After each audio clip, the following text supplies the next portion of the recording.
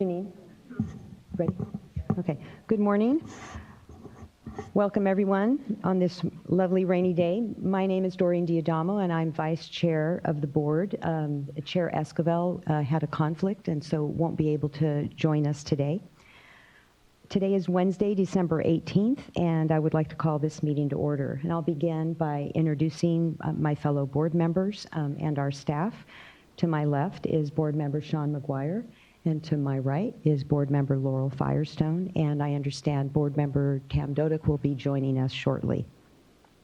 And for staff, at the executive table here today is our Chief Counsel, Michael Loeffler. To his right is Chief Deputy John Bishop, and to his right is Chief Deputy Eric Oppenheimer. Also assisting us today is our Clerk of the Board, Janine Townsend. Now I'll go through our emergency evacuation procedures. Please look around and identify the two exits that are closest to you. In the event of a fire alarm, we're required to gather up our valuables and evacuate this room immediately. We are to evacuate to Cesar Chavez Park, which is across the street. There's a Starbucks on the other side of the park, as well as a restaurant across the street that sells Pete's Coffee too. Please obey all traffic signals and be careful when crossing the street. I also want to let you know that this meeting is being webcast and recorded, so please speak into the microphone when you come up. And the last item is to make sure, please, to turn off all cell phones and any other devices that make noise during this meeting. With that, we're on to public forum, and the board will be hearing from any person wishing to speak about any matter that is not pending before the board. Any member of the public may address and ask questions of the board relating to any matter within the State Water Resources Control Board's jurisdiction, provided that the matter is not on the agenda or pending before the board. And we have two speaker cards.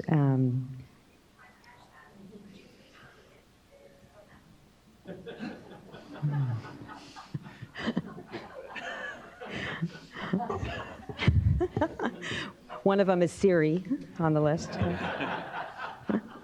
Okay, Gary Bobker with the Bay Institute.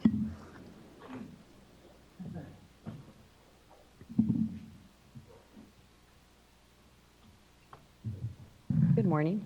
Good morning, Madam Vice Chair and members of the board. I'm Gary Bobker with the Bay Institute. With me today are John Rosenfield from San Francisco Baykeeper, Julie Zimmerman from the Nature Conservancy, Rachel Zwillinger from Defenders of Wildlife, and Pablo Garza from the Environmental Defense Fund. Steve Rothard of American Rivers cannot be here. He's home nursing a sick child, but I understand he's watching on the webcast. A year ago, on December 12th, the board adopted the first of the updates to the Bay Delta Water Quality Control Plan. It was a historic moment. Also a year ago, you were presented with a framework for voluntary agreements to implement water quality objectives.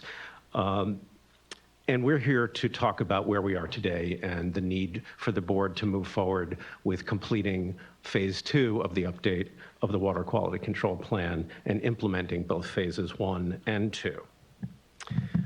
The board, when it adopted the phase 1 amendments to the Water Quality Control Plan, did not use the voluntary agreement framework as a reason for non-action, but it did create space for the consideration of voluntary agreements if and when they were presented to the board subsequently. When the board acted last December, our organizations were asked by the Newsom administration subsequently to engage in the voluntary agreement process, which we have done. There's been a lot of work done to flesh out what is in those agreements and to address all of the elements that would need to be in a voluntary agreement.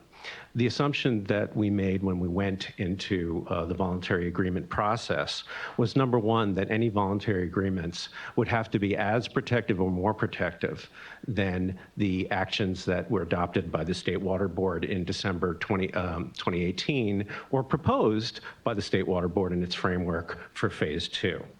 We also assumed that at the same time voluntary agreements were proceeding, that the State Water Board would move aggressively forward to complete phase 2. Where are we now, a year later? Unfortunately, I have to report that the voluntary agreements have not really moved forward. The assets of flow, habitat, and funding, which were identified a year ago, which we knew were not adequate at the time, have not changed in any substantive way. Additionally, there are a number of key unaddressed items that still remain to be addressed, including the question of what is the level of protection to be achieved, the enforceability of agreements, how much these agreements represent partial or total implementation of the water quality control plan objectives, and other major topics. Furthermore, the review that we've done of the modeling of these agreements has identified a number of red flags that undermine the ability of that analysis to determine whether these voluntary agreements are really adequate, and that will probably require further attention. In light of the fact that we have not made progress on the voluntary agreements and the remaining issues that need to be addressed, we unfortunately don't see a voluntary agreement coming together in the near future. And this really underscores the need for the board to move forward and to take action, not only to discharge its statutory and regulatory obligations, but also to create a better space that helps catalyze the completion of voluntary agreements, if that is indeed in the future. We're concerned that while voluntary agreements have been worked on, the board has not made visible progress in moving to complete phase 2, even though the board has established an extensive record that fish and wildlife beneficial uses in the Bay Delta estuary are at extreme risk, and has identified the actions necessary to protect those beneficial uses. Completing phase 2 will do a number of things. Not only is it your job, but at the same time, it creates the best available alternative against which to measure voluntary agreements, and it catalyzes action by the parties to voluntary agreements to reach agreement on the actions that should be in the VA package. The Bay Delta estuary is really going to be more protected by the actions you take than any other single regulatory body. And it's only going to decline further if you delay. For those reasons, all of our groups, which are involved in the voluntary agreement process, urge you to move rapidly to complete phase 2 of the Bay Delta plan in 2020. Thank you. Thank you, and thank you all for being here today. Okay, the next public comment is Brandon Dawson with Policy Council for the Sierra Club. Good morning. Good morning, Vice Chair Diadamo and board members. Brandon Dawson with Policy Council for Sierra Club, California. Like my environmental colleagues involved in the VA process, I'm here today to urge the board to implement phase 2 of the Bay Delta Water Quality Control Plan as updated in 2018. A year ago, this board committed to providing the VA participants the opportunity to develop an agreement that would be as protective and as restorative as the 2018 update. But in doing so, there was a timeline as to when to assess their proposal and how it would be implemented. Unfortunately, it has become clear over the past year that the VA process will neither meet that timeline nor yield the result that the state wished it would. While the substance of the final VA proposal is uncertain, what is certain is that the proposal on the table was wholly inadequate in protecting the Delta ecosystem and the communities that depend on it. Both the board's own science and the 2019 State of the Estuary report show that rapid implementation of the 2018 update objectives is crucial. Without speedy action, severely endangered fish and wildlife populations will continue to decline, and Delta communities will continue to be plagued with toxic, harmful algal blooms that plague the water that they drink, cook, and bathe in. Both scenarios will be compounded only by the new federal rules increasing Delta diversions and exports, as well as climate change. It is time to move forward with the process, and we look forward to working with you on doing so. Thank you. Thank you. All right, and then the last for public forum is Chris Schutz with CSPA.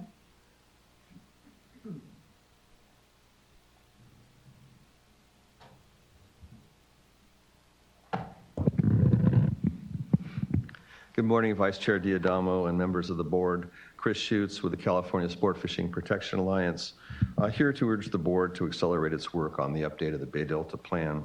I won't go back into the litany of delays that have plagued this update. But I will say that a year ago, we heard promises that there weren't going to be more delays. And up till now, the VA process has not made good progress in moving forward.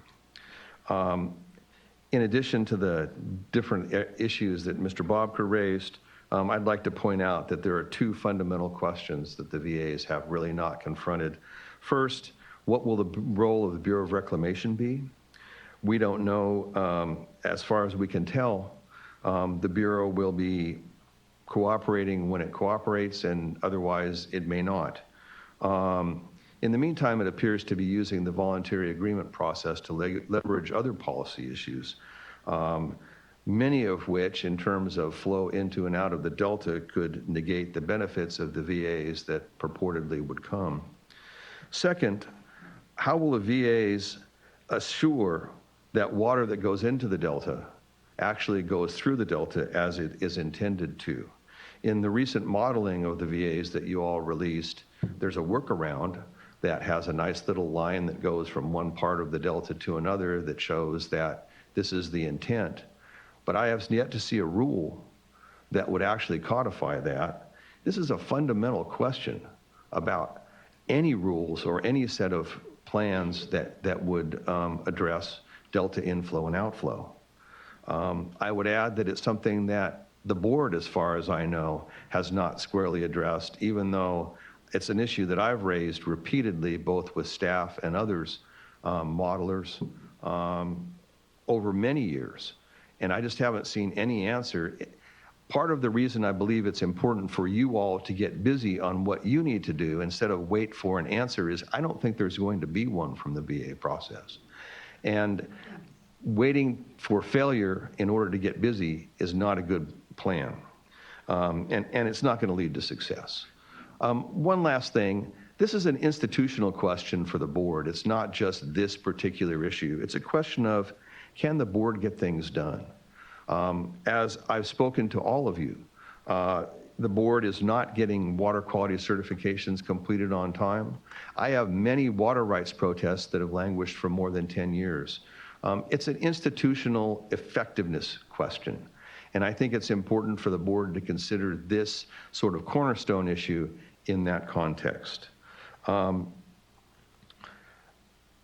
behalf of my colleagues in the voluntary agreements and in the environmental community, I'd like to ask you to agendize the status and the schedule for the water quality control plan for your next meeting so that we could have a more complete and expansive discussion of where you all might be going and what's happening on this important issue at that time.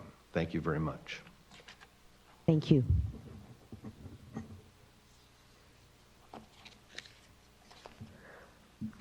If I may, I remember very well that December 12th, 2018 meeting where we discussed quite thoroughly and acted on the water quality control plan update for the San Joaquin.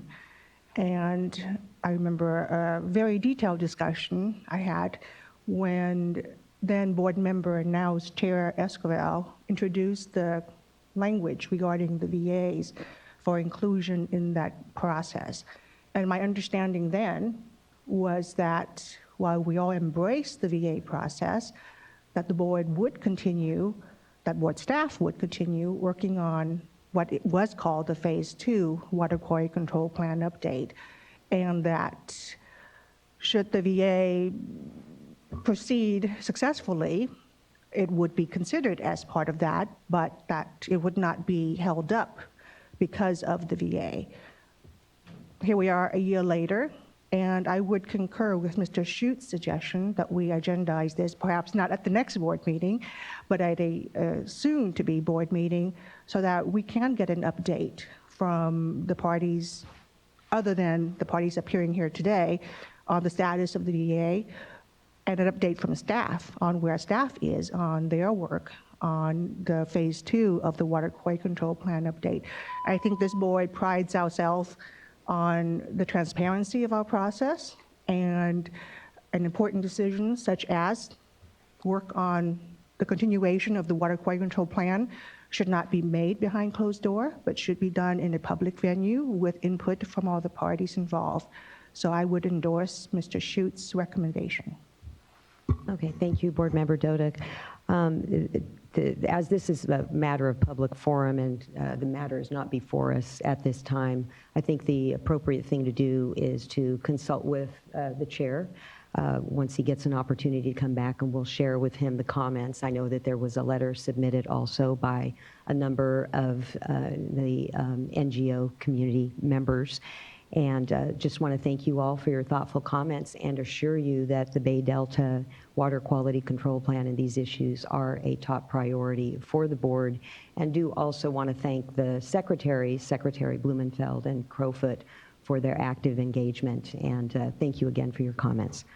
So we'll move on now to the next item on the agenda, which is the consideration of the minutes from the December 3rd board meeting. And I will entertain a motion. I'll move to adopt. Second? I'll second. Those in favor? Aye. Aye. I'm abstaining. Okay. The minutes are adopted from December 3rd. And now we'll move on to item 2, uncontested item 2. Will be taken up and voted on unless there is a request for it to be removed from the uncontested item calendar. Would any of the, do we have any cards? All right, thank you. Would any of the board members like to make a motion? I'll move for adoption. I'll second. Those in favor? Aye. Opposed? Uncontested item 2 is approved.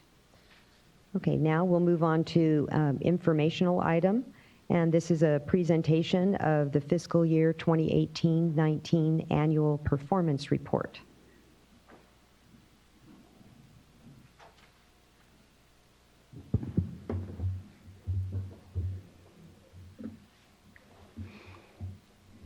Good morning. Good morning, Vice Chair Go ahead. Diodamo.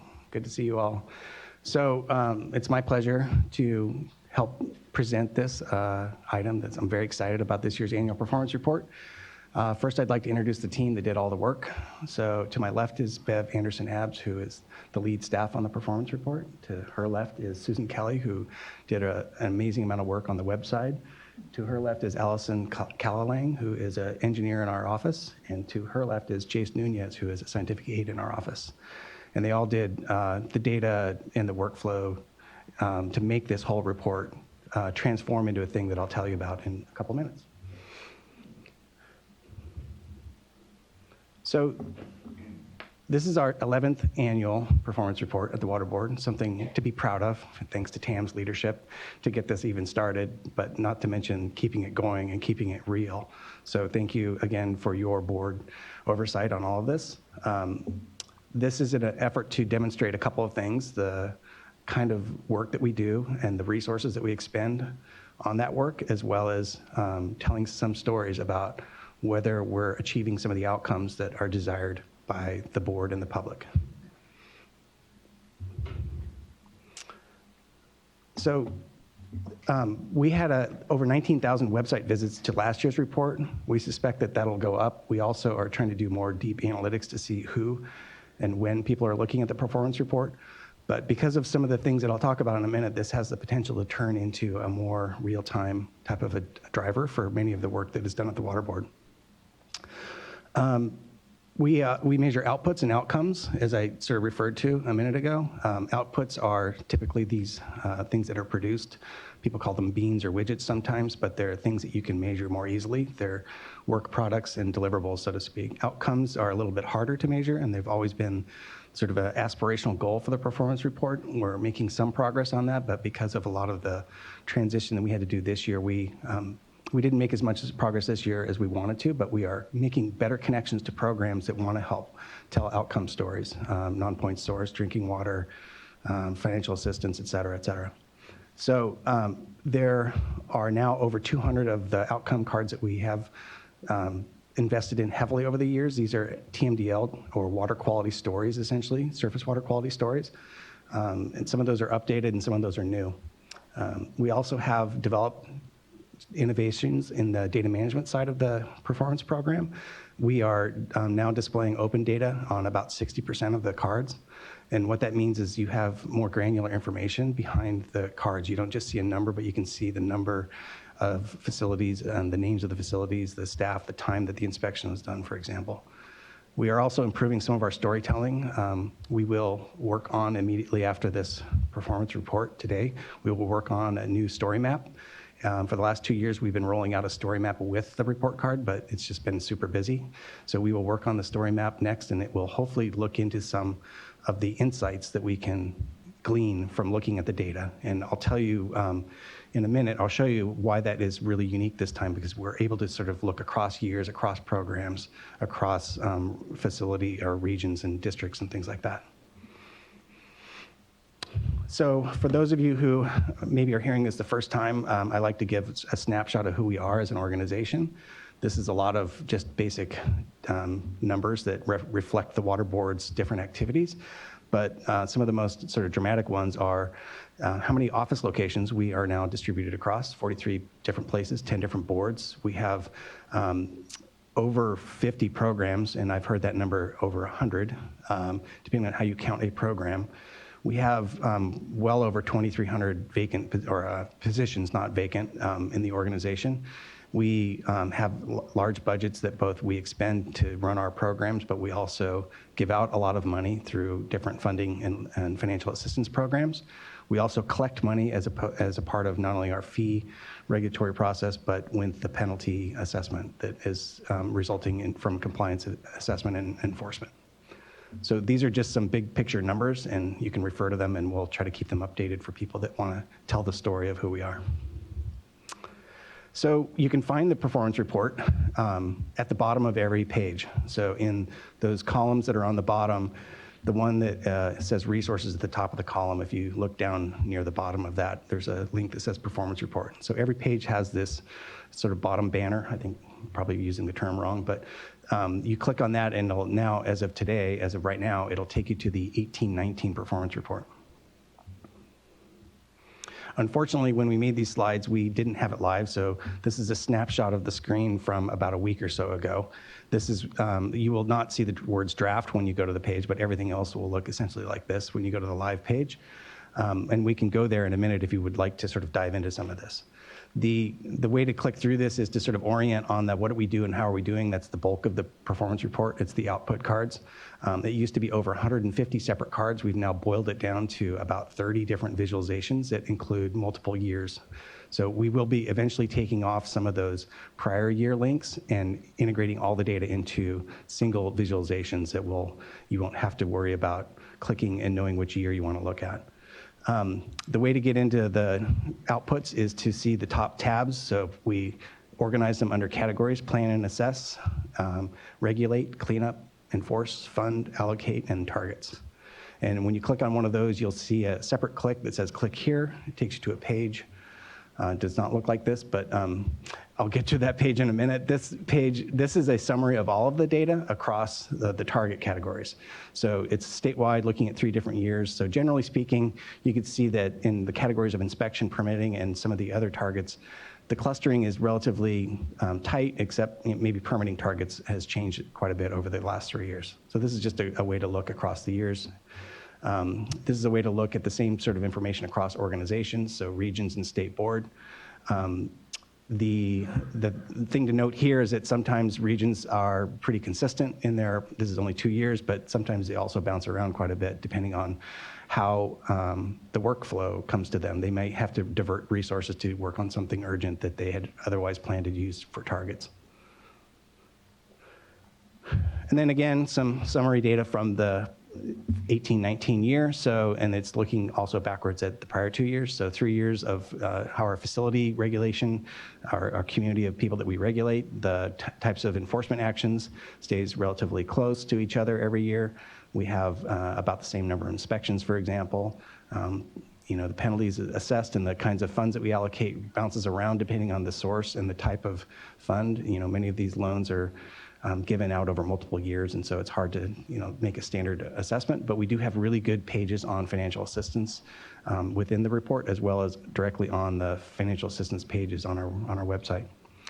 they've been great partners in developing better data visualizations of their stories.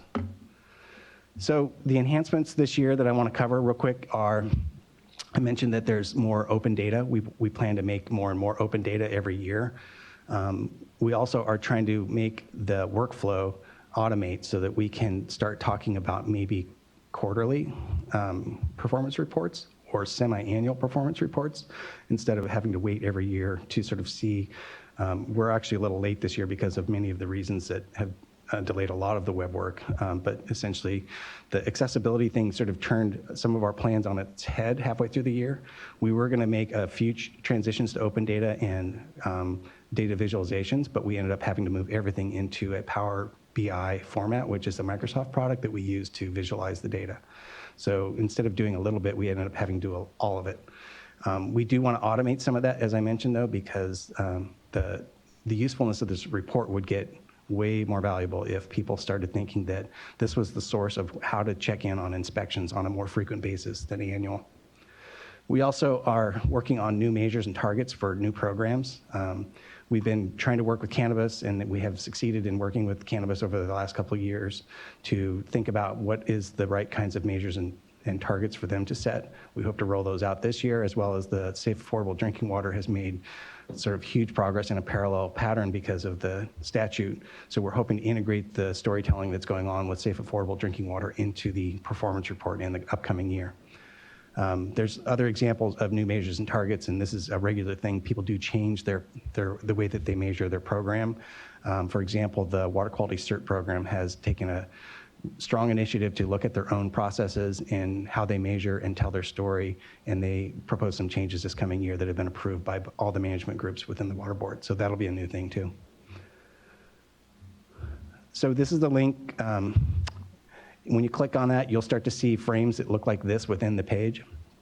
If this is under the target page. So the orientation that I want to do with this is that it's different looking than the past. The way that we talked about targets in the past tended to be more programmatic, and each page was sort of dedicated to a set of targets by program and by region, for example. We've now integrated it all into one visualization so that all the target information is here.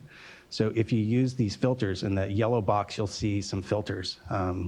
The fiscal year and the region, for example, would filter the data so that you would be just looking at fiscal year X and region Y, for example. The summary at the top would change depending on how you filter, as would the data below. So these filters are going to take a little bit of orientation, but the really valuable part is now you can start looking and asking questions of looking maybe only at one region across multiple years, or at all the regions on a single year on a single program topic. So this changes the way you can do that, as well as some of the data becomes more open and granular. The regional considerations boxes on the right would also populate depending on how you filter. So if you selected everyone, you would see all the regional considerations. If you only selected one region, you would see just their regional considerations. For those of you who don't recall, the regional considerations are a way for the regions and the programs to tell a story about why they didn't meet their targets. So if they had a target set at 100 and they did 50 of these or 70 of these, this would be the box where they would explain that they were directing their resources towards a high priority project of some sort, and it would be their way to explain that. We're also providing the resource to the regions who want to tell more than just a paragraph in a box on a page, that they are able to tell a story on using a story map template that would allow them to go into more detail and really tell the story of perhaps the water quality project that they diverted resources to. The inspection page is similar. This is also in a Microsoft Power BI template or format. This page is also interactive and filterable. So you see in the upper right some drop downs and filters. You can change those by program, by region, by year, and it would change the information below. You also have, you see right below that box that says key statistics, you see an eye, a circled eye, it says view data. You click on that, you would actually see the underlying granular open data, which inspections were done based on your filtering. And of course, you can have no filters apply and download the whole data set of all the inspections that are counted in this performance card. So this is an example. This is what we wanted to do, one of these this year, of taking what was 13 report cards in last year's report and combining it into one, not to mention the multi-year effect, which actually takes that 13 and multiplies it by 10. So that this one page now reflects about 130 cards in the prior year's template and format. And it changes the ability to understand things, as well as this card now contains open data, which is really exciting. It makes the quality assurance work that Bev and the team had to do with the regions super streamlined compared to the past. People are able to see exactly which inspection was being counted, and they didn't have to sort of guess and go back in and change the stored data underlying it and hope that it was the right inspection. This is a way to quickly hone in on which inspections need to be counted and which ones aren't. So this, as I mentioned, this encourages more interaction and the ability to look at the granular data. I want to switch over into, real quickly, a summary of some of the report cards. So these are the outcome cards that are related to the TMDL stories for the most part. We have some that are kind of like alternative TMDL storytelling, but these would be a place where people can go into more detail about what's happening with the TMDL. And this used to be a PDF. This used to be essentially a static document that was uploaded to our webpage. We're now making all of these interactive. So the template looks very similar, but it's actually, I believe this is in Tableau, but it's an interactive form of it. So you click on the links, you can actually change the data. You can see filters in that stream segment below.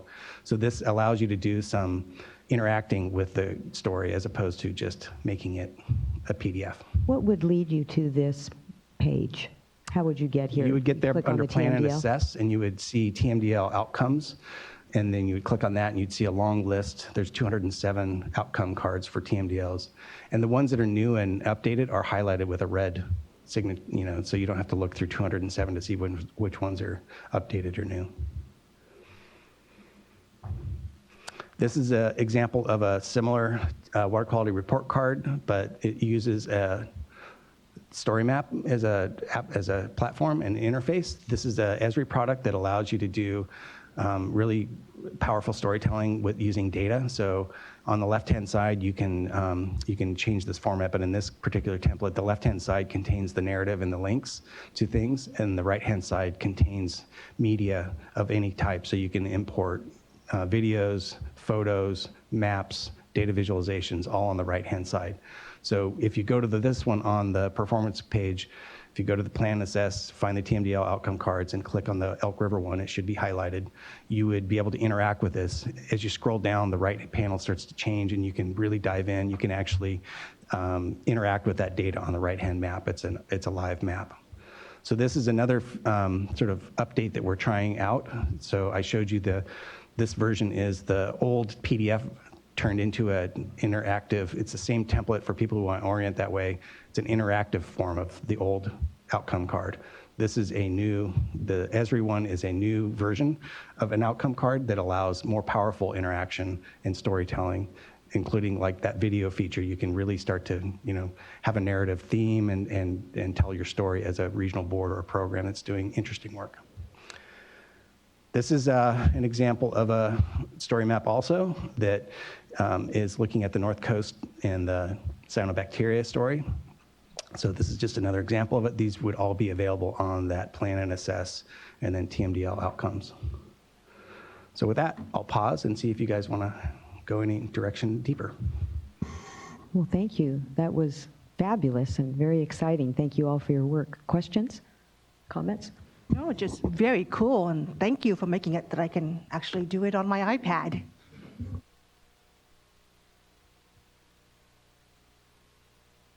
Yeah, I really appreciate all the work and time and effort that's been put into this to, particularly make the data more accessible so that you can drill down into the information behind the numbers that you see in the summaries.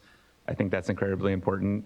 As we start to think more about, what does the performance mean, in terms of number of permits completed, number of inspections completed, and how can we, intelligently set those targets going forward in better ways. I think having access to this kind of information will help us do that.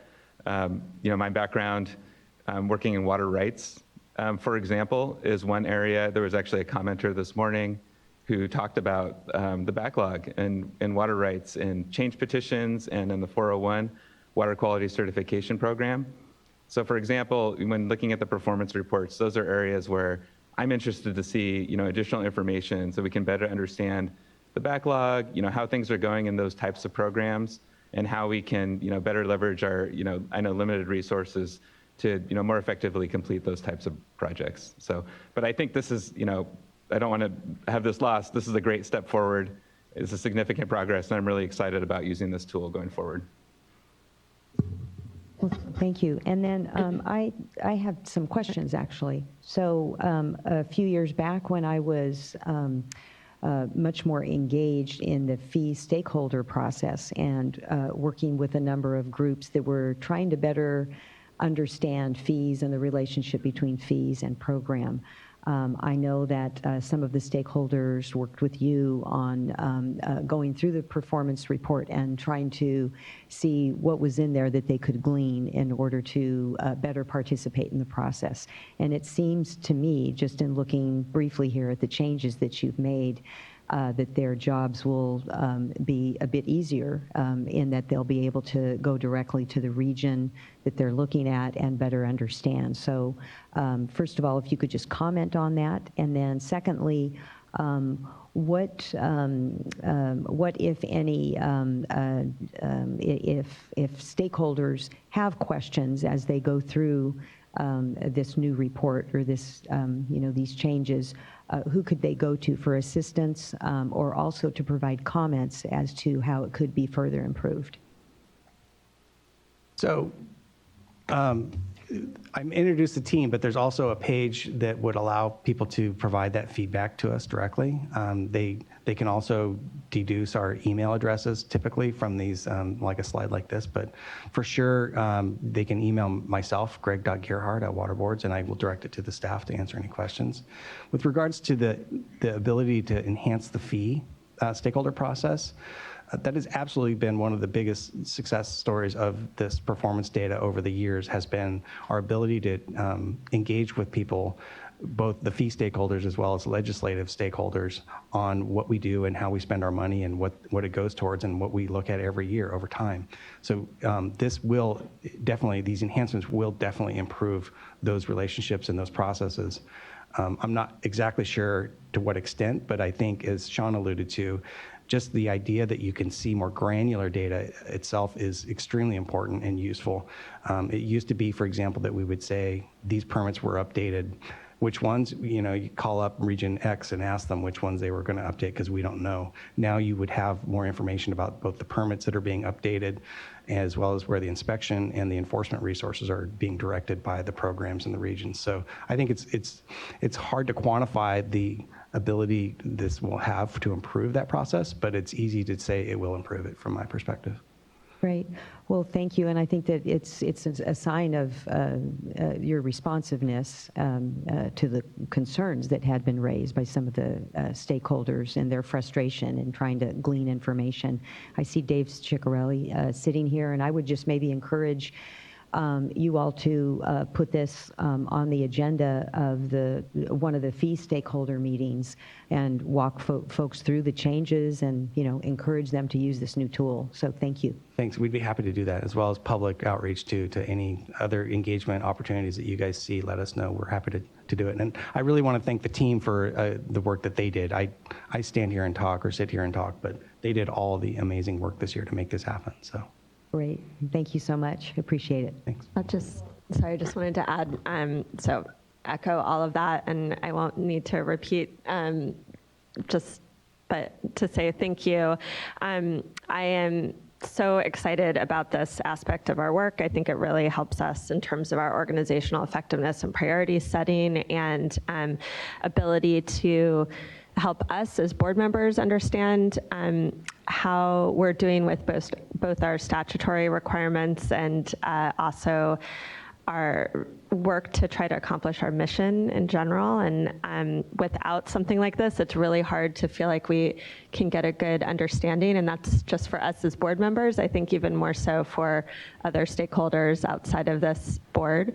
And just grateful for the years of work that set the foundation, and then for this kind of recent leap, I think, of moving to this next phase. And I really look forward to the continued evolution around thinking about outcomes and how we can get there as well. I think what we have right now is extremely helpful for kind of a management organizational effectiveness piece. And I think as we think about how, reflect on how we're accomplishing our mission more broadly in terms of outcomes, it's helpful that's a much harder piece to do, but one that I think will ultimately help us be able to prioritize our work as a board and think about how we've been approaching things and how we might continue to evolve that.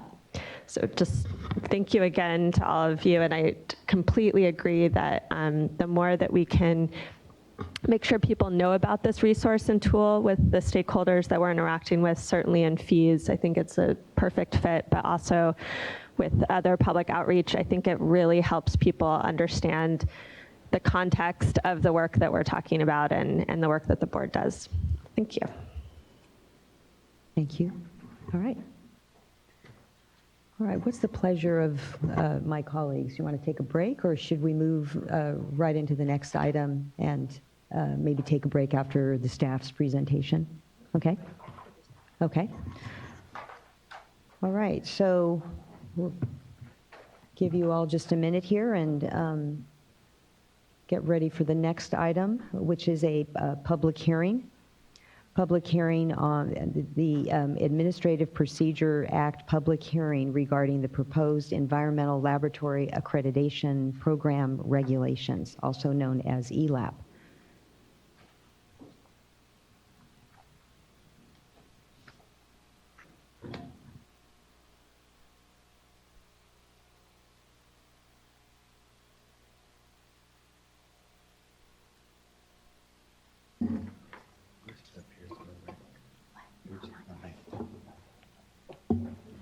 Thank you.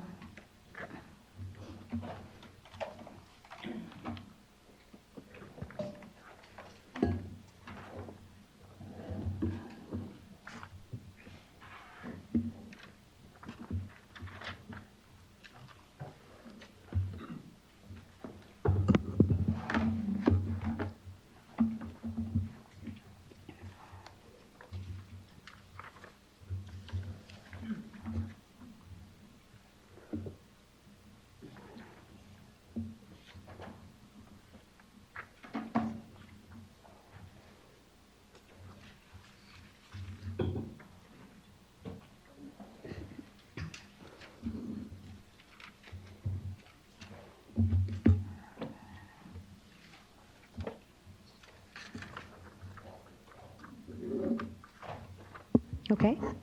All right. Welcome to this public hearing for the receipt of oral comments for the Environmental Laboratory Accreditation Program draft regulations. Staff present today for this item are the following: Christine Sotelo, Chief of the Environmental Laboratory Accreditation Program; Jacob Oaxaca, ELAP Senior Supervisor. Did I say your name correctly? Thank you. Andrew Hamilton, ELAP Senior Specialist; Kim Niemeyer, ELAP Counsel from the Office of Chief Counsel; and Darren Polhemus, Deputy Director of the Division of Drinking Water. Procedurally, this hearing is being held in accordance with the public notice posted on October 11th, 2019, pursuant to the Administrative Procedures Act for the State of California rulemaking procedures. The deadline to submit written comments is this Friday, December 20th, 2019 at 12 noon. The board will not be taking actions on this matter today at this public hearing. We will consider adoption of the ELAP draft regulations at a subsequent board meeting on March 17, 2019, after considering the comments received, both written and oral. The meeting is being recorded and a court reporter is also present. There will be no sworn testimony, and we will start with a staff presentation. Mr. Polhemus? Thank you, Vice Chair Diadamo. Darren Balham is Deputy Director for the Division of Drinking Water, and we have our team assembled here. I'll just let them go ahead and proceed. Ms. Sotelo will be first. All right, thank you very much. It's a pleasure to be here today to present to you ELAP's rulemaking package on our draft regulations. So our agenda today will be to provide you a background of information on our proposed regulations, and we intend to bring this back to you next year for consideration for adoption. We have scheduled for you today is a panel of perspectives after I provide our staff presentation, and then at your pleasure, you can open the floor up for the public comments. So just a highlight of the panel of speakers. So I'll be teeing off this talk for you regarding our regulations. Next, we'll have Dr. Bruce LaBelle. He's Executive Management from the Department of Toxic Substances Control, and he is the spokesperson for the state regulatory agencies.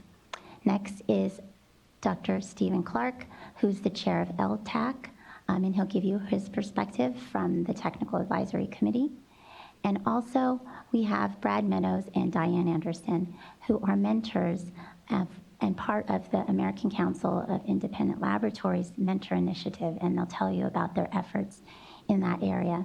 Following is Trinity O'Neill from Texas, City of Austin, and she'll give you her perspective of an out-of-state laboratory implementing TNI in their wastewater laboratory. And then finally, we're going to bring in David Ciccarelli from the Division of Administrative Services, who is following or is simultaneously presenting emergency regulations on restructuring of our fees. So just to orient everyone in the audience here of the origin of ELAP, ELAP was created in 1988 when the Environmental Laboratory Accreditation Act was adopted into statute. But before that, laboratories that ran analysis for programs throughout California had to get accreditation and approval from each of those agencies. And so in 1988, when this law was passed, it consolidated all of those accreditations. So we exist for all regulatory programs. So although we reside within the drinking water and we're here at the board, we serve all regulatory agencies for environmental and public health data. The program was intended to be fully fee supported by the laboratories that voluntarily participate. And ELAP is required under the Safe Drinking Water Act. So in order for Darren to oversee the Division of Drinking Water primacy authority over the wastewater, the drinking water systems, they have to have an accreditation program. It's also required in California Water Code and also in other state regulatory agencies' regulations to have laboratories that are accredited that submit data to them. So what do we do exactly? Well, like I said, we ensure that we are regulating laboratories for all regulatory programs. These are our core functions. And it's just like any other regulatory program here at the board. We inspect laboratories, and we ensure that they're in compliance of the methods and that they are complying with those regulations. We accredit them, meaning they go through a process to ensure that they are competent, and then we issue a certificate. We monitor them and ensure that they have ongoing compliance of their certificate that they hold. And then just like any other regulatory program, we enforce and take action against laboratories that don't comply with our regulations. So this slide gives you an idea of just how big we are and the size and scope of ELAB. So we're the largest accreditation program in the United States. We have over 650 laboratories. The second state has half of what we have. So this is really intended to just give you an idea that we're like no other program in the United States, and our size and scale is different in the way that we operate. This slide tells you our fields of testing. That is how we charge fees to laboratories and the methods that we offer for accreditation. The big ticket items are for hazardous waste for agencies like DTSC, drinking water, wastewater. So within each of those fields of testing, there are methods. And so this is important to remember when David comes up and talks about fees, because this is how we assess fees to laboratories. It's the field of testing they choose and the specific methods that they would like to run. So what brings us here today really is because we have these regulations that we're presenting to you today. And I think everyone in this room can agree that our regulations are outdated and they severely hamper the program and cause problems. So what we have brought to you today is a comprehensive package with a lot of changes to our program, and they include all of these elements. We're not going to go through each one of these, but today we're going to highlight some of the things that we think are important for everyone to hear during this public hearing. It's also important because there are cost and time implications in the regulations that we will propose to you today. So, following Greg in his presentation about stories, this is going to be our story. I'm going to talk to you about where we were 5 years ago, what we've done since then, what we have learned, and what we still need to do to fix the program. So you probably have heard this before. It's not new. We were considered the worst program in the nation, and it's really difficult to say. I'm proud of the Water Board and what we do in California, but this program was not good. We were failing to meet our statutory requirements 5 years ago. For drinking water labs specifically, they're required to be inspected every 3 years. More than half of those, we didn't get to them, and some of them we didn't see for almost 7 years. And when we did do the assessments, we didn't do them very well. Staff didn't have any rules, and so the things that they did were arbitrary and capricious. We also had referrals from state programs on data that was questionable, and they didn't act on cases that they provided to the program to investigate for fraud. So some of the low points of the program is that we had dozens and dozens of complaint letters. They were from the laboratory community, they were from the regulatory agencies, that we just weren't doing our job. And we got kicked out of the national program that we were part of. And other states didn't recognize the certificates that we accredited labs for. So there was a ripple effect throughout the United States when ELAB was kicked out of the program. And we were literally broke. We were $2 million in deficit when the program was inherited by the Water Board, and we started to look at all of the financials. However, there was hope, and this agency inherited this program and convened an expert panel. And this was the beginning of the transformation of ELAB.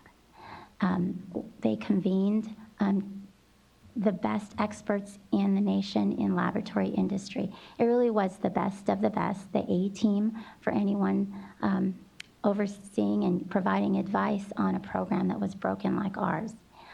One important thing to note is that the stakeholders in California chose the expert panel. And so those recommendations that they provided us were something that we worked with the stakeholders. So we met over a course of 2 years.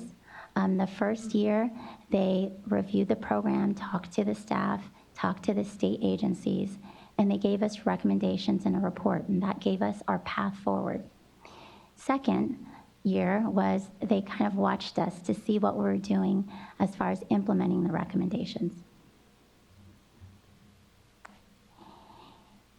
So they found a lot of problems, multiple problems. And at the core of what they found out was how we evaluate laboratories was broken. So I'd like you to imagine 3 legs of a stool, and they found problems with on-site assessments. So that is the inspections that we do to go into a laboratory. We watch the staff, watch them, see if they can run the method, ensure that the instruments are calibrated, and those things we had a problem doing. And that happens, again, only once every 3 years for drinking water labs. The second is that the proficiency testing, we weren't even reviewing them. So when we have to monitor labs every year to ensure that they are running the method they're certified for, we weren't even looking at those reports. And then the third element of evaluating laboratories is the quality management system. So that is the way that we ensure all the other days of the year when we're not on site, that they are proving the proof of quality of their data and that it's valid for what they report out to the state agencies. So what have we done? So it's been 5 years and we've done a lot, and I want to just acknowledge the staff that are watching on webcast and the audience and all of the folks here on the panel. We've done a lot, but I'm just going to focus on a couple of things to kind of frame the conversation today. We've made a lot of changes, like I said, and I'm just going to focus on these two: formalizing our engagement with stakeholders and restructuring the program. So one of the things that the panel said, and we knew it, is that we weren't communicating with anyone. It had been decades since we talked to any of the state regulatory agencies or any of the laboratories regularly about the programs. And so what we did was we convened 2 advisory bodies. One was LTAC. We revitalized them, put in new members, and you'll hear later today from the chair about LTAC. And then we communicated finally with our primary clients, which are the regulatory agencies that use the data to make those important public health and environmental decisions. So we restructured everything. Everybody was doing everything in ELAP and nobody was doing anything. No one was held accountable. And we wanted to ensure that we were fulfilling ELAP's core responsibilities that I talked to you earlier today, that we had consistency in operations, and we have dozens of SOPs to ensure that we're no longer making arbitrary and capricious decisions on accreditations. So this is just a graphical representation of the program before. Everyone was an assessor. There were a couple of staff that were administrative, and we were essentially just handing out certificates. And this is what we are now. We're a whole regulatory program. We shifted resources so that we could review the proficiency testing reports that we were never doing before, and also created an enforcement unit that Jacob Oaxaca oversees. We also hired a quality assurance officer, which is common in accreditation programs, and that person, is only on quality to make sure we're following those procedures that we put in place. So let me tell you more about the proficiency testing unit and the great work that they're doing. So as I said, what PTs are is that a laboratory runs a blind sample and ensures that they pass an acceptable range, and it proves that they can pass, or they're competent in that method. We created this unit, and they review over 20,000 PT reports, which were not being done before, and we're working with laboratories. We send laboratories notices when they don't submit their reports. We send them notices when they misreport. We let them know that it's due with their applications. So we're working with laboratories. And this unit that never existed before, we created it, and it's separate from the accreditation side of the house to remain impartial. They have separation of functions. And since we moved over in 2015, we've received over 100 referrals of suspicious data, not only from the regulatory agencies, but also from the public. And so Jacob and his team have investigated almost all of those. And we work closely with the Office of Enforcement to make sure that everything we do is within the enforcement policy.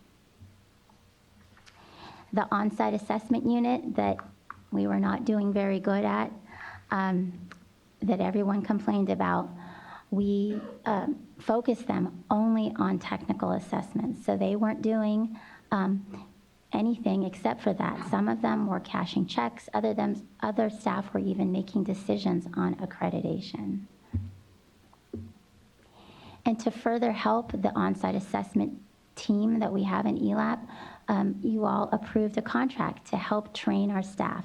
That was the primary goal. So we benefited from that tremendously. Our existing on-site assessment staff are able to assess the methods that they're technically proficient to. We own a full training curriculum that we can use when we onboard any new staff. We have a lot of templates for us and the labs. We have checklists to prepare them for assessments. And we now have a large library of findings that we can use and just drop it into a report so that the assessors can easily do their job. We had some side benefits too. When the training assessor, third-party assessor was in the laboratories helping train our staff, labs were able to go and ask them questions and help them out. We also use them to help chip away at the backlog that we have for assessments. So now that you know what we've done, I want to share with you kind of what we've learned over the last 5 years. We have kind of a new perspective. Now that we've been fixing ourselves, we are more able to understand the condition of the laboratories in California. And we found some new problems that the panel might have surmised, but didn't know the actual extent when they did the review of the program. And I want to share those with you today. So, remember the 3 legs of the stool. One of them, to evaluate laboratories, is to ensure that they can pass the proficiency testing portion. More than half of our laboratories are having PT issues. Some of them are using the wrong method. Perhaps it's a clerical error when they report it. Perhaps it's not. Some of them are running at least, some of them are not even submitting the report to ELAP. And others, when we look at the reports, are not passing. We really hope this is a legacy problem, but I think we can all admit when no one's watching, you tend to do something that you don't have to do. So we're working with the laboratories, and we're hoping that we can improve this process through the creation of this unit.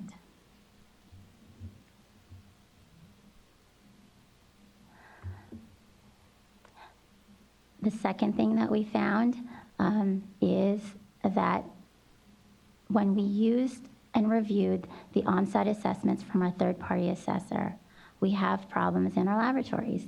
And we reported this out to you last October in a board information item. Some of the labs are not doing the method correctly. Some of them are not maintaining their instruments. And others are not following the specific steps in quality assurance in the method. This is some of the basic things that we would want to have succeed in a laboratory to ensure that they are competent to be accredited. But we're working with them. I think that's really great. Our goal is compliance. And so 86% of those labs that we looked at the reports of, they fixed it. It's this back and forth where we say, you have this finding, tell us what you're going to do, and the next time we go out, let's see if you fixed it. 12% of those reports that we looked at They just couldn't fix it, and they voluntarily dropped their accreditation for the method. And then 3%, we pitch over to our enforcement unit, where we revoke their accreditation.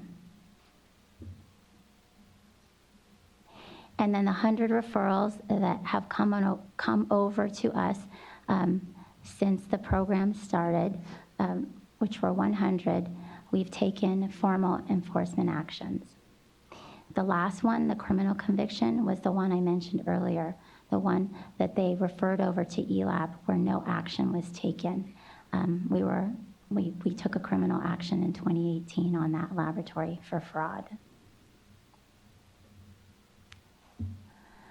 But we do share the burden of this. For a program that has many years of no oversight, out-of-date regulations, we take responsibility for some of it. But we think that implementing quality management systems is the first step, and we're committed to helping the laboratories improve. So, what do we still need to do? That third leg of the stool is broken. It actually doesn't exist. Quality management systems is not in our current regulations. And the panel was clear, we need it. But it requires a choice. And the choice were two of them. We considered two options. We thoughtfully and carefully worked with the stakeholders, our two advisory bodies, to explain and help them through and try to work through consensus on what standard we chose. And we have come to the recommendation to you is that it's the 2016 T&I standard with 2 modifications. We considered it an alternative, but we see it as having over 100 modifications. Our reasoning for our recommendation is laid out in our rulemaking package that we present to you today. But not everybody agrees. Those two advisory bodies, LTAC and the clients, they just can't come to general consensus. When we've met with LTAC, we had about 16 meetings. They just couldn't come together. We urged them to come together as a community, but they were consistently divided. But the regulatory agencies that are our primary clients have overwhelmingly been in favor of the staff recommendation. So I want to talk to you about some of the advantages of our proposal. We can use it right now. It's ready to go. Whatever we use, though, has to be approved by US EPA for drinking water primacy. All states in the nation can use T&I because US EPA approves it. We know it works. There are about 1,600 laboratories in the United States that implement the T&I standard. And we know of about 50 in California that are implementing it, and some are on their path to implementing it. Whatever we choose, if we choose the alternative, it will take extra time. Approval from US EPA, we'd have to go back and do preliminary activities, redraft a formal rulemaking package for you. And then the extra time with whatever it is, if it's not T&I, we would have to train our auditors and the laboratories on this standard. The resources already exist. They're already out there. This is an auditable standard. It's very specific. The laboratories know what they have to comply to, and ELAP assessors know what to hold the laboratories to, and the checklist already exists. There's templates and training out there already, and the national T&I community is at the ready to support ELAP in California and mentor laboratories. We'll talk more about third-party assessors later in my presentation, but they're already trained to this national standard. It's a sustainable standard, and the team here won't have to come back to you with a comprehensive package. When T&I, the organization, updates their standard, which they're already working on another update. There was a 2003, 2009, 2016. We will just incorporate it by reference into new regulations package. The standard allows for reciprocities with other states. So this is going to save us time and money. There are about 100 laboratories that ELAP accredits outside of California, and it will help with our backlog. PFAS is a perfect example. When the Water Board issued their investigatory orders from the Division of Water Quality, they needed laboratories, capacity. We were able to use out-of-state laboratories, use the reciprocity certificate, and even quickly accredit labs in California that were audited by third parties right away. And so the board was able to get that data for PFAS. Another important aspect is you have laboratories that are on the borders of Oregon and Nevada. This standard will open access to them. Those labs are closer to them than maybe a lab out of state than maybe a lab that's located in California, so they can easily send those samples outside of California. And it satisfies the agency partners' needs, and you'll hear from Bruce LaBelle, the spokesperson, on what they need from their data quality. And again, US EPA has approved it for drinking water labs. However, there are concerns, and you'll hear about those today.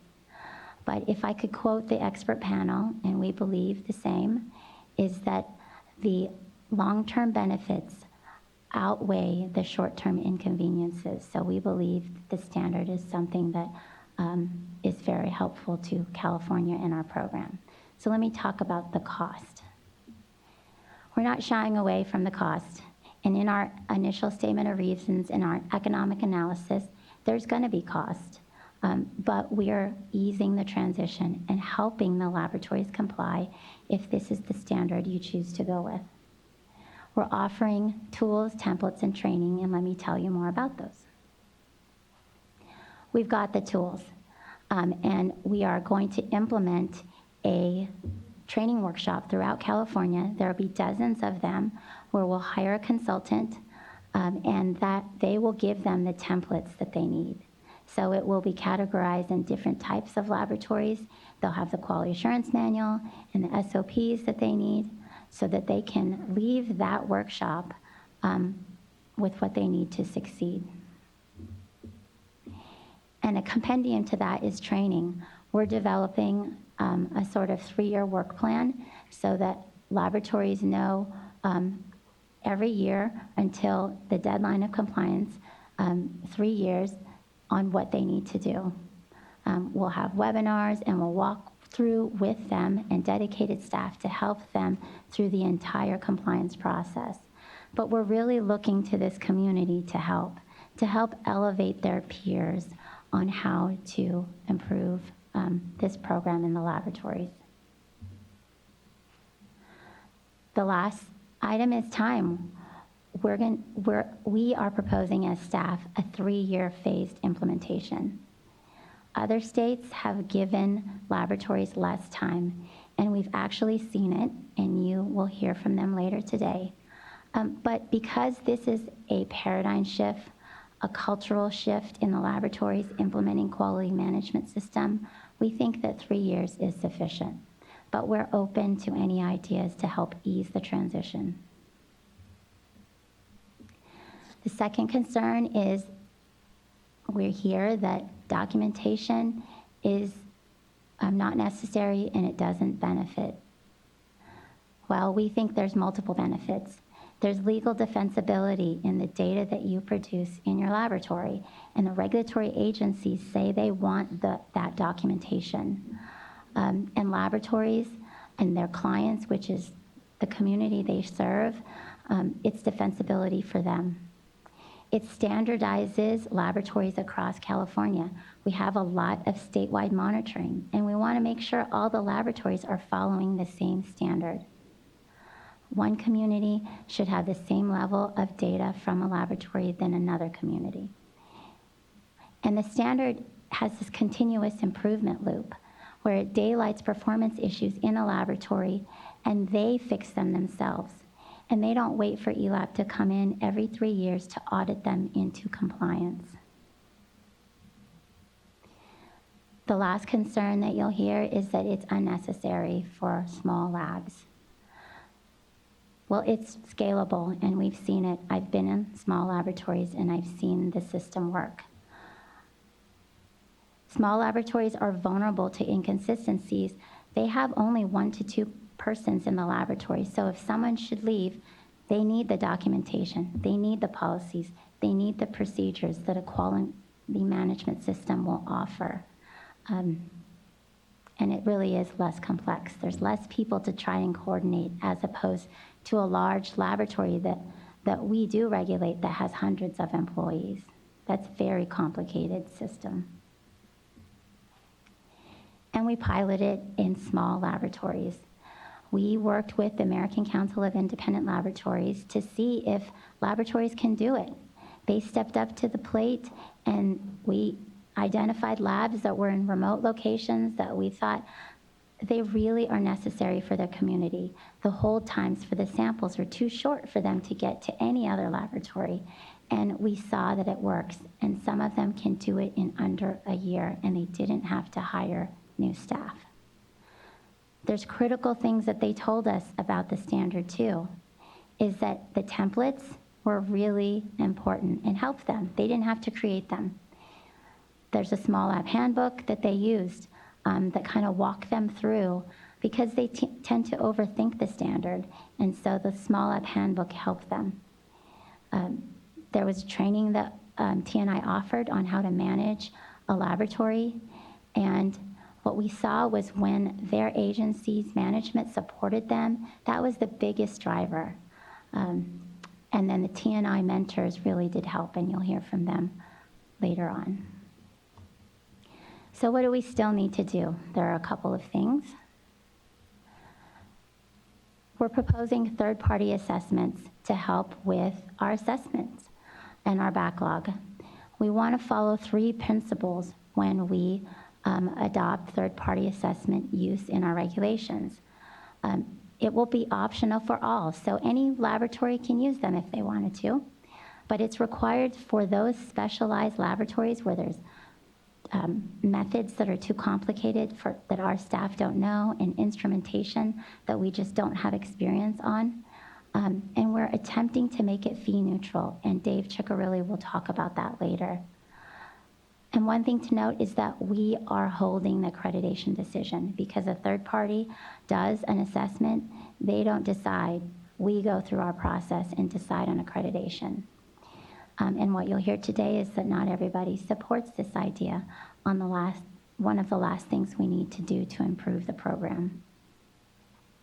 Let me cover some benefits of TPAs. They've got unparalleled expertise. Like I just said, we don't have that. And so they will help the program. And they will help us with emerging contaminant monitoring that the boards are pushing, which is great. And I gave you the PFAS example. There are many more. Microplastics is on the horizon. And so anytime any regulatory agency is wanting to push the envelope, get down lower to a detection limit, and they need a new method that uses these sophisticated instruments, the third parties will be at the ready to inspect them. And again, it reduces the number of laboratories that we have to assess. They're available now. There are 4 firms that are working, that could work in California. There's one in California, and they have dozens of assessors. And it's actually allowed in our statutes. There's a section that says that ELAB can use third parties to do assessments. And as I mentioned, not everybody is happy about this, and they have some concerns, and I want to talk to you about each one of them in our perspective. They believe they are or can't be fair, but we don't think so. We don't share the same concern. They're already being used in other states. They have an impartiality clause. They actually have to be accredited to be a third-party assessor. And again, we're accepting them already. And if there is a problem, we have a management system where we have an internal appeals process, again, where we retain the decision. What we've heard from some laboratories is that if they don't pay for us to do the assessments, then they have to contract out, and that's a lot of work. And we're trying to find ways to help them get through this speed bump.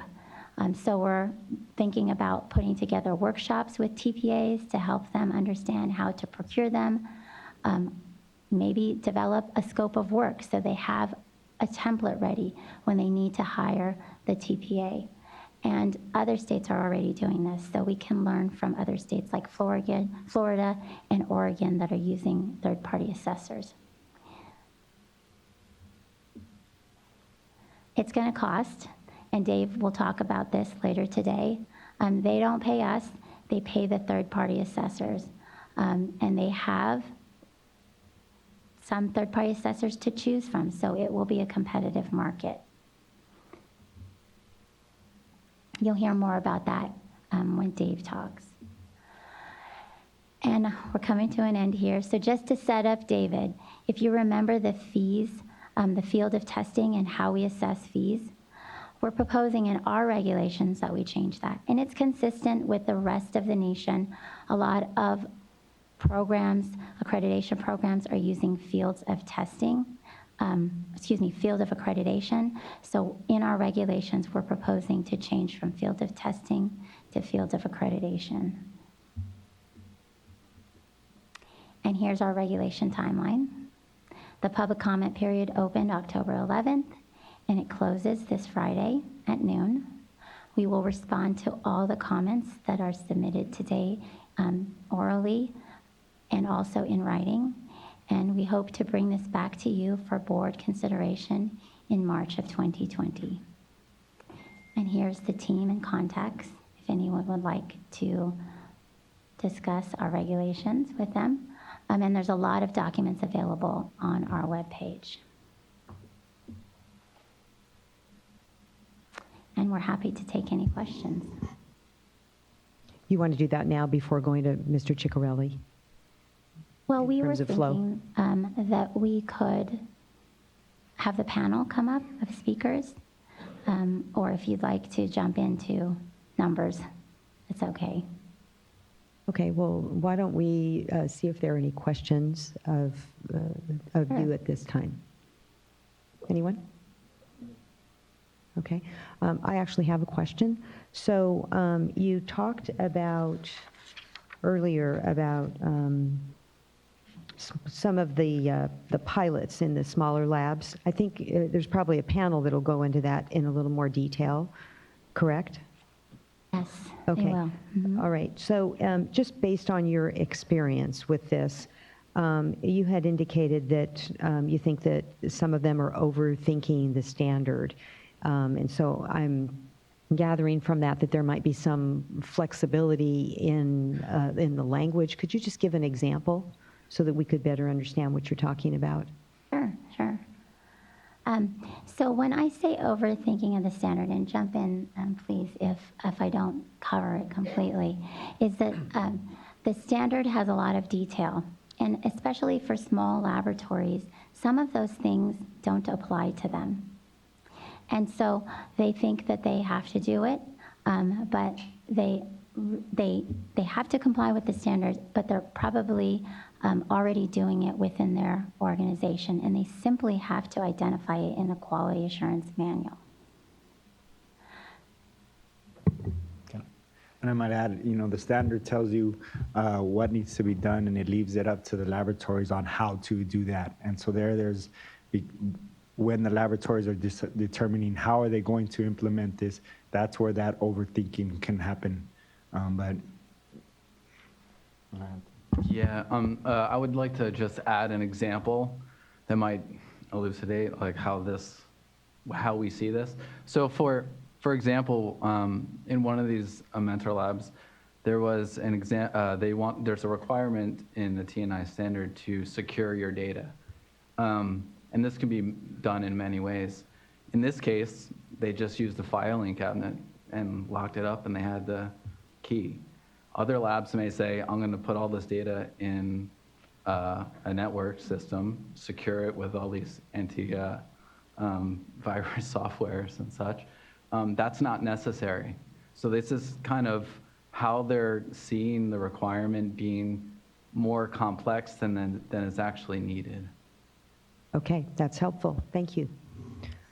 All right, so now we will call up the next panel. Yes, please. I'm just...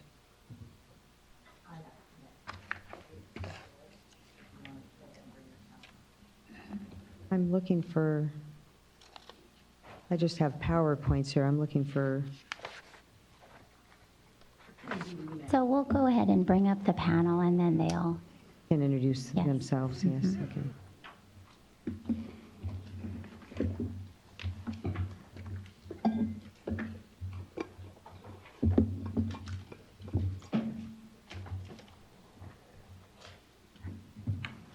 Okay, yes, I forgot about the break, right. We'll go ahead and take a 10-minute break, and then, yeah, get the panel up here. Thank you.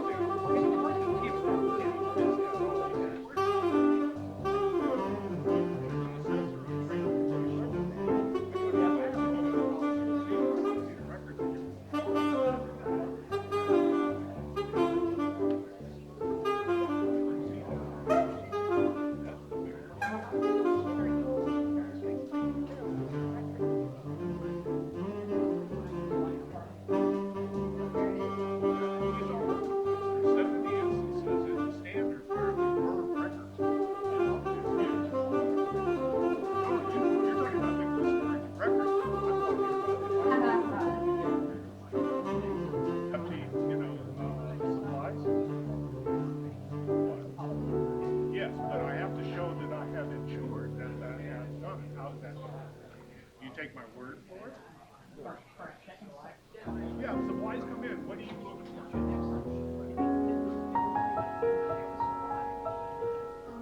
Okay, and what if I have to check this form with a procedure, an analytical requirement? And I do it by?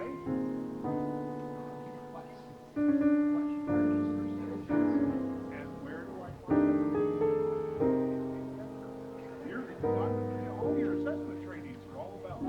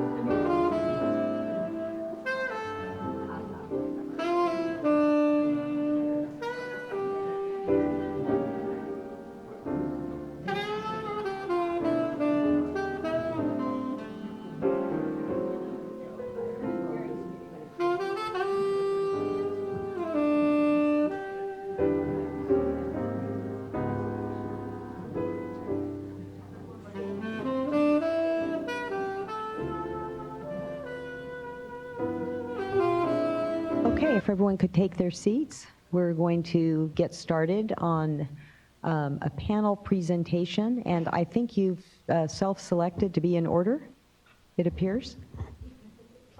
Okay, all right, well, we'll start with you, Dr. Bruce LaBelle, Department of Toxic Substance Control. Thank you, Vice Chair Diadamo and board members. I'm Bruce LaBelle with the Department of Toxic Substance Control. I head our environmental chemistry laboratories. I'm also on exec staff for the department. Today I'll give you the perspective from the viewpoint of the state regulatory agencies who we are actually as Christine's noticed, the true customers of the ELAP. Labs don't need to be accredited if they're doing work for private client or internal purposes of a company or agency, but it's a regulatory entity, but it's when it's either needed for compliance with a rule or regulation, or if they're providing data for state decision making is when accreditation is required. Our real need is trustworthy data. We need that if we're going to have as a foundation for any decision that's going to be made, and we have to truly have a basis for that trustworthiness. It's not a case of assuming it's trustworthy. We also need consistency, as Christine has mentioned. And a robust quality assurance program is critical, but it's not in and of itself sufficient without an underlying quality management system that's broader than what may be within a test method. Ultimately, the data needs to be legally defensible, which is of known and documented quality, and it needs to be traceable.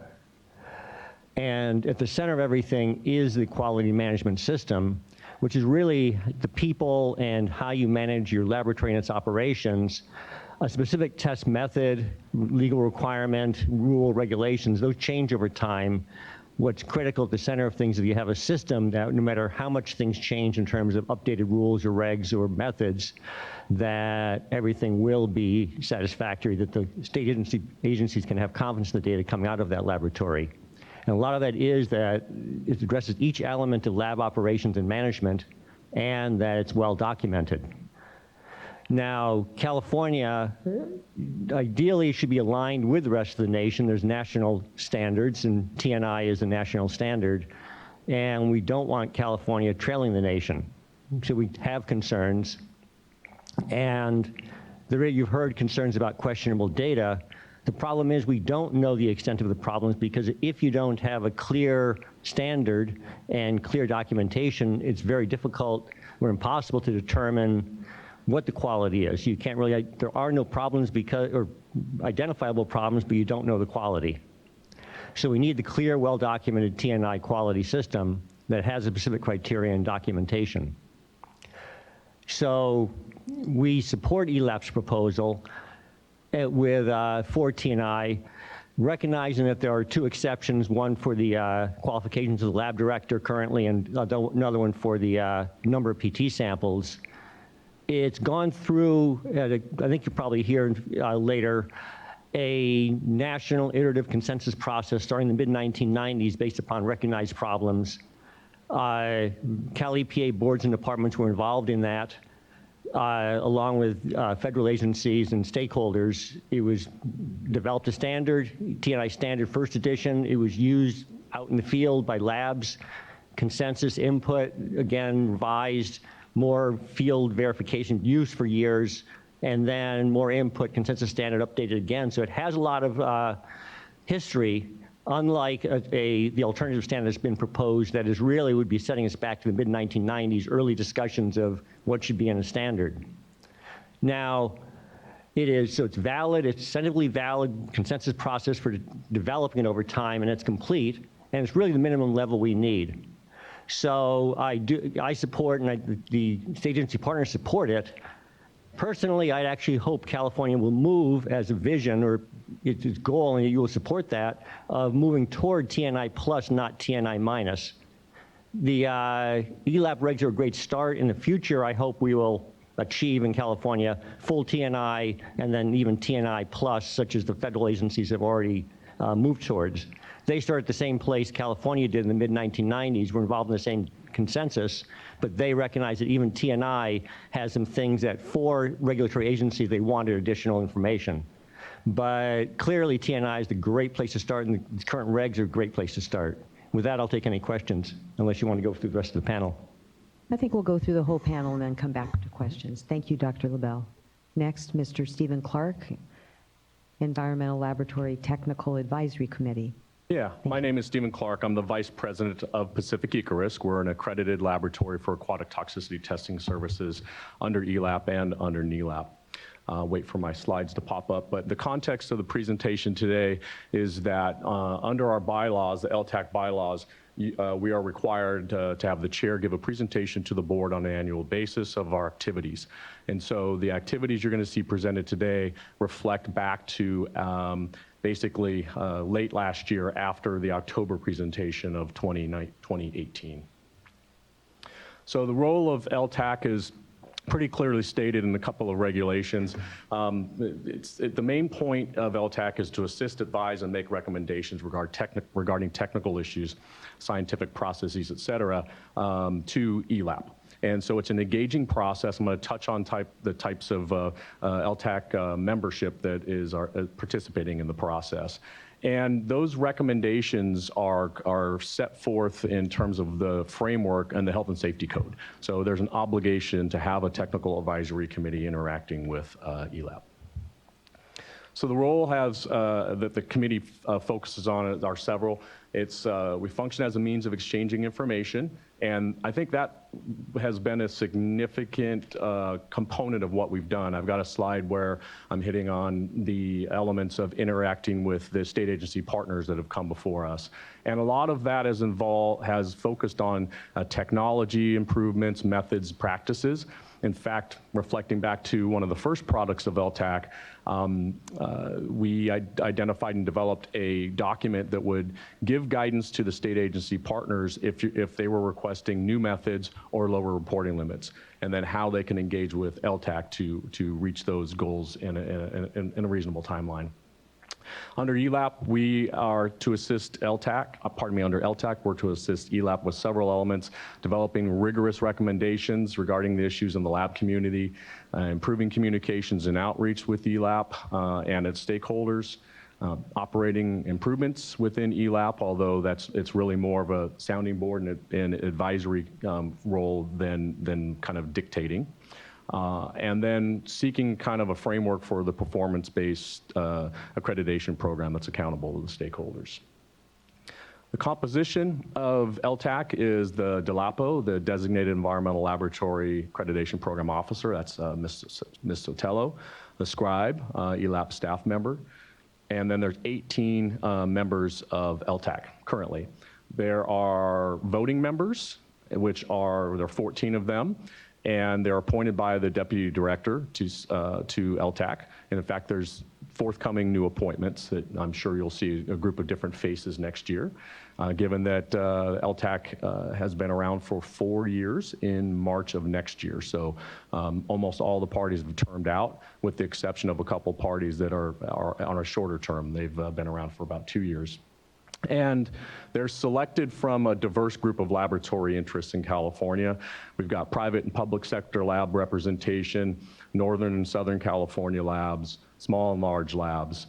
And then there's the state agency partners. There are 4 of them, and they're non-voting, and this is some of the agencies that they represent. I reflected this morning that I actually had a significant lapse in last year's engagement with you, and that I failed to recognize the parties that were in the room.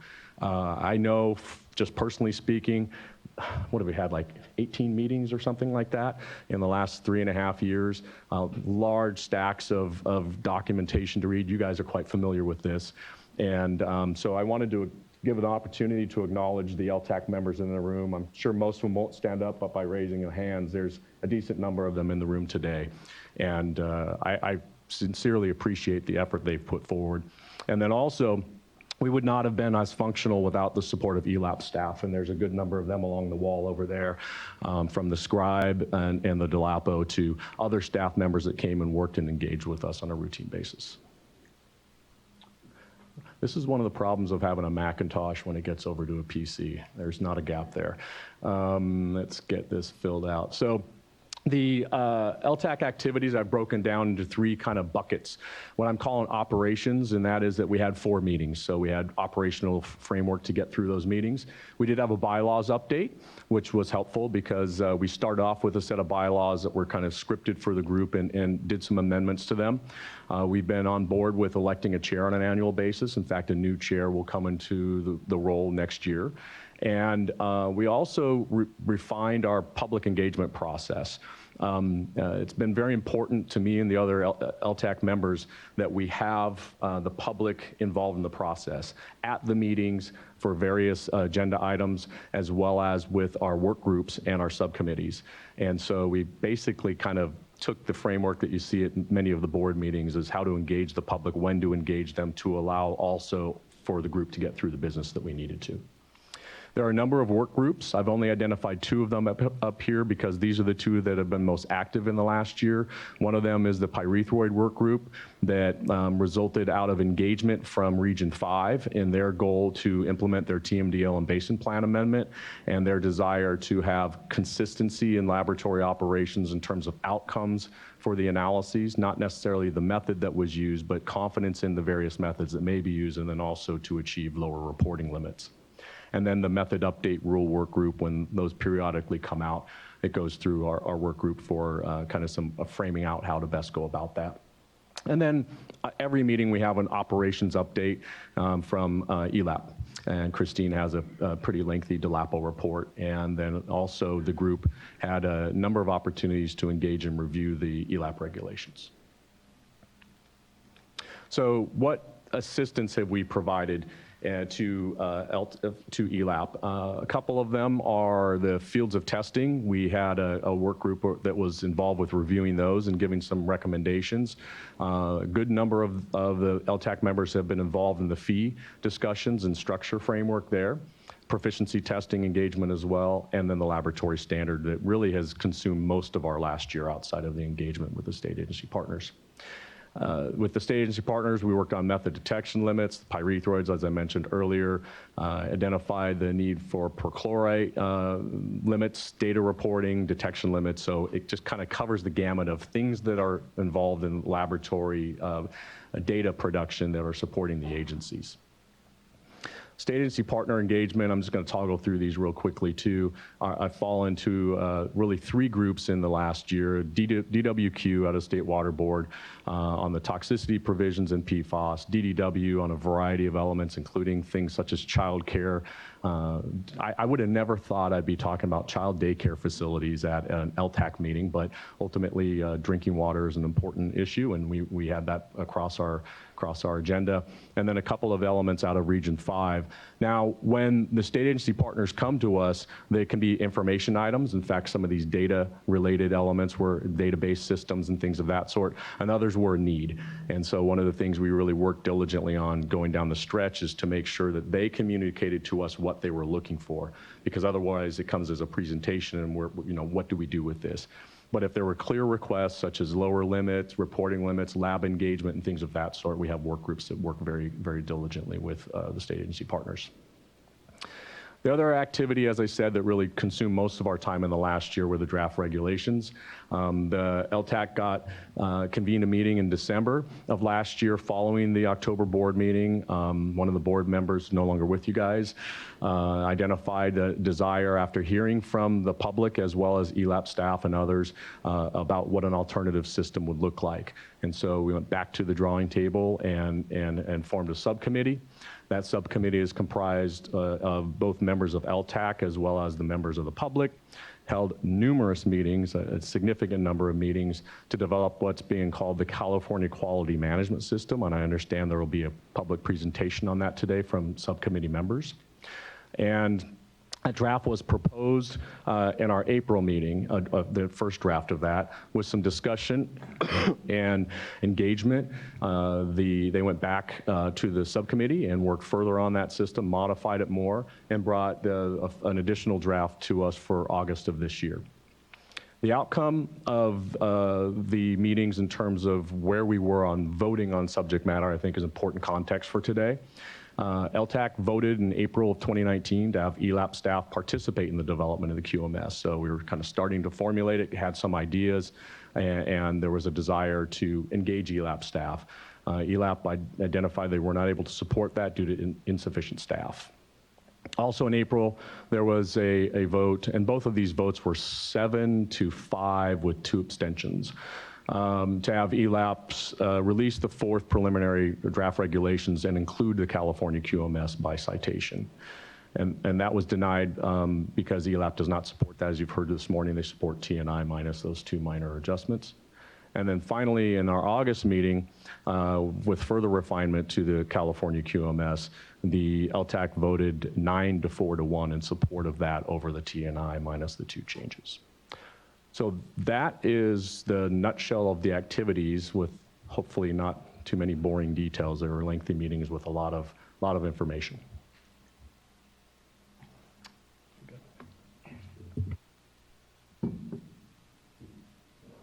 Good morning, Vice Chair Diadamo and members of the board. My name is Brad Meadows. I'm the Vice President and Technical Director of Babcock Laboratories. And I'm here today with Diane Anderson. She is the owner of Apple Laboratories. We are 2 of the individuals that participated in the American Council for Independent Laboratories Mentor Initiative, whose purpose was to help a number of small geographically challenged laboratories implement the TNI quality management system that's part of the proposed regulatory package. Now, as you've heard and you will continue to hear, there is much concern about the TNI standard, and that is understandable. On its surface, it appears imposing, and the requirements are more extensive than what some believe are needed to run a laboratory. Many argue that the standard does nothing to improve data quality, that it is merely an exercise in documentation, and that it can't be implemented nor maintained without an extensive investment in resources, particularly in the area of staffing. To the inexperienced, that's an understandable conclusion. However, we are here today to convey our experience in implementing the TNI standard in small laboratories, both public and commercial. In addition to Ms. Anderson and myself, the 2 other mentors, Bruce Godfrey of Montrose Environmental and Nilda Cox of Eurofins Eaton Analytical, all have experience in operating laboratories under this TNI standard, in some cases since the first round of laboratories were accredited all the way back in 2001. Collectively, we have over 70 years of firsthand knowledge about what it takes to implement and maintain the standard, this quality management standard. From my experience, 30 years in the industry now, my assessment is that it would be considerably easier to implement a quality management system in a small laboratory than a large laboratory. As you can imagine, getting 5 people on the same page to follow the same standard is considerably easier than getting 50 to do the same thing. In late 2018, ELAP proposed an idea about having experienced laboratories assist smaller laboratories in implementing the TNI standard, a Labs Helping Labs program. With representation on LTAC, the ACIL offered to provide mentorship to any laboratory that wanted to be an early adopter of the TNI standard. The result was 7 mentee laboratories paired with an expert mentor with the goal of implementing the TNI quality management system in their laboratory. There were 5 small public labs, 1 medium-sized public lab, and 1 medium-sized commercial lab that all agreed to participate. Each of us paid an initial visit to our assigned mentee lab, where we performed something of a gap analysis of their existing quality management system, if any, against the requirements of the TNI standard. From there, we developed an action plan and provided tools such as SOP templates, a quality manual template, and with the permission of the NELAC Institute, the TNI Small Lab Handbook. Most importantly, we took the time to explain not only what to do and how to do it, but why the requirements exist and what they are intended to address. And it's in this explanation of the why that, in my opinion, I believe that we saw the buy-in from all of those that were going to be involved in the process. So where do we stand now? Currently, 5 of 7 laboratories are implementing the TNI standard, 2 are pending. To be clear, some are nearing the end of the process, some still have much work to do. However, of the 5 implementing the standard, none were required to add staff to the laboratory. All are on pace to implement and complete the implementation within a year of initiating the project. What I think is truly remarkable is that they all see the benefit or the potential benefit of running the lab under a robust and comprehensive quality management system. While each still has work to be done, they have all made significant progress. This is exceptional given the starting point of some of these laboratories. The key to their success has been taking advantage of the tools made available to them, the guidance of the mentors that visited the lab, and most importantly, really a positive attitude that the changes they were going to be implementing are worthwhile and that they would be a better laboratory for the effort. To summarize, this Labs Helping Labs mentorship program has demonstrated the feasibility of implementing the T&I standard in a small laboratory. With the tools being made available by ELAP, the 2016 T&I standard, the T&I Lab Manager training course, the Small Lab Handbook, and of course the help of the T&I community, 5 small geographically challenged labs are implementing the proposed quality management system. They are on track to do so within a year, a time frame considerably shorter than the proposed 3-year timeline that's part of the regulatory package. And finally, all are doing so without the hiring of any additional staff for the effort. Diane and I would be happy to take any questions on the mentorship program. We do have 3 letters from some of the mentee labs that were unable to be here today. We would like to be able to read with your indulgence, so that would be okay. Yes, that'd be fine. Thank you. Right. The first letter is from Steve Stump. He is the general manager of the Susanville Sanitary District. Dear board members, I'm the kind of guy that stops and thinks before accepting a challenging assignment. I've found in life a hesitancy any time that I have taken on a new challenge or changed a mode of operation. There is that contemplation that says, what if or how can? When Susanville Sanitary District was contacted to participate in the T&I Mentor Initiative and to implement the new T&I standard, the same uncertainty confronted me once again. I began to think, what if the costs are too high? How can we dedicate so many laboratory man hours? What if the training is too difficult? The challenge seems to always come with hesitancy first until we consider the reward. Our laboratory at Susanville Sanitary District has found success in implementing the T&I standard because we chose to consider the reward. With the help of our mentor, Bruce Godfrey with Montrose Environmental, we implemented the standard within 6 months. With the templates, SOPs from Bruce, we were able to subtract a good 3 months off our early dedication. The initial extra time and energy exertion given in the learning process eventually slowed down to a smooth laboratory operation. I do understand the hesitancy in the laboratory community. I understand the questions of costs and hours in training.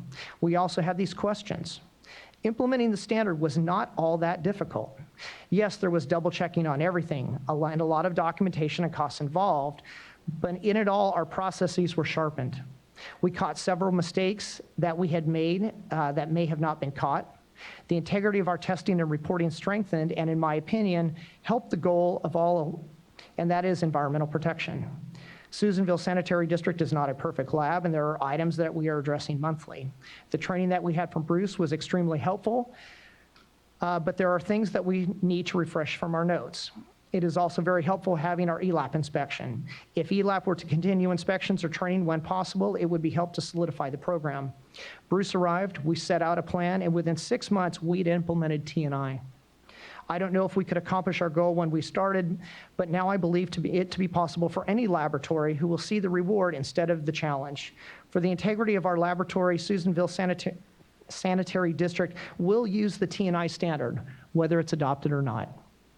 Sincerely, Steve J. Stump. Madam Vice Chair, board members, thank you very much. I'm Diane Anderson, and it's my distinct pleasure to read the letters first from the lab that I was the mentor of, Mammoth Community Water District, submitted via electronic mail to Diane Anderson to be read at the ELAP Regulations Workshop. Greetings and thank you for taking our comments. We are a small 2-person municipal lab located in Mammoth Lakes, California. In addition to servicing our own municipality, we serve the local community consisting of government agencies, community water systems, native tribes, and privately owned businesses. Due to the isolated nature of communities in the Eastern Sierra, we serve clients from 3 different counties across a 200-mile stretch of the state with few other options to meet drinking water and wastewater requirements. Maintaining accreditation for all our current FOTs is critically important, as no local contract labs exist to analyze the sensitive samples. As it became clear that ELAP was moving toward the proposed TNI standard, we decided a proactive approach was prudent. We purchased the TNI standard, small lab handbook, TNI quality template, and began attending training sessions in early 2017. Despite having all the materials necessary, we had made limited progress toward TNI compliance by early 2019. In January of 2019, we were invited to participate in the TNI Mentor Initiative sponsored by ELAP and our mentor lab, Apple Inc. With the assistance of ELAP staff and our mentor lab, we were able to reach near compliance in 9 months. Our ability to reach this point in under a year was only possible with the personal attention we received, and for which we are very grateful. If ELAP would like to see labs achieve TNI compliance in a reasonable time frame, they will need to make sure ample resources are available to assist labs quickly as they run into issues with implementation as we did. The bottom line is that TNI has greatly improved our lab operations. TNI has served as a roadmap, guiding us through our own internal audits and forcing us to think through our processes as we drafted protocols and policies not previously in writing.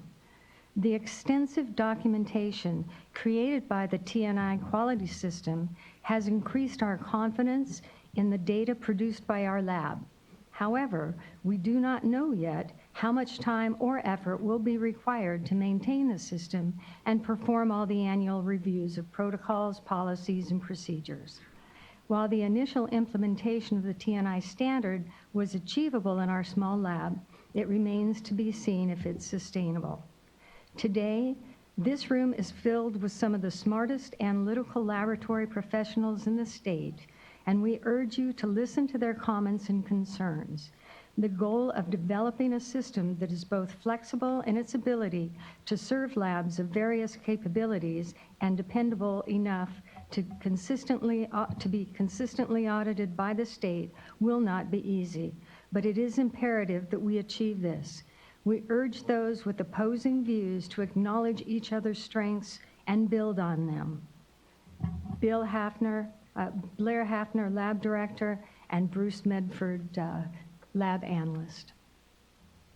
The second letter that I'm going to be reading to you today is from Avalon Wastewater Treatment Facility. It was to Brad Meadows from Mike Saladanya. The fundamental goal of our wastewater team is to do the absolute best job we possibly can for the community we serve, the environment we live in, and of course, our employer. We take pride in our work, and we all understand how our work impacts the people and world around us.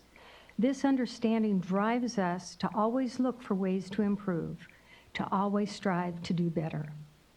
One of the main things I noticed about the TNI standard is that it's all about continuous improvement, not only about running a better laboratory, but running a better business overall. In our line of work, this means a better process for our community and our environment. With this in mind, we were all on board and ready to get started, but nobody thought it was going to be easy. Fortunately, we had a great mentor, Brad Meadows, Vice President and Laboratory Technical Director at Babcock Laboratories. He came to our facility and outlined for us what we were up against. He stressed the importance of verifiability, accurate data, ethics, and redundancy, as well as giving us many valuable insights, answers to all of our questions, and even templates to help. We had a lot of catching up to do, and just over a month until the first evaluation. It's been about 3 months since we got started, and we've made far more progress toward TNI implementation than anyone realistically expected. From the start, Brad has and still plays a critical role in guiding us. I really believe that without his mentorship, we would still be tripping over our own feet. Brad has always made a point to regularly check in with us and still continues to as we continue with the implementation process. Having Brad as a mentor has been absolutely instrumental. We've also had the added benefit of a visit from Christine Sotelo, Chief of the Environmental Laboratory Accreditation Program, with her colleagues Andrew Hamilton and Maria Friedman, Senior Environmental Specialists with ELAB. Their visits and evaluation were very helpful in the TNI implementation process, not just in that it let us know what we needed to focus on, but also boosting morale. It let us know how much progress we had made, and all three of them were fantastic at answering our questions or explaining things in a way that really made sense to all of us. We still have a long way to go, but their visit left us feeling more motivated than ever. Brad, Christine, Maria, and Andrew, along with our staff of 5, were able to make a lot of progress on becoming TNI compliant and did not require hiring additional staff. In fact, we've been shorthanded since before we started working on becoming compliant and could usually only have 1 or 2 people working towards it at any time. I believe we will be fully TNI compliant and in well under a year, as we've already purchased most of the necessary equipment, even on our smaller budget. It's now just about finding the time to do the remaining work. Rewriting spreadsheets, SOPs, and coming up with organizational structures such as document or spreadsheet numbering systems and master lists for everything. Even then, we have the templates from Brad to make the process much easier. All that being said, I believe any lab can find a lot of benefits from the implementation of the TNI standard. As a matter of fact, I'd go so far as to say any business at all could benefit. The biggest investment will be that of time and effort. And as with anything else, you will get out what you put in. Sincerely, Mike Saladana. Thank you, Ms. Anderson. Next, Trinity O'Neill, City of Austin. Austin. Thank you, Vice Chair Diodomo and the board. I am Trinity O'Neill. I'm here from Austin Water, Laboratory Supervisor over Wastewater Laboratory. And I want to thank you for allowing me to come here today to share my experience with TNI. I'm not really here to glorify TNI. I have some experience following TNI, but I'm not here to also tell you that it's easy to implement because it does take some work. But instead, I want to share with you some of our insight on the value of TNI, even as we've encountered some challenges. When I started with Austin Water, I was already familiar and brought into the TNI standard because I came from a very large TNI laboratory, private laboratory. From the beginning, working with Austin Water, I contributed ideas to more easily implement requirements that I had learned from my experience working in the commercial lab. And honestly, the requirements that the City of Austin was implementing were overthought, and that led to a lot of misconceptions about the standard as a whole. This is a focus and commitment that I have kept as I've moved through my organization in 5 different capacities in the last 14 years. During this time, I've witnessed how we have evolved. Maybe some labs added more positions or they hired consultants, but we did not do that.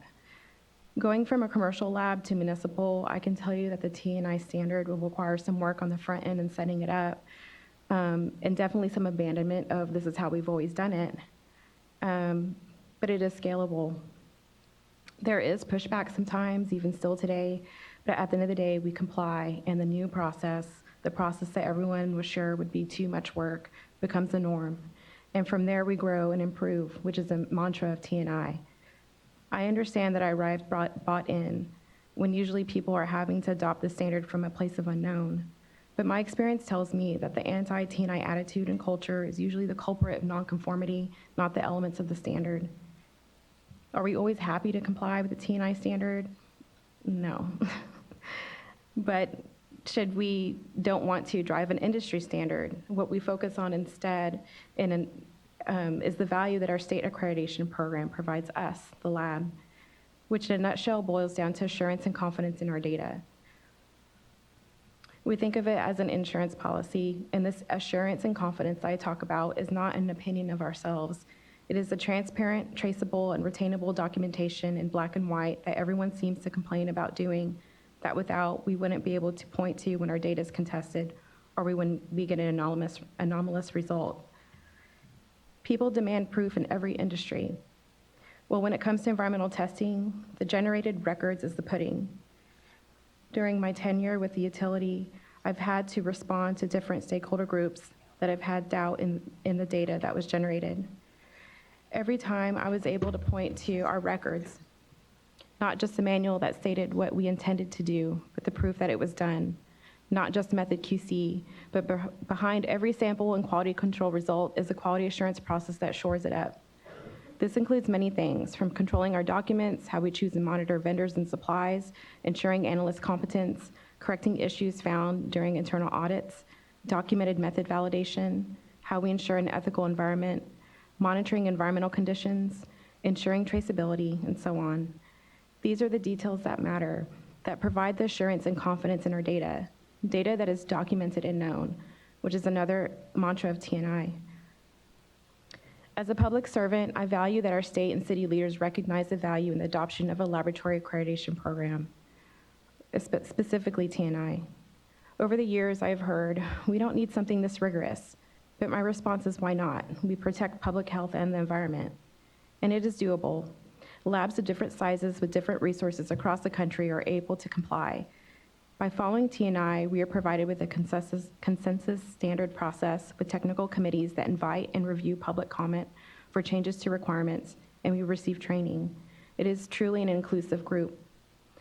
One of the most important aspects that I appreciate is that the standard language is flexible enough for implementation while providing enough detail for our assessors to follow in a way that we, the laboratory, are not having to meet a moving target with every audit. Our accrediting body, the TCQ, is very consistent in their assessments and interpretation of the standard. And trust me, we Texas Labs talk. It seems that the California ELAB is optimistically pushing for success in laboratories through the mentorship program and the 3-year compliance phase, which is great, but it's 2 things that we did not have in Texas. Based on my own experience with TNI in both commercial and municipal settings, my relationships with different laboratories who participate in the program, and the evolution of accreditation in my own organization, it is my opinion that TNI is doable in California. I've talked to some California labs, and I understand the hesitation and the feelings of going into the unknown, but that doesn't mean that it cannot be done. I could not imagine coming up with a better system on my own, and being this connected to the environmental testing community, which has unending advantages. Being part of this program has made my laboratory increasingly better year after year, and there's no better feeling than to not only have confidence in my laboratory, but to have that confidence backed up by robust quality systems and documented proof. Thank you. Thank you all, and thank you, Ms. O'Neill, for taking the time to be here. So we're going to, just to sort of lay out the plan here, we will open this up for questions and then take a half-hour lunch and come back for public comment. So just for those of you who want to be thinking about lunch plans. All right, so questions? Oh, I'm sorry, David.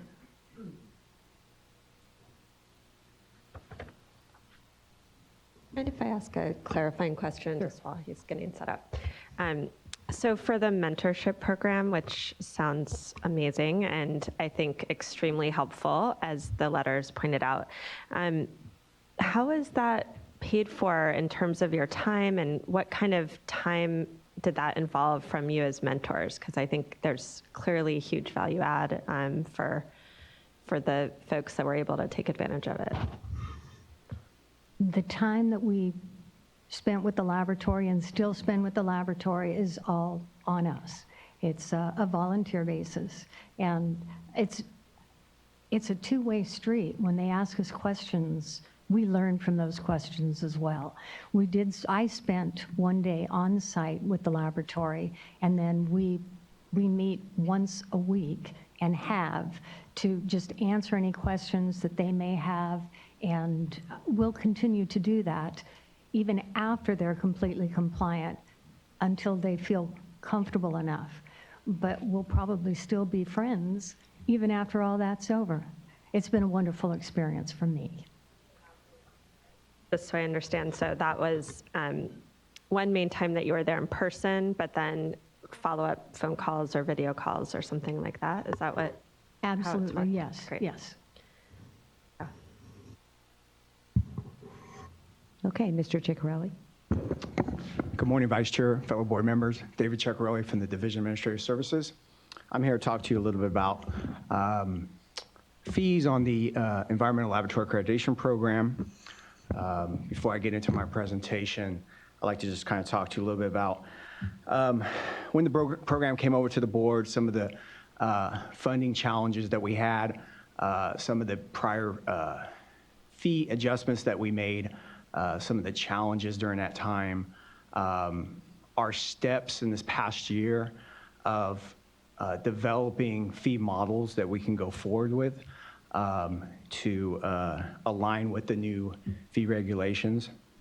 I think it's important to note that we're developing a new fee structure to go along with these new regulations and to help support the whole program cost. So we're, again, this past year, I've been working with the community. We've had 2 stakeholder meetings. One was in June, and that was prior to actually the proposed regulations being issued out to the public. So we had an opportunity to kind of talk about the concepts of how the structure and the model could look. And then when we had a fee meeting in November, we were able to then put some numbers to it and kind of paint that picture of kind of how it's going to look like. Part of my slides as we go moving forward here in a sec, I'll show you a couple of structures, a couple of models. Thank you. These are not proposals at this time. Again, they are kind of potentially how they can look. However, I'm in the process where I'm trying to finalize this, of course, by the end of January, so we can move forward with a potential adoption in March. So I still encourage the stakeholders to reach out to me. At the November meeting, I encourage them for feedback and comments. And again, trying to get the fee schedule in place here for adoption. Like all of our meetings that we try to have, we try to definitely incorporate the stakeholder feedback. And another key point I want to mention is as we move forward on this, that it's important to note with these new regulations that our staffing levels at this point are not being augmented, that the ELAP program has 25 budgeted positions authorized by Department of Finance and the legislation and through the governor's budget. And as we move into next fiscal year, that we're not augmenting the program to implement these new regulations. We're continuing to stay at 25 positions. So I just talk a little bit about when the program came over. I think Christine talked a little bit about this in her program. But the program was well underfunded. It was underfunded by about $2 million. There were no fee increases for about 10 years in the program prior to it coming over. So costs continue to grow up, but fees remained the same. And so we faced a huge challenge when it came over and trying to figure out, costs of the program, how we're going to fund it.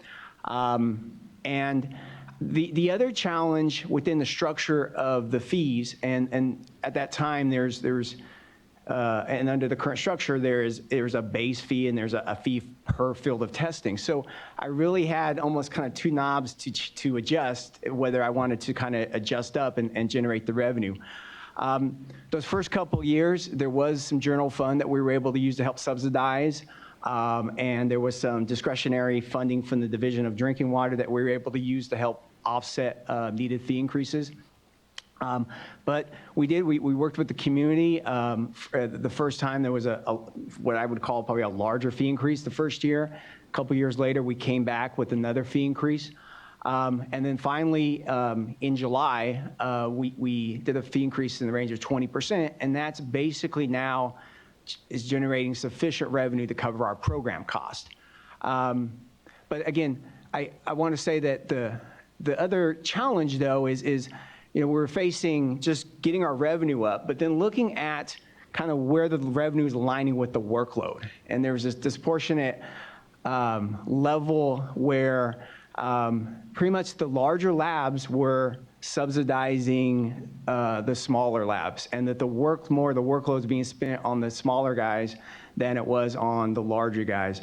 And so, during this process of those regulations, we never had an opportunity to address that portion of it. And so, as we move forward, and I'm looking at a new fee structure, it's definitely one of the principles that I'm putting into place is that we understand that we're not a fee-for-service program. However, part of this fee development process, we are trying to align the fees where the workload is.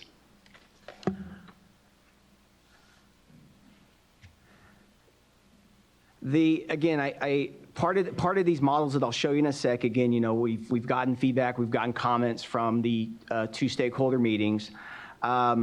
I've also taken the recommendations, incorporating those from the expert review panel here, that ELAP should consider a fee structure based on 3 functions: assessment, accreditation maintenance, so proficiency testing, evaluation, application processing, adding scope without assessments, and compliance assessments for significant issues or cause.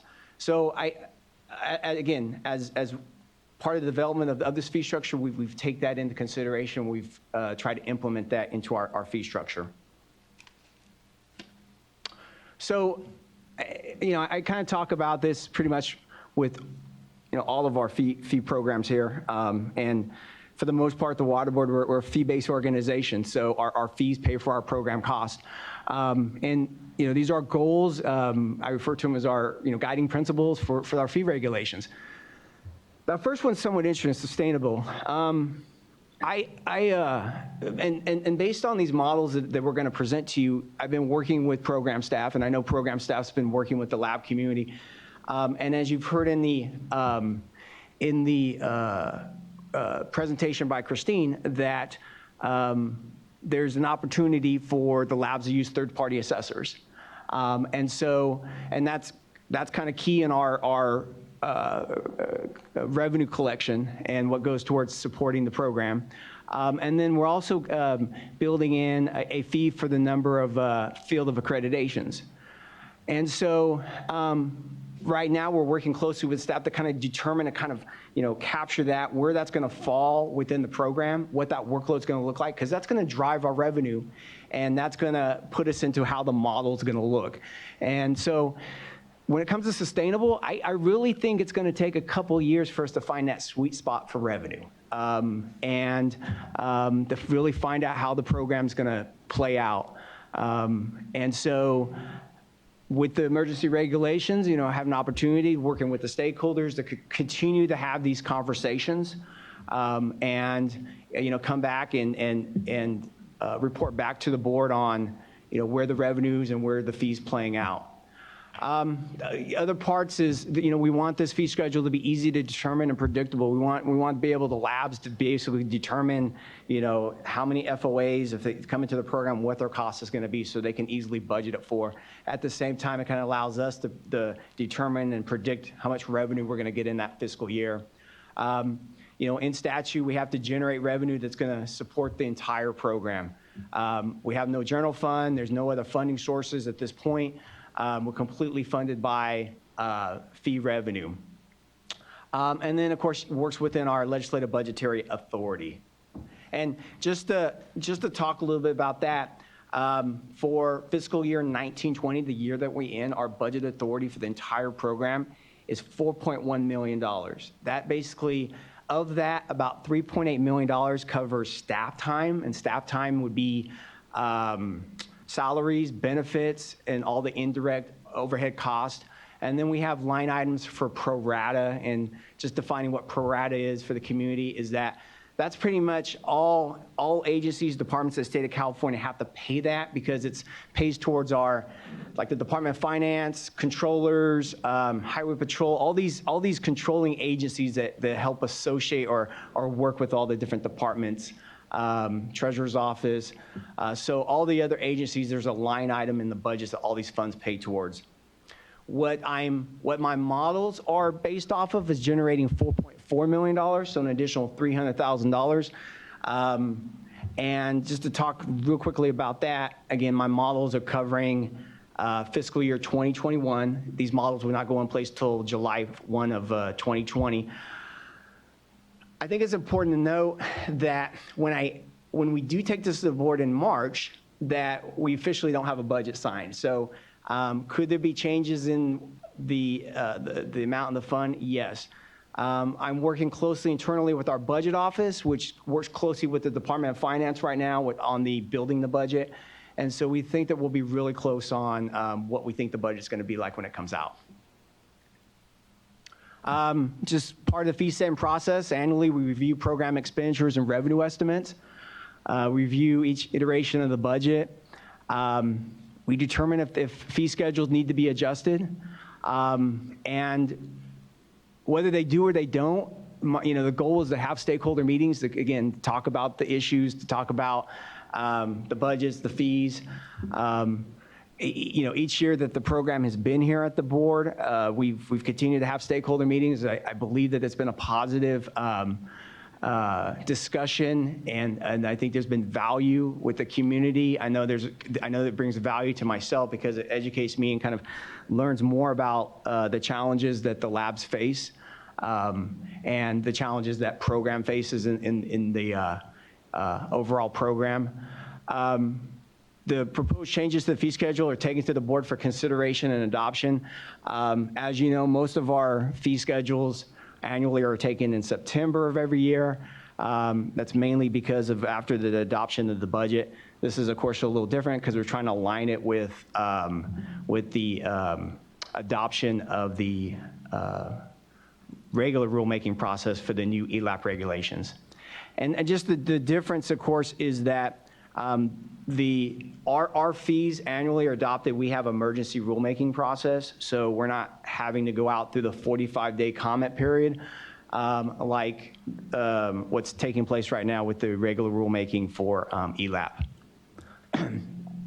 So again, I somewhat talk about, there's these new fields and requirements that you'll find in the new, proposed regulations. And so some of the new fee structure components, a base fee, and the base fee, I'll talk about it here in a sec. There's a field accreditation fee.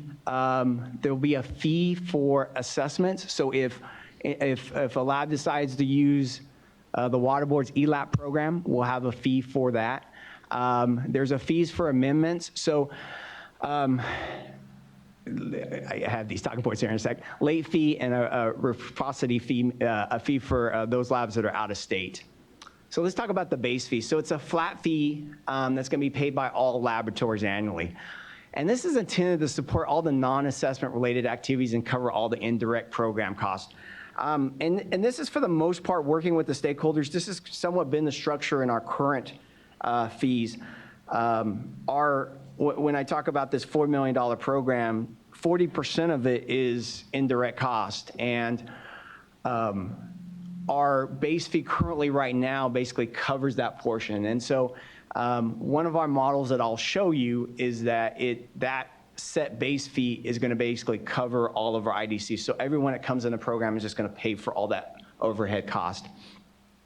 The FOA, the field accreditation fee, it's built on, it's a tiered fee structure with fees increasing as the number of FOAs applied for the increases. The tiered structure reflects the varied and increased workload associated with an increasing number of FOAs.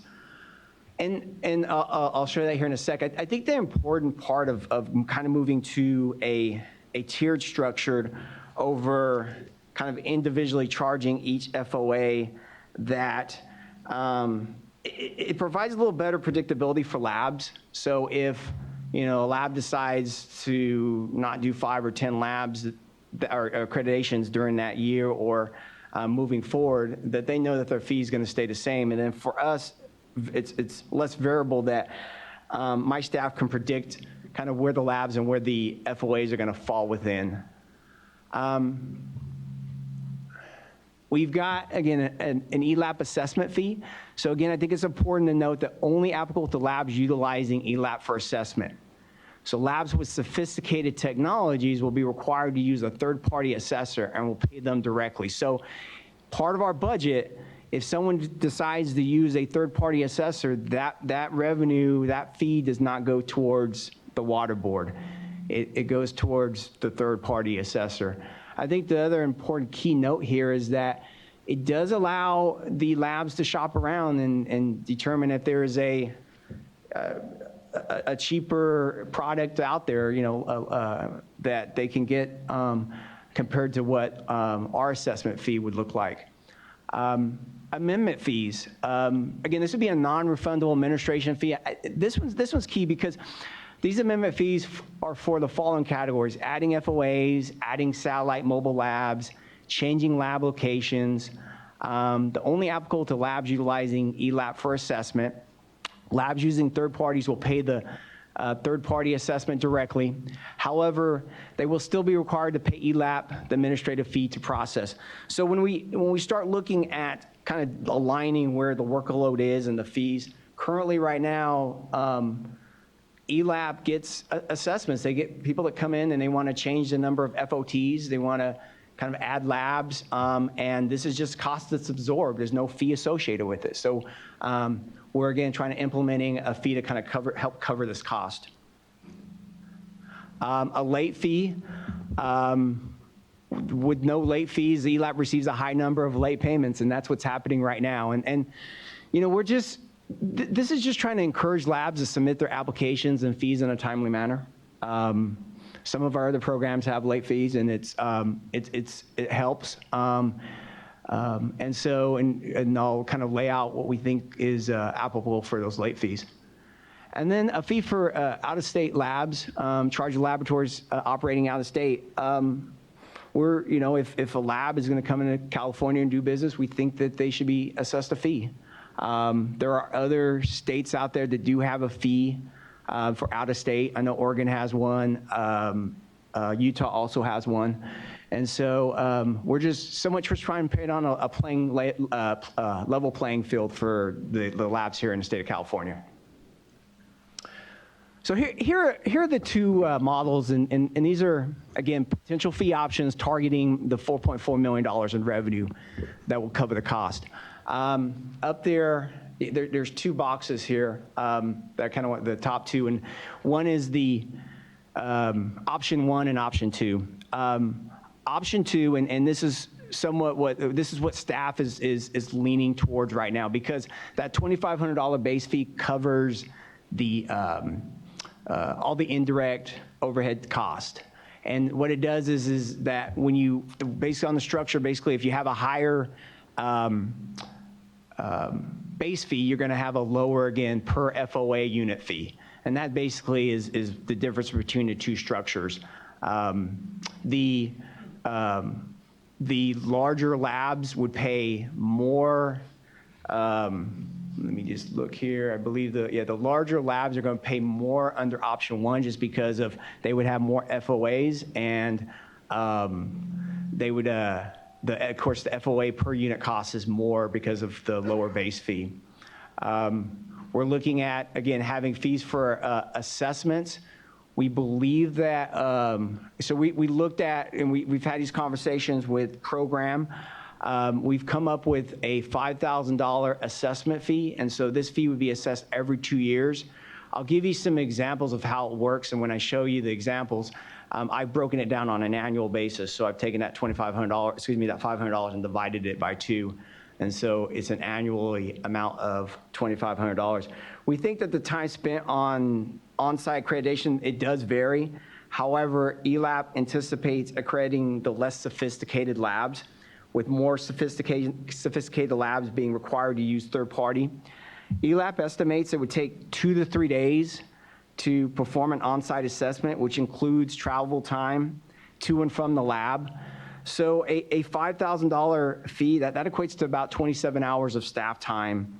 And it's also note that labs can use, of course, third parties, and if they, again, find it less expensive, they have that option to do that. And I think what's important is that the 2 areas on top are structured to generate the $4.4 million, because there's somewhat of an unknown of how many amendments we're going to get and how many late fees we're going to get. But moving forward, as more of these come in, it helps offset or potentially reduce, or stabilize those fees on those 2 top categories.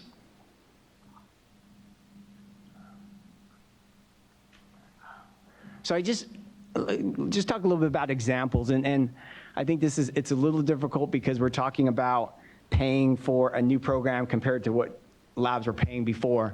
But I want to give an example of what a current lab pays for and that has 1 FOT, and I acknowledge that there's a good percentage of the group has 1 FOT basically. That currently they pay almost $3,300, $3,289. So it's under the current section where we say base of our base fee is $2,268, and they pay $1,021 per FOT. So that totals $3,289. Basically on 180 hours of staff, our current hourly rate at the water board is about $180 an hour. And that's fully loaded, of course, benefits and overhead. That's about 18 hours of staff time. As you move down, option 1, basically, they would pay $4,900 on an annual basis, because what I've done is broken down the assessment to $2,500, and then option 2 is $5,700. And you can kind of see where how much staff time that each of those would fall within paying those amounts. Working with program staff spends between 30 to 90 hours on a given small lab based on varying degrees of compliance and preparedness. At a minimum, staff would expect to spend 30 hours on labs which generally are prepared and in compliance, with increasing time being spent on less prepared and or compliant labs.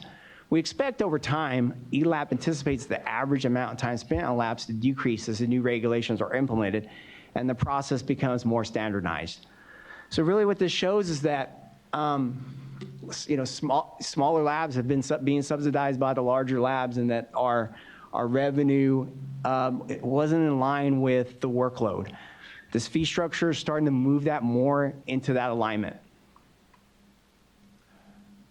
And then to talk more about, these are more medium and large labs that we feel that they're going to be more of the difficult, sophisticated technologies that would be using third parties, and what their fees would look like compared to our fees. So looking at a lab that has 150 FOAs and a lab and comparing that with 8 FOTs currently right now, is considered what ELAP has told me is a medium lab. Currently, they pay us a base fee of $2,268, $8,100 in FOT costs. So they're currently paying us $10,400. ELAP has said, and just looking at industry averages of how much third parties do a charge and estimate the assessment fees to be over a 2-year period, they think it's about $10,000. So I've taken that $10,000, I split it in just to show on an annual basis. So under option 1, a lab would pay total $10,900 under option 1. Option 2, they pay $10,300. Again, for us, under option 1, they would be paying us the base fee, and option 2, either option, they'd be paying us the base fee and the FOA charge. And again, that assessment fee, that revenue goes directly to the third-party assessors. On a large lab, our large labs, which have 12 FOTs and consider over 300 FOAs, Right now, they're paying us $14,500, and you can see then under the different options, and this is considering that a large lab to get an assessment is about $20,000 every year, so about $10,000 per year. And so you'd see the adjustments and fees under our two options there. So kind of next steps. You know, we've developed these structures. We've gotten some feedback. We're still in the process of tweaking how the structure can look, but we're definitely encouraging stakeholder participation and to contact us and provide us comments. And if they want to meet, we can definitely meet. We're somewhat running out of time. I've developed a structure that we feel will help generate the revenue to cover the program costs. But we still have time to work with the stakeholders. And then after that, we're going to take an item to the board for consideration and potentially adopt it on March 17th. And again, there's my email address for the community to provide comments. Thank you. Thank you, Mr. Ciccarelli. Okay, let's go back to questions of this panel before we break for lunch. Any additional questions? Yeah, thank you all for your presentations. That was a lot of information. But it's really good to hear from a variety of stakeholders, including the letters from the small municipal laboratories, just with their experiences and challenges, still facing over implementing TNI. So, one area that I'm trying to understand, and I appreciate the fact that TNI is scalable, from small to be able to handle large, more complex labs, but I'm still trying to better understand, is TNI the only way? And so, Mr. Clark, you mentioned the LTAC committee voting and the experience over the past year in development of the California QMS. And then, the whole purpose of the LTAC is to have better relationships with the ELAP program and have that dialogue. And it sounds like there were some resource constraints and issues with that. Could you just speak a little bit more to that process over the last few months and sort of your perspective on the California QMS as an alternative? Sure. So I think that it's a dynamic process, contentious at times. Just simply me looking back 4 years ago at the representation of the LTAC members, I had a pretty good sense out the gate that there was not going to be consensus. There were certain parties that were pretty staunchly supportive of TNI throughout the process, and those that were looking for something that, from their perspective, was less onerous. We had a lot of debate about the difference between methods, which the laboratories need to follow whatever accreditation that they're working under. And if somebody's not, it doesn't matter if it's a California QMS, the existing system, or TNI, they should be dinged for it. And then the additional management elements that are built into the management system for TNI. The stakeholders that were, and LTAC members, let me go through the votes because I think it was interesting to see how the votes changed from LTAC's perspective. As you recall, I indicated the initial California QMS came through and the LTAC voted 7-5 and then 2 abstentions. So, close to 50-50, but a little bit in favor of hopefully getting ELAP staff engaged as a parallel path. No resources available. That was understandable. And then it went back to the committee because that wasn't the strongest vote. And there were 2 members that primarily did not support the California QMS in its first draft out of concern that it seemed to be directed toward public sector laboratories and not going to be applied to private sector labs as well. The changes that were put forth, I think I lost my mic. The changes that were put forth, why it keeps fading out, were intended to address both questions and concerns from ELAP, questions and concerns from LTAC members. And so it bolstered, in my opinion, the system that the California QMS originally started out as and then came to in the August vote. Those 2 board LTAC members, their vote swung when they understood that system would also be applicable to private sector laboratories. So it went from a 7-5, 2 abstentions to 9-4 and 1 abstention. So I understand there will be a presentation today from the committee, and they'll give a pretty significant set of information about what the California QMS is intended to do. And I recently wrote an article for the California Water Environment Association about the process we've been through. And what I indicated was get involved at this level, because you're going to be the parties that are going to decide. You're going to have to weigh TNI and what you hear about that, and the California QMS and what you hear about that. Did that help? Yes, thank you. And Mr. Ceccarelli, so switching over to fees for a second. So one thing, I appreciate the effort that you've put in to developing kind of an adaptive framework to accommodate the new regulations. Certainly that's needed. One concern that I have, just in looking at the options, are the increases in the fees and how they'll affect the small labs. I mean, what we're talking about potentially, regardless of the path forward, there's going to be additional investments and resources that are needed, whether it's equipment, new staffing, or what have you. And fees, it's just a part of the overall costs of operating a business. So I just want to know if you've received much input from smaller laboratories as to any concerns that they've had about the proposed fee options, or if you have any plans to meet with them over the next few months. I would say, I mean, through the stakeholder process, we haven't heard a lot of feedback. We try to look at the small labs. I think that really what the fundamental problem here is that the workload itself that's being performed on the smaller labs, and that there's a lot of time, and that their fee just isn't covering that cost, and the structure isn't getting them there. Starting to kind of move in that direction.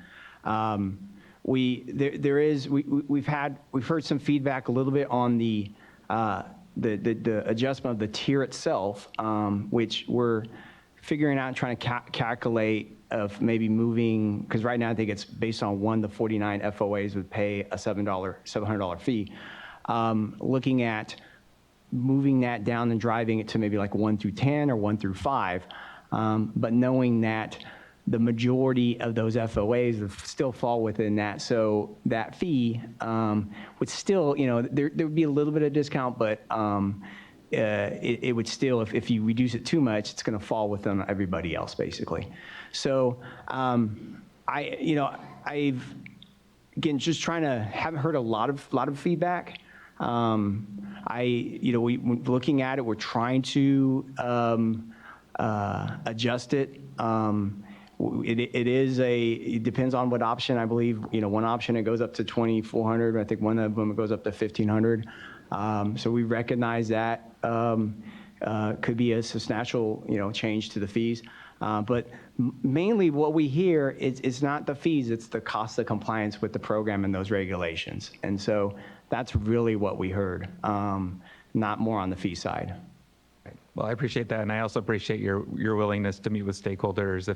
If they do, from this presentation today or from other information that you share, realize that they would like to talk to you about options going forward. So thank you for that.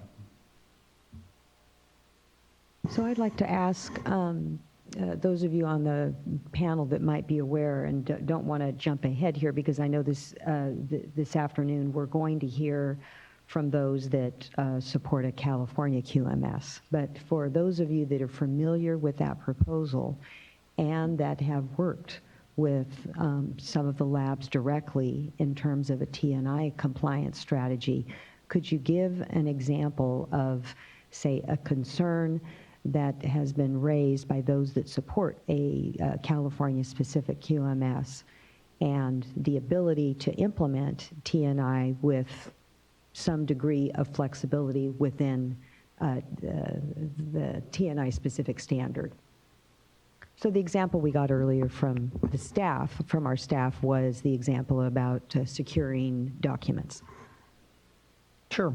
I think probably one of the, I'll call it the all-time favorites if you will, within the T&I standard. And there's portions of this that I don't have committed to memory, but one of the requirements of the T&I standard is to require to have policies and procedures for review of tenders and contracts. As an example, for purchasing tenders and contracts, I think is how it's worded.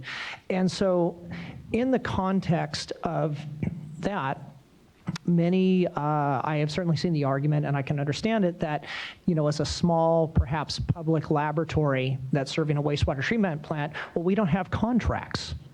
And our purchasing is handled by a purchasing department within, the county or the city or whoever's running that plant.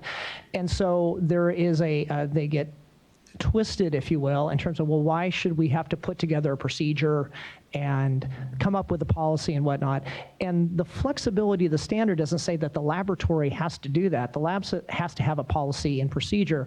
It can refer back and incorporate by reference that all contracts or all purchasing is handled by the county's purchasing agency and will be adjusted at such a time that it becomes necessary for operation of the laboratory. And that's about the extent of what it might take to be able to satisfy that requirement. So from my understanding of the California QMS, and I am not as familiar with it at a real level of detail, but those are the kinds of things that it was had removed, if you will, from the standard, or the type of thing it was removing from that as a requirement. And I think that it's really built around the idea that there are ways to work within something that may be not applicable or may be on appearance overblown, but you can still satisfy the requirement without having to have a whole new standard designed around it. Does that answer your question? Yes, it does. Yeah, and maybe I'll add, if I would have known that question was going to come, I would have brought our meeting minutes from, I think, our second year. We actually went through the whole T&I standard and proposed what was being coined as T&I light. And again, that was somewhere in the neighborhood of 9-4 or 9-5, somewhere in that ballpark of a vote. And again, at that time, ELAP staff felt that the T&I system was the direction to go.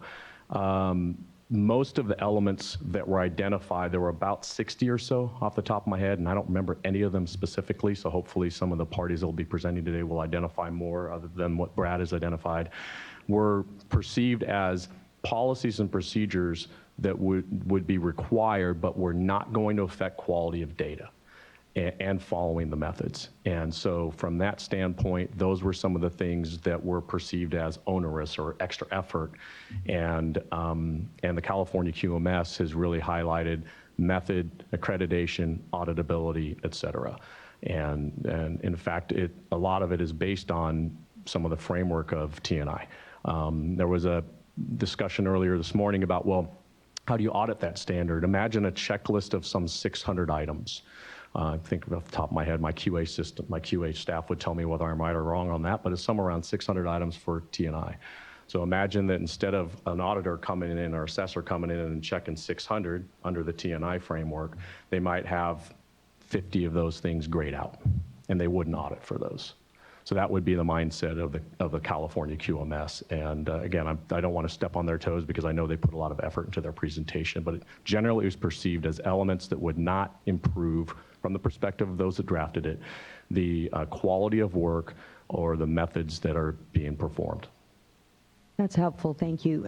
I think my question was more focused on flexibility within T&I. And so I guess I'd be curious to see that list and an assessment of the items that are on that list and how flexible an assessment would be of compliance with achieving that list. But thank you, that's also helpful. And then a question for Mr. Ciccarelli regarding fees. Would there be a difference in fee between a T&I standard or a California QMS standard? Well, I think it'd be, I would say no. I mean, it'd be based on the workload and in the requirements, the regulations that would be adopted. I'm familiar with some of the requirements on T&I. I'm not familiar with the others. But when Program and I were kind of working through it, I think that those core structure values of having a base, having an FOA, all that would fill in with both requirements, basically. So I would say no. I think that the cost of the program is going to stay the same. It's based on the number of staff, and those staff aren't changing. The categories for what those fees are would probably change depending on how the regulations come out. But overall, there's still the same cost that needs to be covered. I think, though, that there is a very real potential that if you all decide to go with the California specific, that the program would need to expand. We would need to have staff to be able to develop and maintain a standard independent of the national standard. I can't tell you right now what that would be, but I think that's a consideration that must be kept in mind. Yes, that's actually what I was getting at, maybe not asking quite correctly in terms of running the program, but just, first of all, developing the program, and then the ongoing updates. Is that what you're referring to? Exactly. That's what I'm referring to. And the inability to access the tools that are available for GNI, those tools are still needed and would need to be developed in-house. Okay. And then I also share Board Member McGuire's concern about the small labs, so just appreciate really fine-tuning some of those. And I understand that's where a lot of the work is, but hopefully with whatever we adopt, we'll get folks in compliance, and compliance will be the method of operation as opposed to sort of business as usual. So hoping that staff won't be, overburdened in terms of working so much with the small labs. So looking for a fee structure that could address, recognizing that the real challenge is going to be the cost of compliance as opposed to the fees. Did you have something that you wanted to? Okay. I just thank you for that feedback. Yeah, and then the last, kind of following up on Board Member Firestone's questions about the mentorship program, it sounds like we need a Brad Meadows clone or clones, and you really were, it sounds like from the feedback that we've received today, extremely helpful, and that's fantastic, but I remain concerned about the others that are out there that, and how, what's the likelihood of this between technical assistance offered by our staff and later on after lunch, maybe if staff could come back and respond to this as well, but technical assistance offered by our staff, but also this mentorship program, and how extensive could it be in terms of truly offering the assistance where requested, which is likely to be all over the state?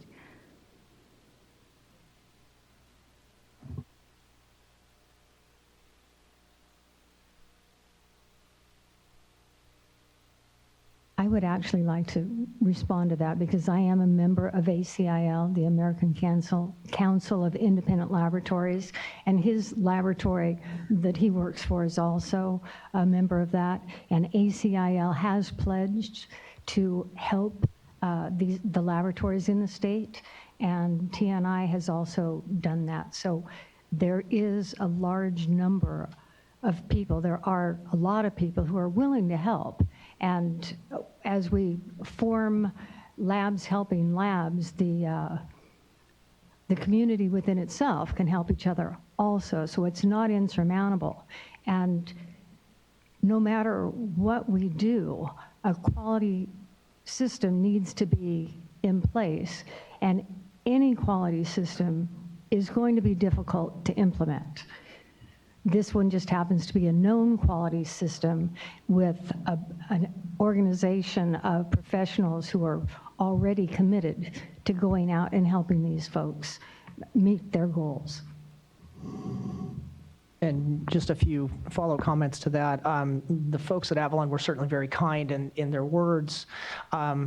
I spent 2 days out there. I went out there initially to make a visit and then did a follow-up visit later on to sort of re-kick the project off as I unfortunately got busy early on in the year and was unable to provide as much assistance as I would have liked to right from the get-go.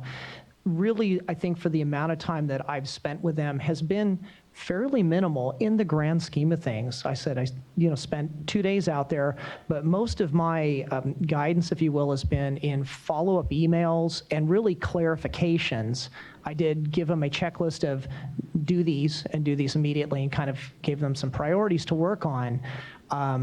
But really, the amount of time that I had to spend was very minimal given where they started, given where we want them to get to. And so, like I said, I appreciate their comments, but I think that, I would agree with Diana. I think there's a large community out there that would like to see this through and that wants to see this successful. And so, we do work directly with some, treatment plants and other people that do run laboratories. And if one of my customers called me and asked for some guidance and thoughts and so forth, I would certainly provide it. Because once again, I am a believer in the TNI system. So, but I think that there's, and I think ELAP will address it better maybe later on in Q&A, but I think that there's going to be plenty of tools and information and resources out there to allow everybody to see this through. Great. Well, thank you all. I really appreciate it. Oh, go ahead, Board Member Doak. Thank you. Sorry. And a question occurred to me as this discussion went on. Actually, I have a question for Dr. LaBelle, who represents the primary clients for ELAP. I gathered from your presentation that you're very supportive of the TNI. I'm curious, though, from a practical effect, what would it mean to the regulatory agencies, the primary clients of ELAP, if the board were to adopt either a dual standard of TNI plus the QMS or the QMS? First of all, the dual standard, in effect, what happened 20 years ago or 18 years ago is a dual standard. DTSC actually requested TNI in a letter to ELAP at the time, but it was legislatively determined to have a dual standard. The smaller labs ended up mostly going with the current ELAP standard that is in existence now, which really was not much better than what was in the 1990s. So again, it's likely that if there's a dual standard, most labs that most need a comprehensive standard would choose a lesser standard. My concern about a standard that's not really full TNI is that the proposed California standard really takes us back to the late 1990s when a first group of people got together and started proposing a standard. This California TNI or California ELAP doesn't take into account all the hundreds and hundreds of labs that have used TNI, the first version, second version, now third version, or update, and all the consensus, the feedback that addressed, of course, what is more efficient, how do we really need to do this, why will it help our quality, can we lower costs? That was in the consensus standard process. They're debating that for years before they update the TNI standard. So we would lose all of that knowledge in a sense because we're pulling things out without going through that full consensus standard that has already been in place for a long time.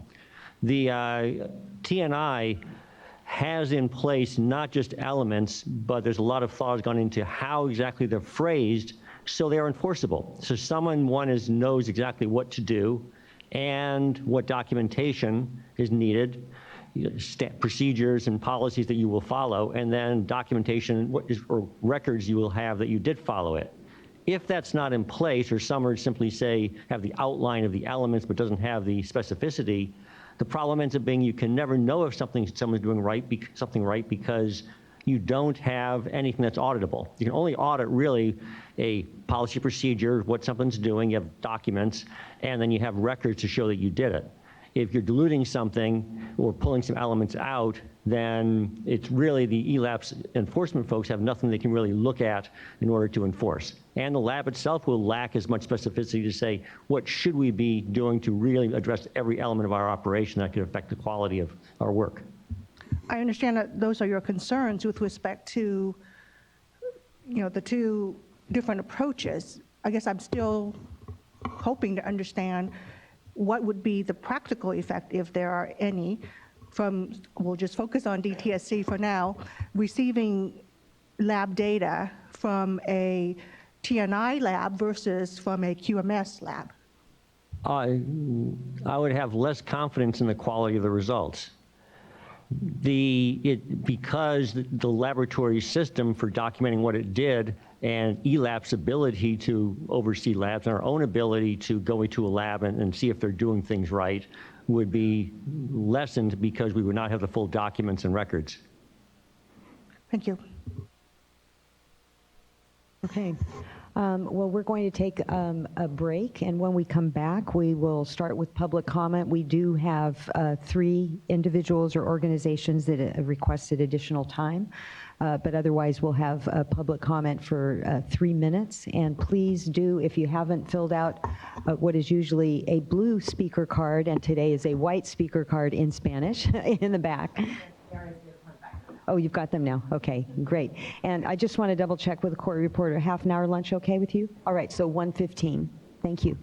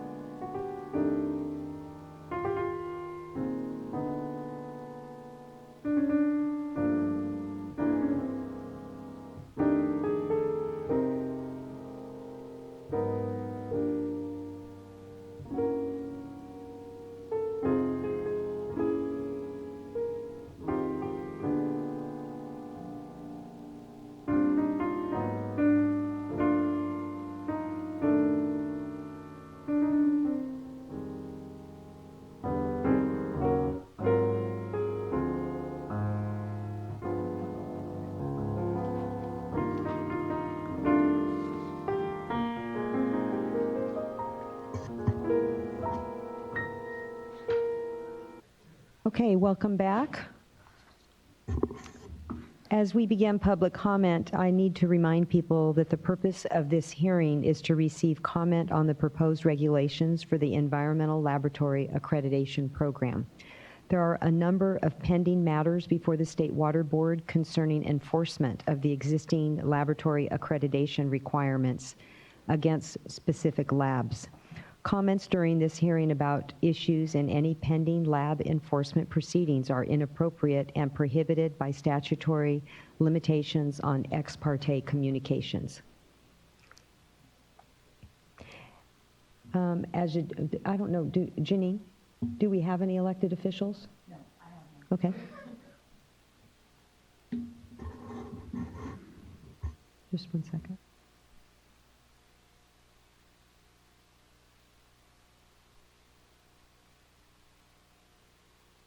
Okay, a 3-minute time limit will be imposed to allow all comments to provide everyone an opportunity to be heard. We did receive requests for longer comments of 10 minutes for the following: the Coalition of Accredited Laboratories, Amber Baylor, South Orange County Wastewater Authority, Jared Vascuel, I'm sure I'm mispronouncing your name, Jared, California Association of Sanitation Agencies. And then when you come up to the podium, please just be reminded to speak slowly and state your name and identify the organization you represent for the record. And those more lengthy comments are just mixed in with the rest of the cards. Okay, so we're going to start with Mr. Bob Gore, representing the Modesto Irrigation District. Good afternoon. Good afternoon, Madam Vice Chair and members. Robert Gore from the Gualco Group, Gualco. On behalf of the Modesto Irrigation District, thank you for this opportunity, and we deeply appreciate the extensive staff work that's gone on in the thorough presentation. So you're aware, and also noting the comments about inexperience and overthinking. The Modesto Irrigation District is a publicly owned utility with origins dating back to the 1880s. It provides drinking water and irrigation services to 200,000 residents and 3,000 growers. 90% of the city of Modesto water users live in disadvantaged communities. That was my technical director. MID aggressively protects water quality with professionally certified scientists, engineers, technicians working in licensed labs and associated facilities. We collaborate with all appropriate national, state, and regional partners and comply with all the appropriate standards. We have never received any NOVs. We've built trust and resilience with transparent and thorough processes in close coordination with the city of Modesto and residents, all to better serve everyone involved, and we do respond rapidly. We support the ongoing efforts of staff to ensure safe drinking water, and we'll always work together on analytics, process improvement, and compliance methodologies. We strongly oppose the incorporation of TNI requirements as drafted. There is no evidence this will result in improvements in service. It will result in higher rates for largely fixed income households. Specifically, compliance will needlessly result in either a 2/3 increase in our lab budget or 180% increase in new and redundant outside lab services. This amounts, it's estimated, to about $1 million. And we've sent in a 6-page letter that I won't belabor, and it has full details. We also associate ourselves with Aqua, CMUA, and the accredited labs. To quickly and thoroughly draft an efficient, transparent, and cutting-edge ELAP program and associated costs of compliance, we respectfully ask the board members to refer this to a working group to expedite a redraft. Failing that, at the very least, a late January meeting with stakeholders to review the costs and fees is essential given the tight time frame for a March 17th consideration. And I will talk to David and Darren about this on behalf of the stakeholders. One other item, and then I'm done. The density of the comment letters, some of them are 200 to 300 pages, I'm told, are going to press this time frame. And we hope that in noting the involvement of third parties, there is full transparency when this is all done. Thank you very much. Thank you for being here, and thank you to Modesto Irrigation District. I see you're in the audience as well, so thank you for being here. All right, next is Jerry Parr from the National ELAC Institute. Okay, and then I'm going to just let you all know who will be coming up next, so if you want to make your way to the front and sit in one of the front chairs, you're welcome to do so. Chris Gunning with A2LA, and then William Ray. Mr. Parr. Thank you so much for letting me be here and speak. I've got a few prepared remarks, and then I'm going to go completely off target with those. So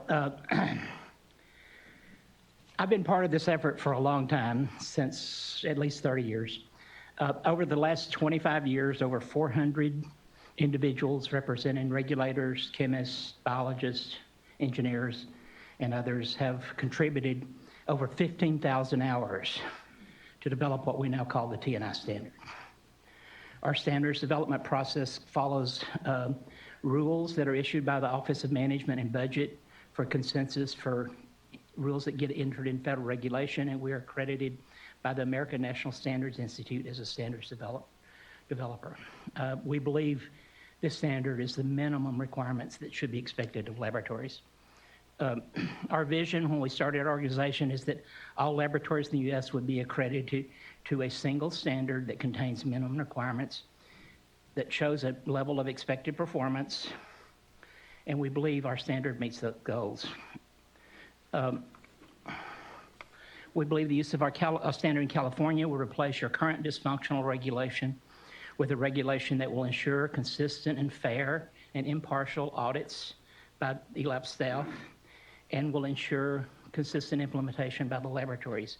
More importantly, we believe our standard will lead to improved data quality and laboratory performance. I'm going to go away from my prepared remarks now, because you had lots of discussion about the difference between our standard and the California QMS. I just want to share with you a couple of examples.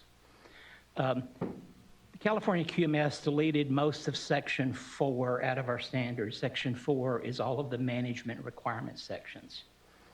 And something Dr. LaBelle taught me 4 or 5 years ago is if you want to do a straight face test, take one of those sentences and put the word "not" in front of it.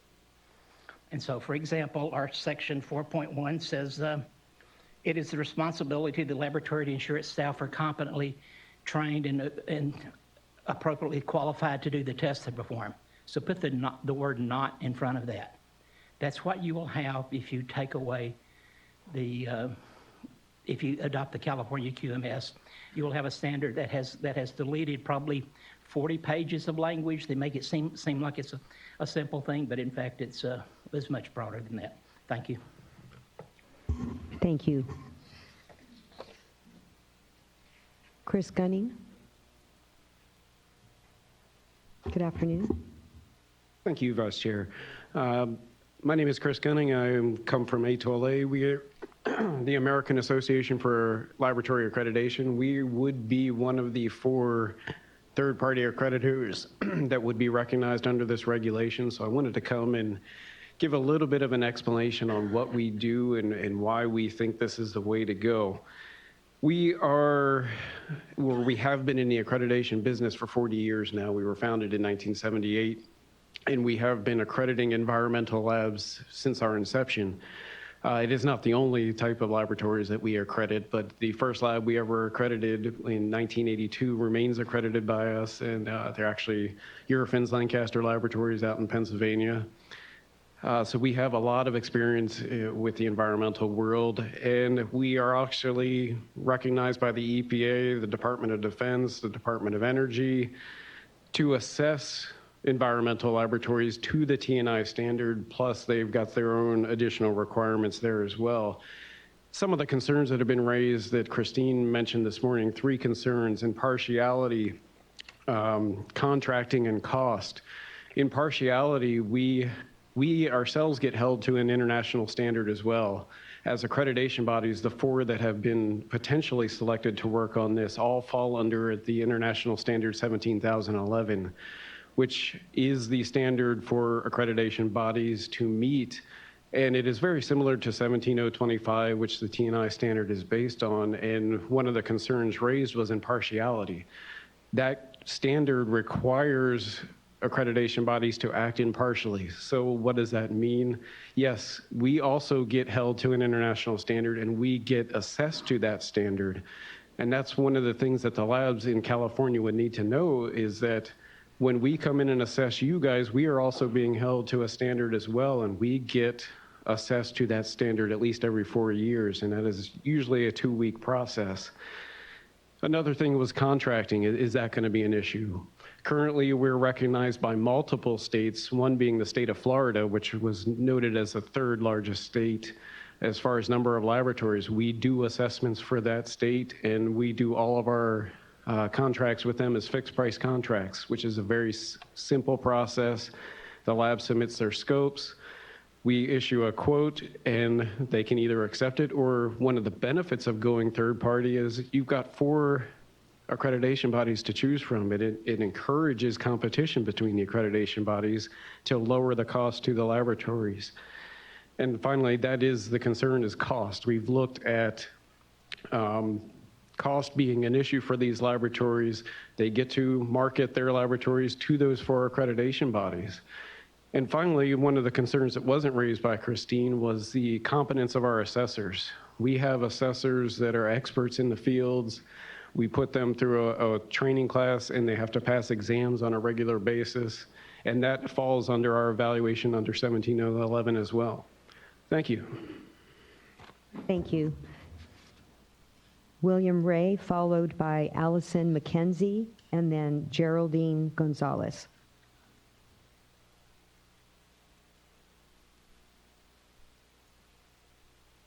I am William Ray. I am owner of William Ray Consulting. I have, just as a preface, I have been in this industry since 1973.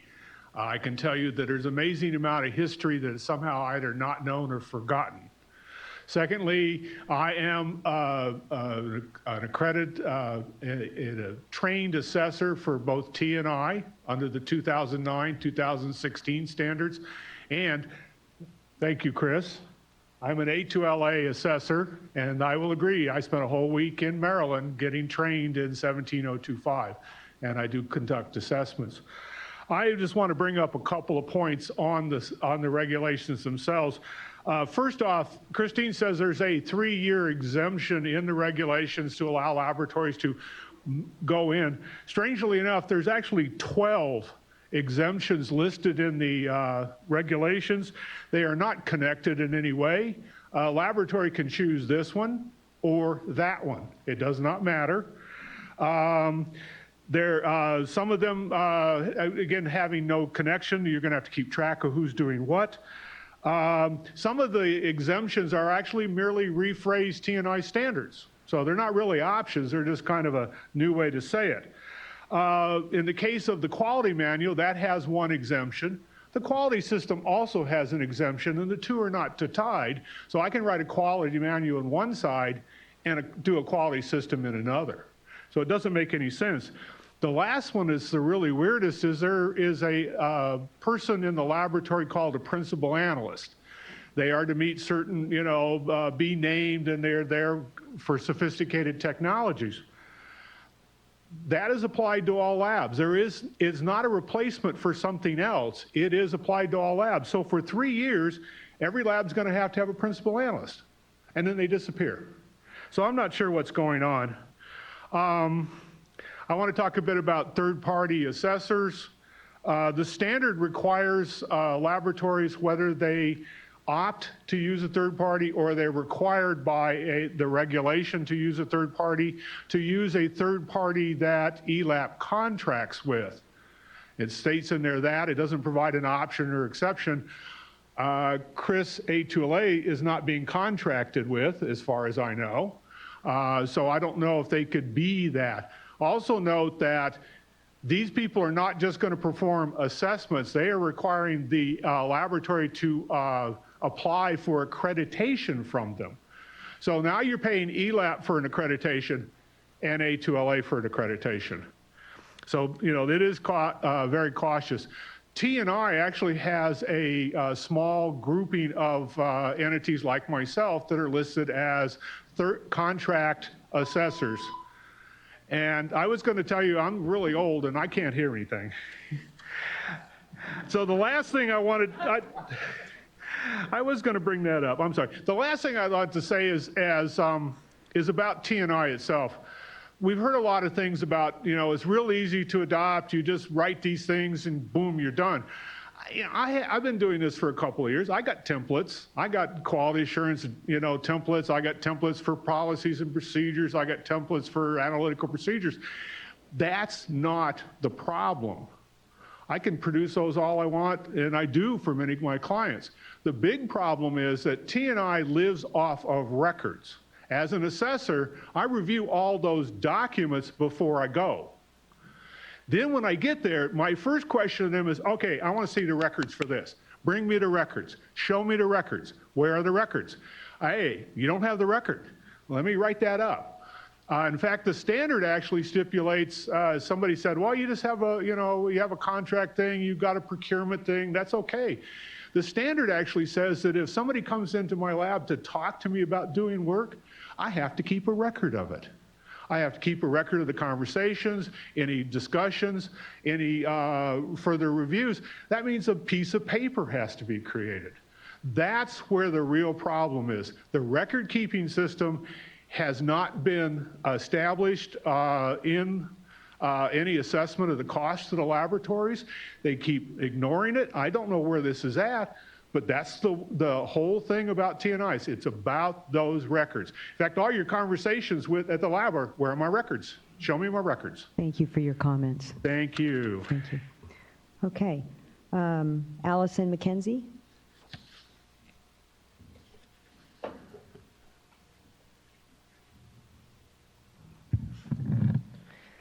Vice Chair and members of the board, thank you for the opportunity to comment here today. My name is Allison McKenzie, and I'm the president and CEO of Babcock Laboratories in Riverside, California. Babcock is an employee-owned small California business.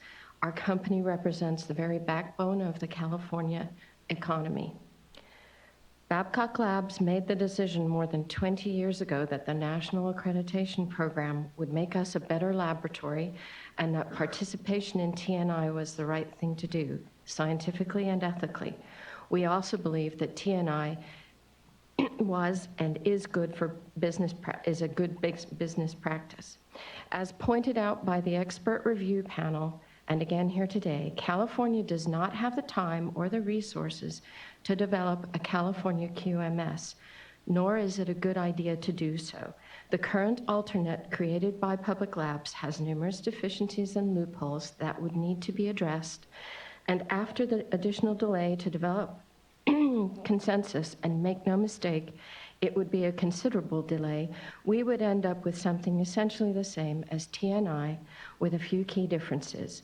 A California-specific QMS would not have national support, and it would have been very costly to get there. Essentially, California, or pardon me, I skipped. Undoubtedly becoming more and more complex over time as the years advance, this would require us to do the maintenance on. Essentially, California would be creating a monster, forcing the core pieces of T&I to fit together without the essential joints and ligaments that make T&I effective. The 2016 T&I standard is the culmination of more than 20 years of work by environmental lab experts across the country. It is consensus-based, completely scalable with national support and resources, and is available to us right now. We do not need to wait. I have an additional comment I would like to make. I feel very strongly that the size of population served should not have a bearing on the quality and reliability of the lab or the lab's test results. Organizations and agencies unwilling or incapable of investing the time to meet a minimum level of regulatory conformity and quality should not be generating data critical to the protection of public health and the environment. Thank you so much. Thank you. Geraldine Gonzalez, followed by Mindy Bowl, then Dan Jackson. Good afternoon, Vice Chair and all the board members. Thank you for having me here. My name is Geraldine Gonzalez, and I'm one of laboratory supervisor for West County Wastewater District in Richmond. And I do have a small lab, like one supervisor and 2 lab analysts. There is an option that I can use third-party assessors, which I'm thinking about. I might use it. My concern is, will ELAP actually hold them accountable? I just want to know the oversight, especially if the assessment report will be delayed due to their fault, not ours, and especially if I have to do a renewal, it will be required for me to have an assessment report. And the other concern I have is, if a finding is outrageous, can ELAB reverse a third-party assessor's findings? Thank you for your time. Thank you.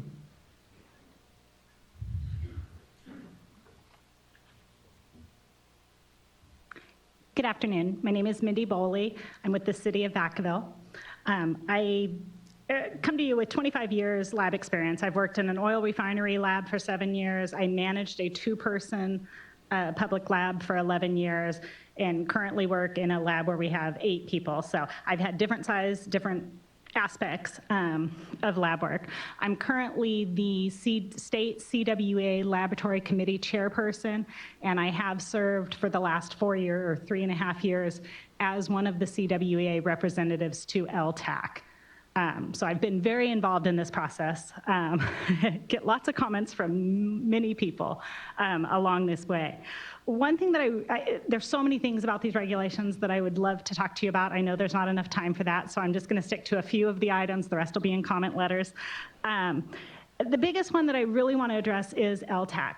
Christine has made a point about how she revitalized LTAC, I'm sorry, Mr. Sotelo, revitalized LTAC and brought it back together. And while LTAC in these last 3.5 years have done a lot of things, the one thing that a lot of us have felt is the feeling of being ignored. As we said, we would vote, we would have a majority vote, and it would go nowhere. There were, the last QMS vote in August where we had a 9 to 4 to 1 vote that we had fixed the problems, a lot of it. There were people that are in LTAC that from day one we knew we were never going to have a unanimous vote on. They were going to vote no whether everything was perfect or not. If it was not full TNI, it was never going to get approved as a vote. But that was ignored. The ISOR, or the initial statement of reason that you guys have presented, the California QMS option that's presented in there is the option that was presented in April. It didn't even address the revised version that was presented in August. So that was not given to you to consider. So I hope that you take the presentation that's going to come from Ms. Baylor later into account, because it did go into and fix a lot of the comments that were brought up in that April presentation. A couple other things that I just really wanted to, to put out is, LTAC was put together by as a group of experts, people that are in the field. Most of the people in LTAC have more knowledge and practical lab work than a lot of the people on ELAP staff. But LTAC this year was disbanded because we were getting close to meeting our 4-year mark. We only had 2 meetings, even though bylaws say that LTAC is supposed to have 3 a year. New LTAC members have not even been notified or named yet. So we don't have a working LTAC right now. We have 3 people that have stayed on that will be there into March. So I think that needs to get revitalized soon so that they can help add input as we move forward in this process. So just to put that out there. Go ahead, finish your comment. Thank you. One of the things that we saw from the public agency group up here was that they very strongly support TNI. However, all the way through all of our LTAC meetings, we were told that none of the public agencies in their labs were actually going to do TNI. So I have a hard time saying or accepting, well, you need to do it, but we're not going to do it in our own labs. So that's something that I think needs to be brought up. If it's good enough for all of our public labs, it needs to be good enough for all of the state labs as well. And everybody needs to be held accountable to that standard. And then just holding accountable, if we can just do something in the regulations to hold ELAP accountable for their side of things as well. There's a lot written in there. If labs don't get things done on time, they have this penalty. We have nothing that holds an ELAP accountable. A lot of us have not gotten reports back or responses back on things in a timely manner. When you get an audit, their SOP says they will have a report out in 30 days. That's not happening. So we need to have something in there to actually hold them accountable in the new regulation as well. So Thank you. Dan Jackson, followed by Amber Baylor. And I believe Amber, South Orange County Wastewater Agency has a PowerPoint. Okay. My name is Dan Jackson. I'm going to thank you to Vice Chair Diadamo and the other board members for the opportunity to make these comments. I'm here today representing the Bay Area Clean Water Agencies, a joint powers agency representing 30 plus wastewater agencies in the Bay Area. I want to address three items that will be discussed in our comment letter in greater detail. The first item is the enforcement provisions in the draft regulations. I think need some work. There's three enforcement actions that ELAP is allowed to take under these regulations. Usually, most problems that are found by ELAP in a laboratory are addressed through identification of findings. The lab then undertakes corrective action to fix the problem and then goes on. So these enforcement provisions are for more serious types of actions. And the things that the ELAP can do under those conditions are deny accreditation, issue a citation, which could come with a monetary fine, or suspend or revoke accreditation. And yet, in the regulations, the list of misbehavior or problematic behavior by the labs that could result in those enforcement actions is virtually identical for all three enforcement actions. And what's more, includes things that normally would be addressed through audits and corrective actions. So I think the language needs to be made to make it clear what actions are going to lead to which types of enforcement. For example, denial of accreditation is occurring at a time when ELAP has an application in front of it. So the things that would lead to denial should be things like incomplete applications, failure to submit PT results, things like that that are related to the application process. With citations, I think some language should be put in there to indicate what is different between when you're going to cite somebody and when a corrective action is needed. So language that, for example, these are repeated findings, or the lab failed to take a corrective action, is the kind of thing that results in a citation. And finally, the very severe penalties of suspension or revocation should be applicable in cases of intentional behavior, gross negligence, repeated failures, and so on. As it is right now, the regulations basically allow ELAP to apply any of these three sanctions to any lab for virtually anything that they do. And I don't think that's appropriate. And lastly, on the enforcement question, the underlying statute contains provisions for notice and for hearings. And I think the regulations should reflect that as well, so labs would be aware that those are options in the case of an enforcement action. The second point I want to make is that, very briefly, during the 3-year interim period, ELAP will be having third-party auditors visiting laboratories and doing assessments to what is essentially, against what is essentially the current regulation that's been, the language has been duplicated in various places and is enforced for 3 years. So particularly, it's been problematic enough, and those regulations, everyone agrees, are vague and unenforceable and hard to audit. So ELAP needs to develop some kinds of checklists so that the third-party auditors will be on the same page, and so that those audits will be done in a consistent way. And I would hope that ELAP would make those checklists available to the laboratory public so that we have some idea what to expect during the 3-year interim period. Thank you very much. Thank you. And just to clarify, you submitted a comment letter that you had indicated that you're It submitting. will one. be submitted by the deadline, yes. Thanks. Ms. Baylor? Okay, and we've got 10 minutes for this presentation. And feel free to take a seat if you prefer. Oh, it's okay. I'm fine right here. I don't see it. Maybe it's under my... While we're finding the clicker, I just wanted to point out that I created this booklet, 250 pages to support the presentation because there's a lot of material that was actually not covered in the eyesore. So that will be also submitted. This material actually contains two components. The first component supports my presentation directly, and the second one is a stakeholder analysis that I think is relevant for our discussions. My name is Amber Baylor. I'm the Director of Environmental Compliance for the South Orange County Wastewater Authority.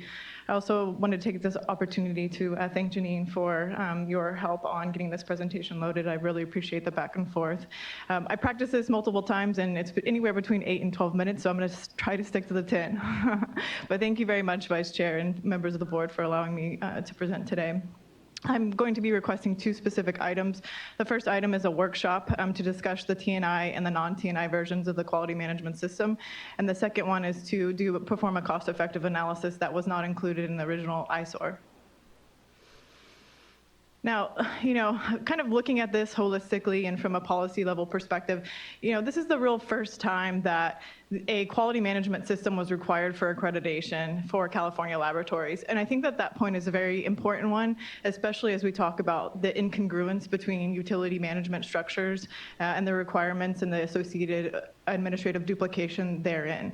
So really looking at that from, because utility operations do not have or have historically required quality management systems in, so that creates a real incongruence. I wanted to provide a historical reference. Those are actually also contained in the packet that I have provided to Ms. Townsend. First, in 2016, a vote was actually provided by LTAC that required that a quality management system be a condition of accreditation by California ELAP, and that motion carried. At that same meeting, there was a straw poll if TNI, the 2016 version, would actually be the foundation for quality management systems, and that motion was lost. Then in August of 2016, a motion was to continue the discussion related to a quality management system, which carried, and then an additional motion on the adoption of a 2016 system with modifications. That motion was actually lost. But staff moved forward with their personal recommendation, ignoring stakeholders and the LTAC community. We've had the luxury of time, and my role as the Director of Environmental Compliance is not only just a specific oversight of my laboratory, which contains 6 people, but also the data from 4 other laboratories as well, as I'm the legally responsible person. I'm also directly in charge with resource management on allocating budgeting for staff resources to deal with regulations specifically.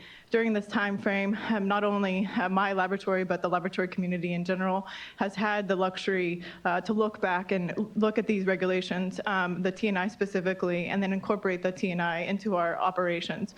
We have promoted staff to be able to do this. My staff person cost over $100,000 a year without budgets, without benefits, excuse me. These are very expensive regulations from a policy perspective as we look at the quality management system. I'm not going to go over these specifically. I think what's been addressed by multiple parties expressed today is that the recommendations from LTAC, even from a supermajority perspective, have been ignored by staff. And as stakeholders, we have been craving discussions with staff on why our quality management system is not applicable, and those have literally been ignored. The QMS is really a function within not only the ISO 17025 is what TNI was actually a function of, but the California QMS was operated within that TNI system. So what is TNI? For those of you who've been... Okay, Ms. Baylor, I'm going to ask you to slow down. Okay, thank you. Because I think you're getting to a very, very crucial slides. Okay, very good. And so let's slow down. Okay. And let's make sure that we get the substance of what you're trying to convey. I appreciate that, Board Member Dudet. So whenever we look at what TNI is, we really took it out line by line to understand what this actually is and how it's applicable for our regulations. And when you look at it, TNI is really two functions, a management level controls and technical methods. For the California QMS, we didn't touch any of the modules 3 through 7. We feel like as an industry, we're really focused on technical feasibility and making sure our analysts are proficient in being able to analyze the samples that they are charged with. So the technical methods are actually also kind of based on the standard methods as well, which is another consensus-based organization with multiple parties that are supporting the development of those methods. But I wanted to really point out on this slide, on Module 2, the quality systems is what we were actually changing within the TNI system. In December of 2018, Ms. Sotelo, on a slide, presented 15 critical elements that were required for a quality management system. Those critical elements were specifically looked at in our subcommittee, and we took each one of those very seriously, and we actually addressed those in our regulatory package in the quality systems section or in other parts of the regulations. So I didn't put all the references associated with that, but they are contained in the book that I have provided to Ms. Townsend. There's been really 9 major components of the California QMS. We require a quality manual, we require management oversight, internal audits, QA/QC procedures. We reference modules 3 through 7 of TNI, and SOPs, those standard operating procedures. We require sample collection and custody procedures, data integrity, and ethics training. We also, in the ethics training, we provided a more robust statement because we feel like we are in agreement with ELAP, and the fact is, how can you actually guarantee quality when you're not there? I have analysts that are running samples over the weekend, and we want to make sure that those systems are in high integrity. And really, the best way to get there is really an organization that values ethics and ethical behavior, and that's why we made that more robust. Also, as in reference to Mindy Boyle's comment, we actually included in the third draft, in the mirroring of the California QMS with the third draft regulation, a requirement for service transparency for ELAP, which holds them more accountable so that when we all leave here and we move on and we have different things that are our high priority levels, that none of this was able to happen in the future. So I'm going to address I'm not going to read all these slides, but when we look at the questions, and I think they were really good ones related to what is in the California QMS versus TNI, there was some redundancy that was associated. And I will just kind of point out the fact that as was noted earlier, section 4 of the module was actually completely deleted, but we addressed this in a letter that was dated to ELAP on May 24th, 2019, where we go line by line and show where exactly we've actually, where we've actually addressed these specific issues. There's administrative deficiencies, there's administrative efficiencies and duplications that are specifically addressed in the regulations. And all of these have been provided to staff, but we've not been able to have a meaningful discussion on why there's still claims that the California QMS isn't specific enough. Moving into the APA, for this slide, I really want to address section number 2, or point number 2. The alternative accreditation standard was lacking essential quality system and management requirements, as well as auditability functions.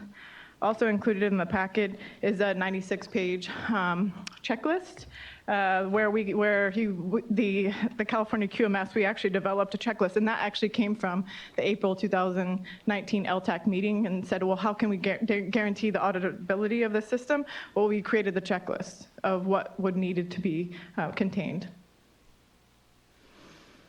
So as it relates to the APA, really the less burdensome and equally effective, we think that the California QMS is an alternative that should be considered. It's based on the statute. It's related back to the certificate of accreditation pursuant to the article.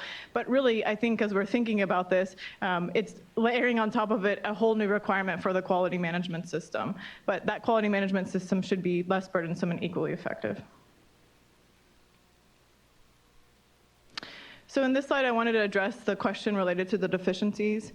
We were provided by ELAP staff on December 13, 2019, the 103 reports, as briefly mentioned in Mrs. Sotelo's presentation earlier. What I want to point out is that over 70% of the requirements or the deficiencies that were identified by Dade Moeller were actually related to the method. So the reason why I bring this up is because, and the reason why we requested this is because there's been a lot of discussion about how there's systemic data quality issues in California. And we, while we agree that deficiencies are problematic, we have to address those concerns head on. Myself as a role in the CWA as the lab chair, I'm responsible for providing training on some of these methods that we could have issues with. And this is really what we're trying to get out. What is the core issue? How can we use our industry resources to apply training to directly identify and fix some of these deficiencies? And just as a point of reference, when you have the deficiencies identified, you submit a corrective action report. If ELAP agrees with the report and those corrective action that you've taken, then you are basically, those deficiencies are wiped clear. You've cleaned up you've done better in that assessment. And we wanted to make sure that it was clear that we're a partner in any type of evaluation of any issues that are occurring throughout the state of California. So this is section 2 in my report. This is a stakeholder analysis. I wanted to kind of explain why, I mean, we're seeing a very wide swath of representatives today and why this is really contentious, a set of regulations that need a little bit more time to actually move through and discuss because the far-reaching consequences associated with this. So what you see on the right is we have a statewide, it's about 52% of public laboratories make up with about 45% commercial. This data was obtained from the ELAP's website. There's probably more current data that we'd be happy to use the same methodology in the assessment. The real point here is to look at region by region the differences. Region 4 and Region 8 actually have a larger percentage of commercial laboratories, which I thought was very interesting. But really when we're looking at management systems that are able to, that can guarantee the quality or of known documented quality, we need to understand kind of the business structures that we're all operating within. And then finally, the regional model. So we had been working with, I provided some of this data and information. We've been working with FEE staff a few months ago, or the time has gone so fast. It was more than a few months ago. But we have always been in an industry, if you need more resources, please identify those so we can mobilize that and explain those to our laboratories.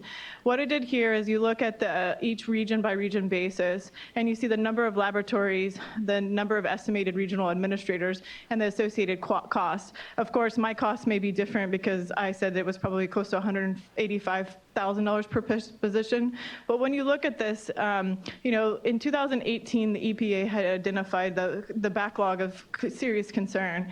And even though we've hired third-party assessment, that backlog has grown 900%. There's been a lot of issues related to some of the customer service with ELAP not being responsive. A lot of my utility management members, they are interested in more of a higher service level. So when you look at the ability to use our resources regionally, the State Water Board has that ability through the regional board system. And it was interesting that part of drinking water, we could also do that through that system as well. So just as a point, and this is a much cheaper cost than the estimated regulations. We still haven't really discussed in detail that these regulations are really going to push us over the $50 million major regulatory status. The estimate of a $46,000 person being able to oversee T&I transition is not accurate. My lab position and my direct experience will have us proven that. What you see in this map is that I try to compare the fact of the public utilities and the exceedances of drinking water standards in the state of California. And what you see is that there are real tangible problems in California related to access to clean water. And it would hope that the board members would realize that we need a cost-effective solution so we can really move our money into fixing tangible problems. So in conclusion, unreasonable haste is the direct road to error. I would hope that we can pause so we can have a more effective conversation and dialogue, because this is the first time I'm really trying to talk about the systems and the alternative systems in an open dialogue kind of fashion. And I think that the workshop would be a really great way for us to come to the table and really discuss the T&I versus the non-T&I systems. And then following that up, we need to perform cost-effective analysis because we're talking about real money associated without actual fixing real problems related to the data quality. So with that, I'll take any questions and thank you very much for your time. I really appreciate the opportunity to speak today.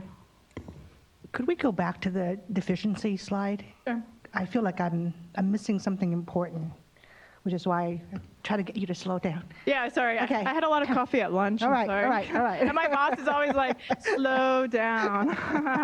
So sorry about that. I had a lot to cover, as you can tell from the report. Yeah, okay.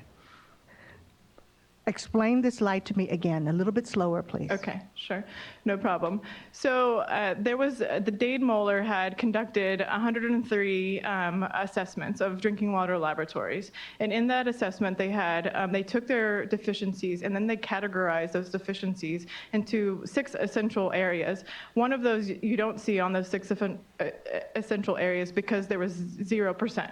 So the main areas are quality assurance was a deficiency, proficiency testing was a deficiency, method deviation, notification and reporting, or equipment. The method deviation and the equipment are... So, I'm sorry, let's slow down a little bit more. Okay. So from this slide, am I seeing that 73.51% of the deficiency is due to equipment? Is related to the method. So it's actually the equipment and method deviation. All right. And then of those 73.5% that is deficient because of method, you further broken it down? No, those are the, what I would try to do is say that what is the largest category of areas so it's actually the 73.5% is the combination of equipment deficiencies and method deviation. So those two things combined represent the majority of the deficiencies identified by Dade Moeller. All right. Now let's go back to, you had a slide that shows the components of TNI. That one. Mm-hmm. So would modifying module 2 as what you're proposing, does that in any way impact the deficiencies that were prevalent in the previous slide? So TNI in and of itself does not affect those issues because it will not change method requirements.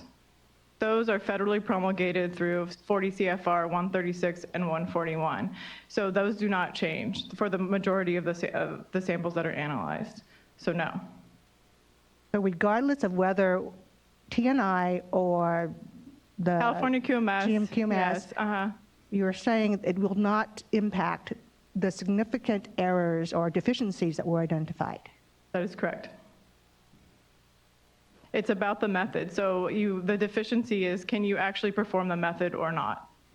So if there's an equipment deviation, so I'll give you an example. In my laboratory, one of the deficiencies that was found about, I would say 8 years ago, whenever I was directly managing my laboratory related to equipment, was the fact that I had a thermometer in one of the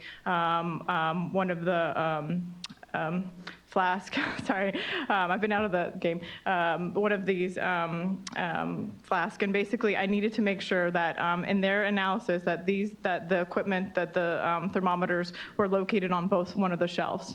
So there was an interpretation on the different shelving that we had in there. That would be an equipment deviation. So instead of having the thermometers on both shelves, they wanted them on one shelf to be able to make sure that the samples are being incubated at the proper, in that surface or in that area, the correct way. That would be an equipment deviation or a deficiency. I think I'm going to need more time to digest everything that you've said, but thank you. Okay, very good. Ms. Baylor, so thank you for your presentation, and thank you for putting this slide up again, actually. Mm-hmm. And so I guess, in both TNI and in the California QMS, they both propose to have quality management systems. And it sounds like they're just different approaches. So, I mean, would you agree that a quality management system is helpful and beneficial to a laboratory? Yeah, and I think, going off of Bruce's comments earlier from Mammoth Lakes is the fact is we should be recognizing the strengths in each other's, right? And there are some real benefits of T&I that we had not incorporated from a quality management system. We recognize those. We took them line by line to say, are these beneficial? Does it actually help with data quality? Does it connect back to the management level controls? What are those real key issues? So I would say that there are really benefits of T&I because we have seen those as increasing some of the known quality, but there are still a lot of administrative duplication and inefficiencies associated with it. And I have staff that have to maintain all these records, and a lot of my QA person's time now is just on the maintenance of some of the records. And so those do not improve necessarily the data quality. Right. So thank you. And so that's one thing I'm trying to understand, because I heard from your presentation that you addressed a number of ELAPs, the 15 critical components of a quality management system. So it seems to me that California QMS is still going to take some time and effort and resources to implement and manage and document and go through those processes. So I'm trying to better understand, what the differences really are at the end of the day. Yeah, and that's why, it's very complex, and that's why I really feel like in this process, we should really pause and then have more of a workshop so we can have more than just a 3-minute or a 15-minute time frame to go through all of those issues on a line-by-line basis so that people can understand those differences.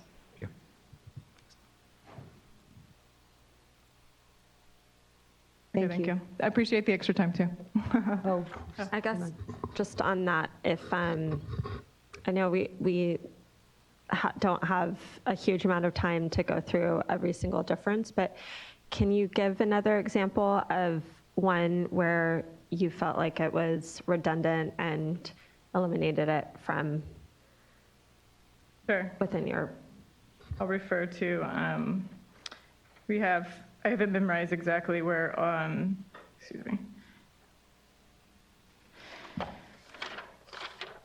So going back to the organization, for example, personnel training, it's actually covered in the QMS.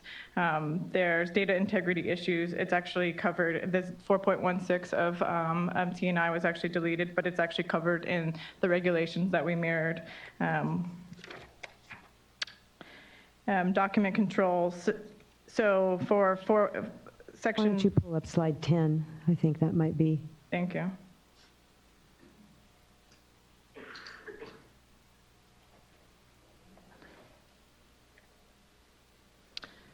Oh, I'm looking at a different slide. Administrative efficiency and control.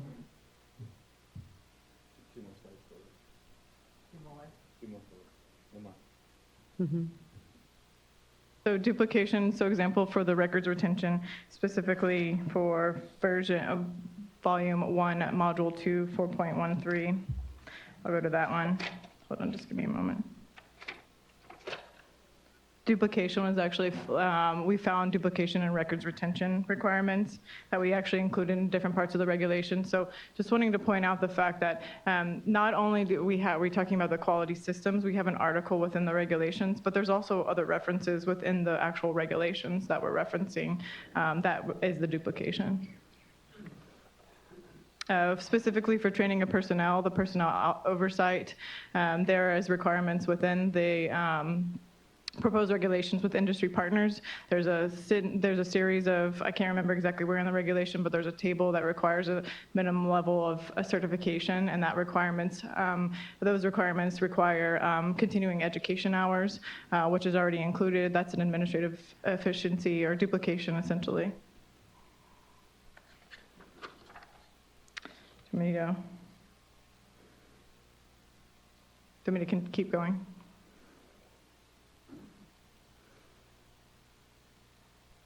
I think I may have more questions later, but this was helpful and can Okay. listen. Yeah, we went through, I just wanted to point out is we can go through these line by line. That shows exactly where we have it in the regulatory package and where those duplications exist.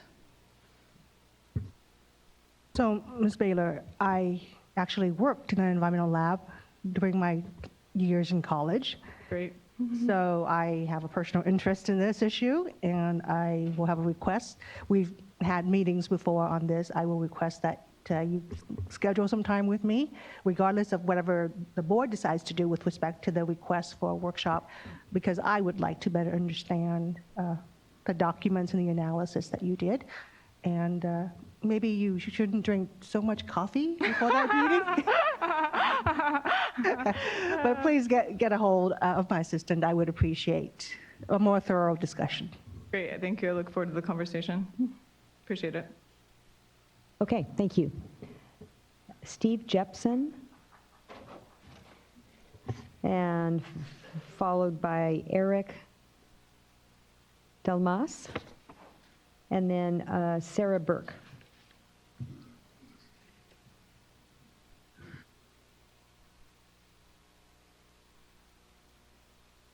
Good afternoon.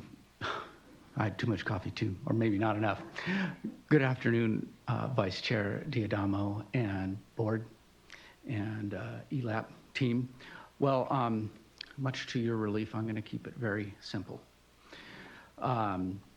Thanks for the opportunity to speak today. My name is Steve Jepson with SCAP, and we represent a little over 83 to 84 water and wastewater agencies in 7 counties of Southern California. I want to make it clear that SCAP's lab community does not support the current regulations with TNI requirements. SCAP started communications with ELAP back in April 2018. At that meeting and at follow-up meetings with ELAP staff, we struggled to understand the problem with environmental labs that ELAP was trying to correct, and we also struggled with understanding how TNI would solve the perceived problem. One message that SCAP has been clear and consistent with is we really need a workshop to get together and understand what problems we're trying to correct and get our conversations and our data in alignment. We appreciate this opportunity for a hearing, but having just a few minutes to explain or cherry pick data is just not conducive to a thorough understanding, especially for a regulation and policy of this magnitude. And I do want to take a moment to comment on the eyesore and the economic analysis with very low labor rates and coming in below major regulation status. And you've received letters and you'll receive some comments on that and have already, that this is a major regulation and it's important for our state. We've heard about the challenges of implementing and maintaining TNI. SCAP has labs in our membership that were early adopters of TNI and initially not resistant to ELAP's direction, but after implementing and using TNI, they have changed their opinion and in fact became quite active in the California QMS movement. So this is some real world experience. The TNI only lab accreditation system will result in significant economic cost and labor requirements for our labs. We've seen that. So I'll get down to my asks now. We continue to request meaningful public workshops with board members present as available so we can make truly informed decisions. The presentation this morning about open data goals was really eye-opening, and I love the way the State Water Board has been improving their website and data availability, and this is a classic case of a need for better understanding of the data and the numbers. The second request is that ELAP and the board seriously consider the California QMS and LTAC's recommendations for the California QMS. And finally, we request that the ISOR be revised to include accurate labor cost estimates for TNI and include the California QMS. Thank you. Just a quick question, sorry, before you leave. Thank you. So you mentioned that some of your member agencies had started implementing TNI and then we're not happy with it, and Yeah. have become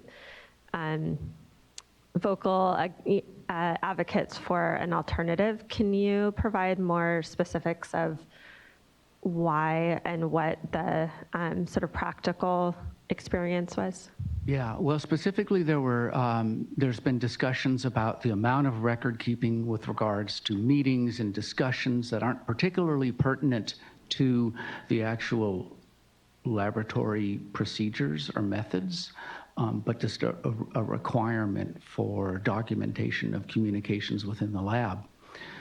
Also, other administrative requirements that are redundant to public agencies, purchasing policies, HR policies, and following up with some of the T&I interpretations of how these policies should look compared to what the public agency already has in place.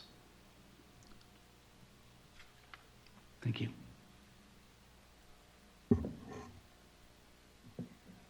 Mr. Delmas? Good afternoon, Vice Chair Diadamo and members of the board. My name is Eric Delmas. I'm the laboratory supervisor for the City of Tracy. I'm going to touch on labor costs associated with the proposed quality management system. I'm going to start with a little history. I've spent 30 years in the municipal lab service, working for 3 agencies, the City of Turlock, Merced, and Tracy. Currently in the City of Tracy, I also supervise the Environmental Compliance Division, and I supervise the laboratory, which we have 4 technicians. That is a 7-day operation in the laboratory and manned by laboratory technicians. They also sample the potable water system, including the distribution system and all sources. That's a weekly endeavor. They also sample the wastewater treatment plant. They test most of the samples and they ship the others to contract labs. They also keep the lab orderly and they order lab consumable supplies. My experience with eLab begins about when they began in 88, and they routinely audit us every 2 years, even when I was with the other agencies. The audits typically last 1 to 2 days, at the end of which they submit a list of deficiencies and I submit my corrective action, and later I get my certificate with my field of testing in the mail, and I'm happy once again that I've earned my accreditation. Then in 2017, NV5 conducted my audit, at the end of which they said they would conduct a gap analysis from where I was and where I needed to be TNI. Well, in the end, the bridge was too far, and they couldn't spend the 2 to 3 hours at the end of their audit to help me now analyze that bridge. But as always, they submitted a list of deficiencies, and I sent my corrective action, and later I got my certificate in the mail along with my field of testing, and I once again was certified. And my short-term goal was complete, but I knew a longer-term goal existed. So I had to designate more staff and supervisory time to my quality management system.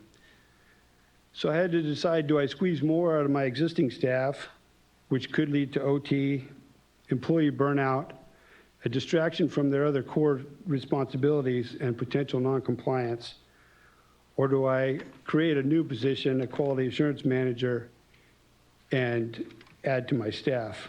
After laboring over the pros and cons of each choice, I concluded that a dedicated quality assurance officer on staff would best ensure that our labs stay compliant with current and future accreditation standards.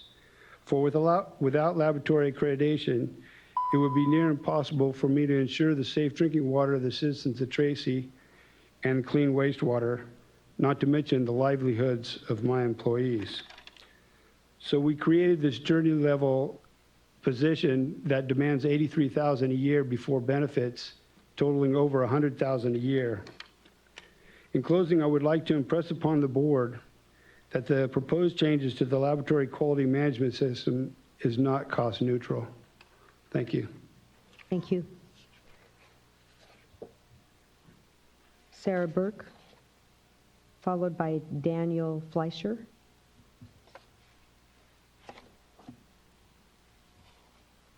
Good afternoon. Good afternoon, board members. Thank you for allowing me to speak today. And as Bruce and Blair from Mammoth hinted at in their letter, it is indeed an honor to be in this room with this company. I'd also like to take a moment to acknowledge Amber Baylor and the QMS team for their hours and hours of hard work in their endeavors. But I'm here today to let you know that Oraloma is choosing not to adopt the new regulations. By the way, I'm the plant chemist. I'm the one-person lab from Oraloma. And we're choosing not to adopt the new regulations as currently written. Much of the value that I provide enables our operations staff to make process decisions to produce the best quality effluent, diverting limited resources, namely me, to overly complex administrative processes takes away from our common mission of doing the best for the environment.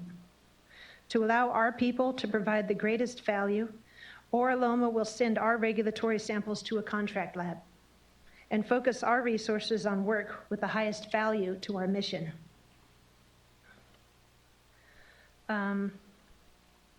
So it's a pretty easy business decision for us to do that. The notice of proposed rulemaking stated that very small labs like ours will need to hire a person and a consultant.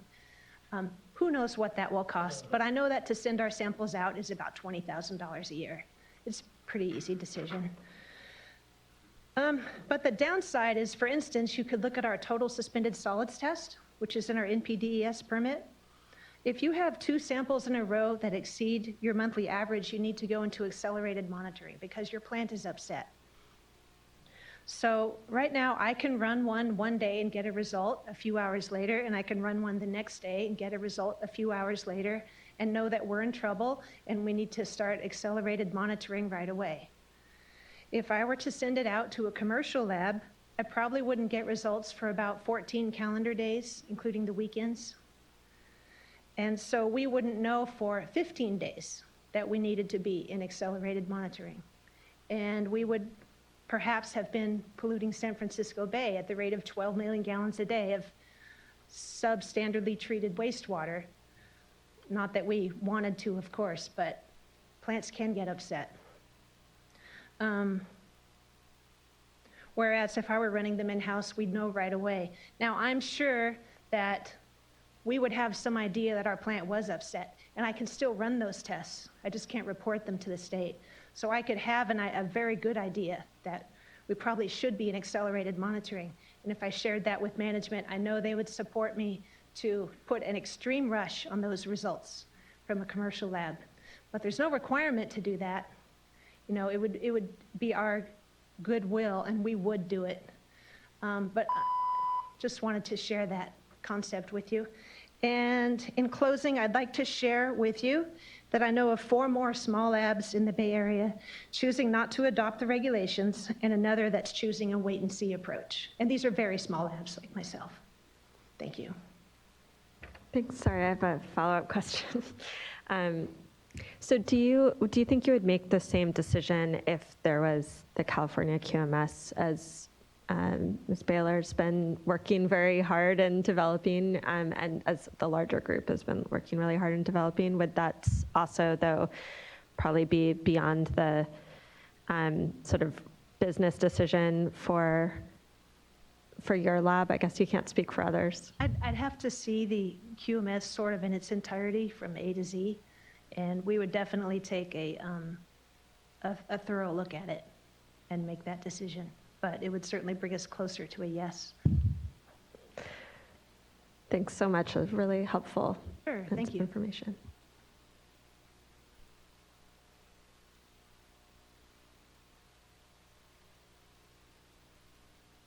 Daniel Fleischer, followed by Cindy Zernicki.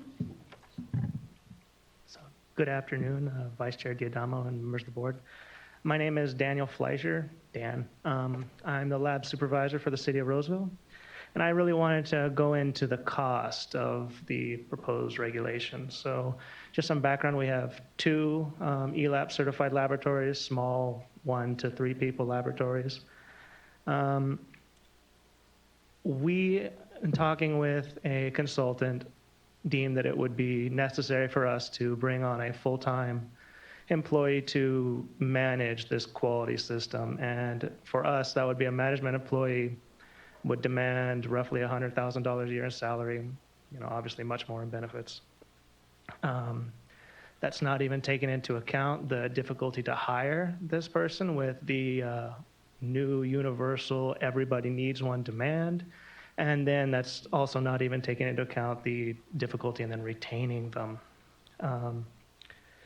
In regards to the eyesore seems to think that we would be able to do this with about 30 grand a year. I can't even hire a technician for that. Also in regards to the consultant costs, there's only 2 individuals now in the state. Both of them are completely saturated, as it makes sense with about 600 labs between 2 people that they just can't manage that one.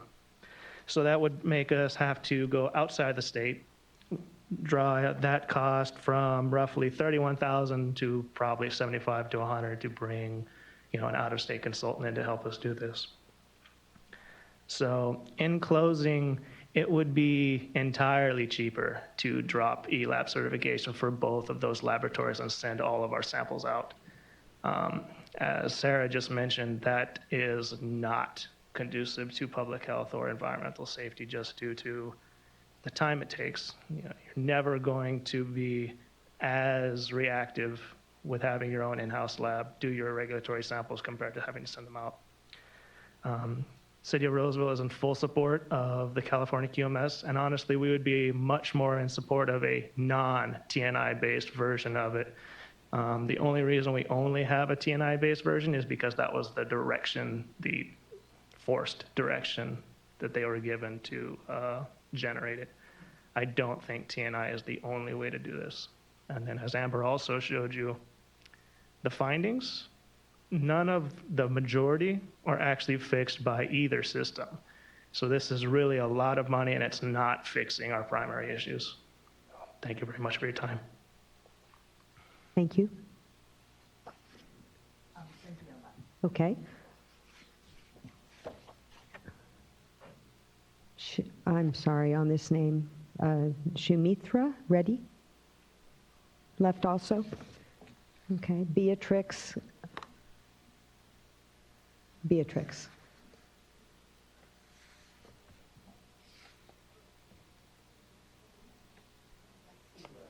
Cindy left. Okay. Debbie Webster.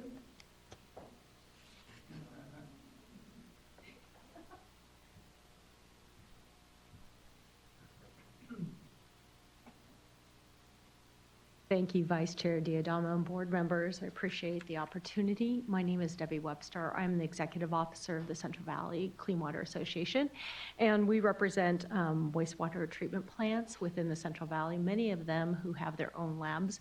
Most of them would be considered small and very small private, publicly owned labs.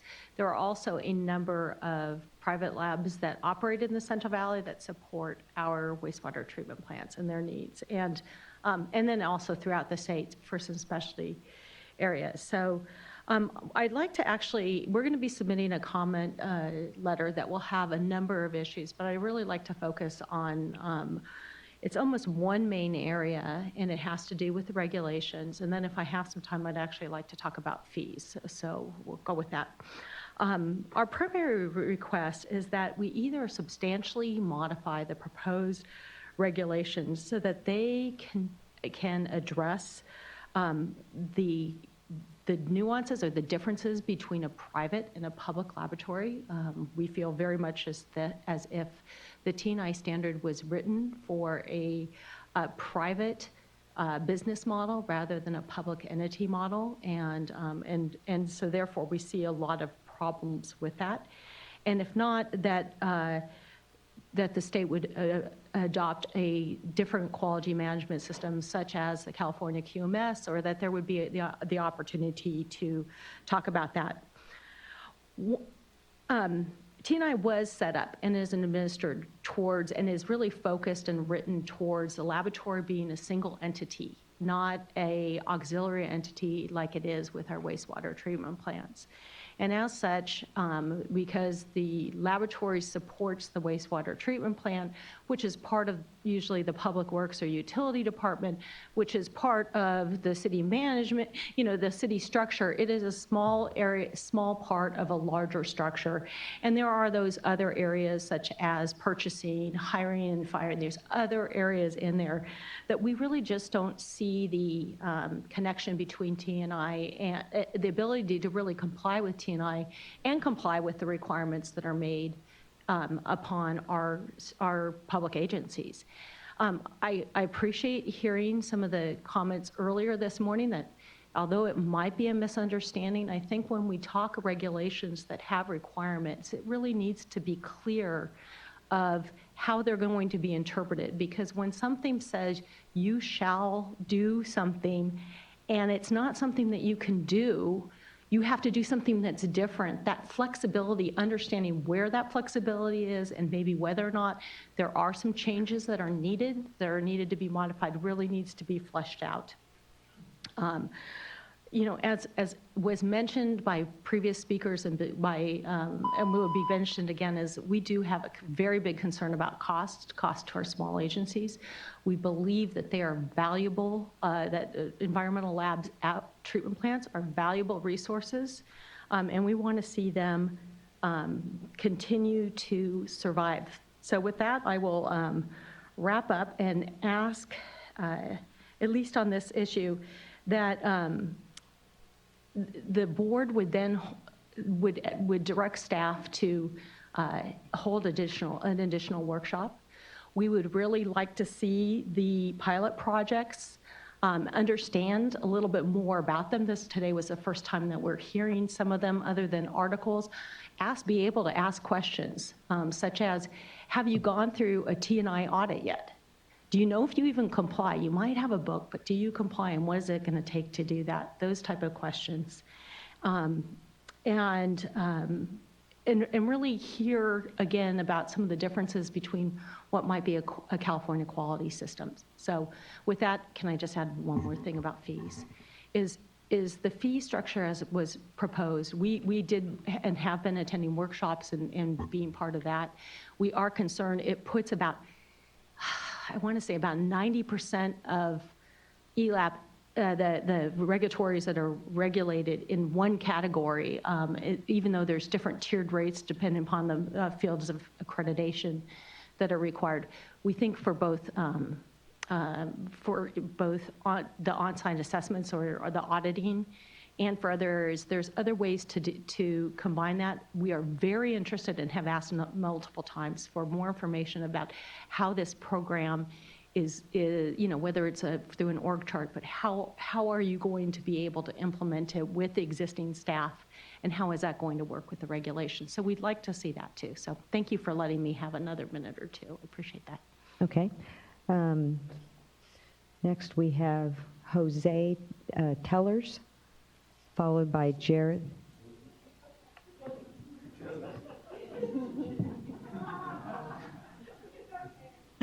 Okay, these glasses are here for a reason. It's not working. Okay, Josie Tellers. All right, followed by Jared Voskule, and Jared has that PowerPoint. I apologize, Josie. Okay. Good afternoon, Vice Chair and board members. Thank you for the opportunity to speak in front of you today. I am Josie Tellers, Water Quality Coordinator for the City of Davis. I'm speaking in front of you today also as a member of the laboratory community. I hold a Bachelor's of Science degree in Agricultural Engineering and a CWA Lab Certificate Grade 4.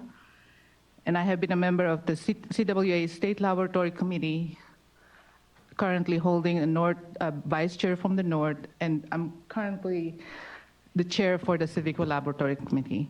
So as you see, I've spoke in front of you many times before about this issue right from the get-go. I have a great opportunity to work in the environmental testing industry since 1983. 19 years of that was spent in private privately owned laboratory and 18 years towards publicly owned laboratory, City of Davis.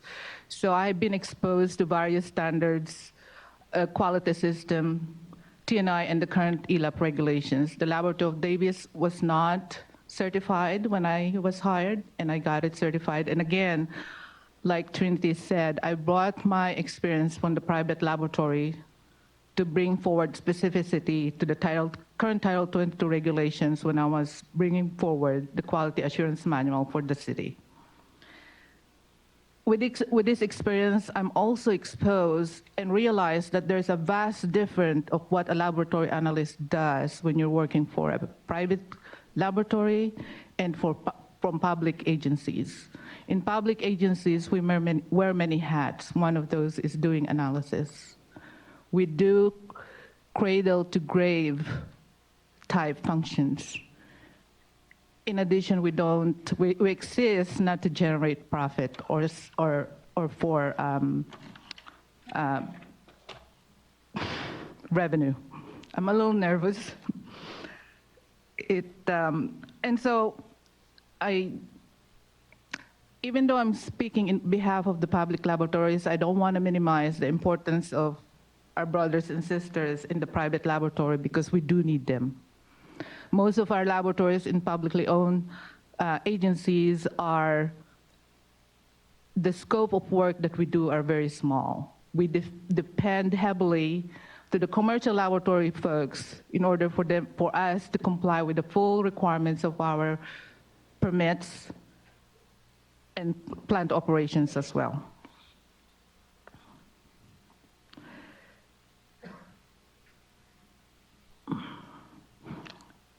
For your consideration, and as you have heard, there are some laboratories that already have closed. In fact,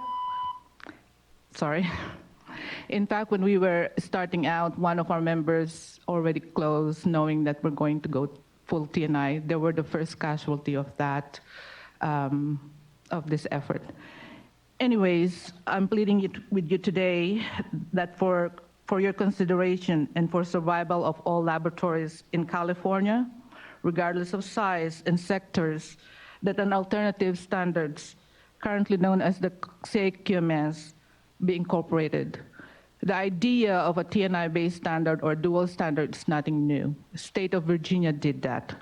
They have a TNI-based standards for commercial laboratories and a TNI-based standards for publicly owned laboratories. So they are following the same standards, but they have different model. Again, understanding that there's two different models for those two sectors. Anyhow, I have to cut my speech, but we will be including comments related to cost of compliance, field of accreditation, enforcement, third-party assessors, et cetera. Thank you so much. Thank you. And I'm going to try and be better about cutting off at 3 minutes because we have a couple of board members that have other meetings to attend. So, Jared, ready for your presentation? And then after Jared Voskule, Tim Worley. Would it be okay to move down? Sure.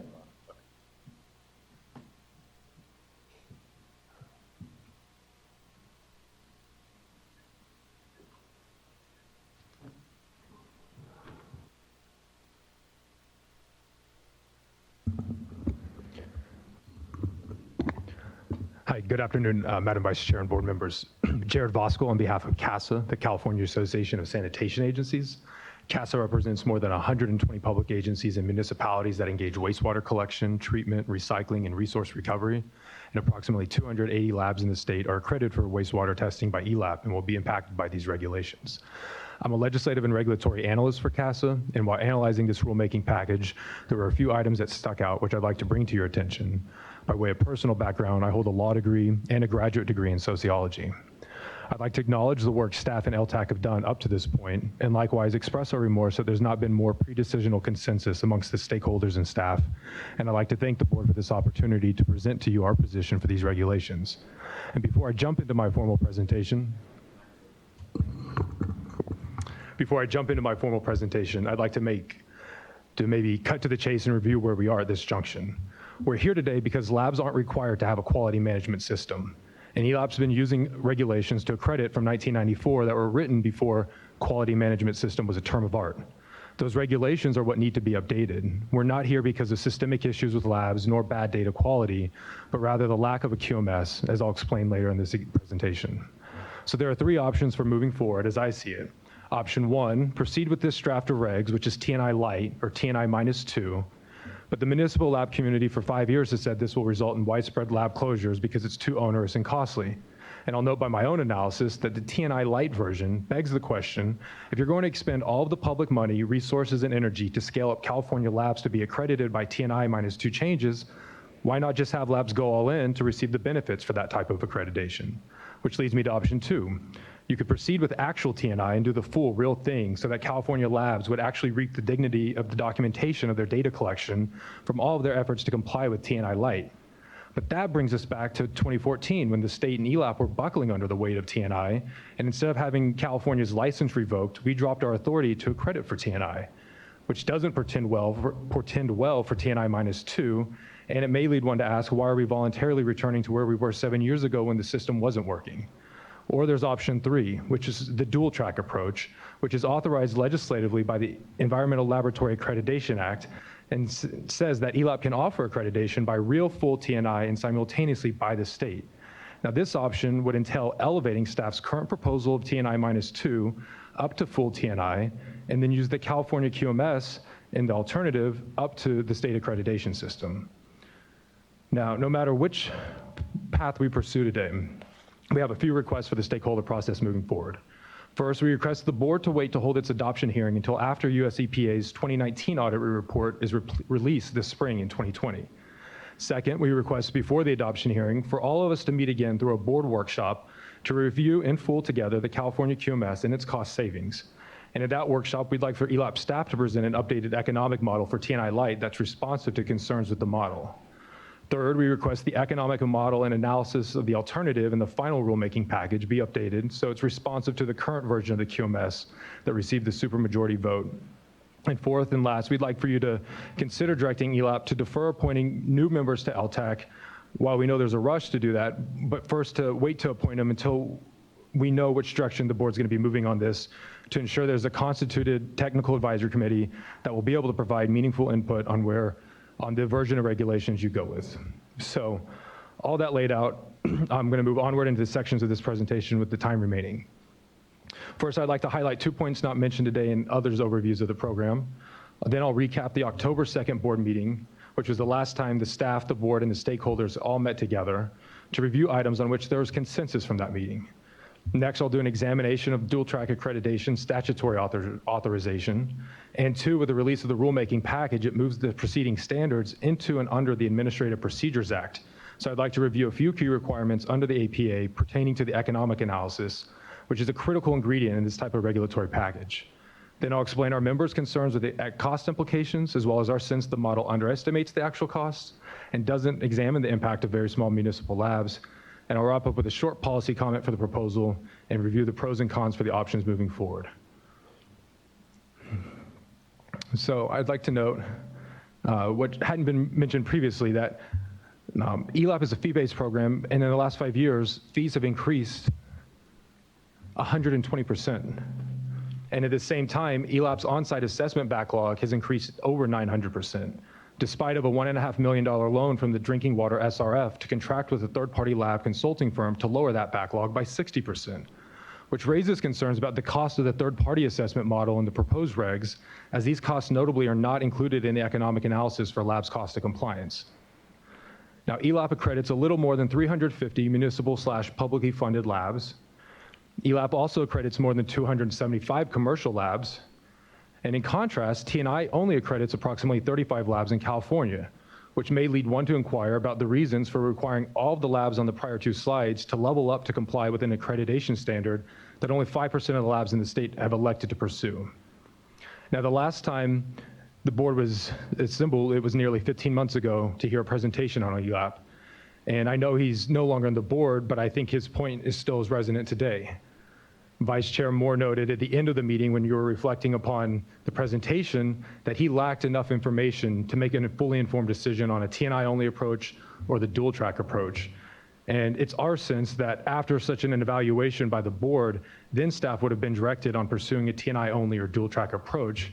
But however, this formal rulemaking commenced with a TNI only approach before we all had a chance to meet again. So hopefully our showing today at least will move a majority of the board to call for a workshop and presentation on the alternative sometime before the adoption hearing so you can fully consider the ramifications of pursuing TNI light. Now, with regard to the consensus items at the last meeting, there are 3 important agreements I'd like to highlight between ELAP staff, NV5 lab assessment consultants, and the LTAC chair. First, they agreed that 1 and 2 person municipal labs cannot implement TNI by themselves, and they'll have to hire another member onto their staff. Second, in most instances of deficiencies in the NV5 report, simply a quality management system would have addressed the concerns flags. Third, it will be necessary to perform outreach and provide financial and technical assistance for labs to further train lab personnel, no matter which regulations the State Water Board ultimately adopts. Now, in a way, this hearing could be cast as a referendum on dual track accreditation, as the regulations are prescriptive of a TNI only system, despite ELAP's authorizing statute providing for dual track accreditation. I draw your attention to Health and Safety Code 100829, which reads the State Water Board can offer both state accreditation and TNI accreditation. And as you're hearing today, TNI only will result in costs to comply that will lead to lab closures. And it's not just because the lab will have costs to get the quality management system in place, it's that they then have to hire someone to run the TNI system and maintain it after they have the QMS.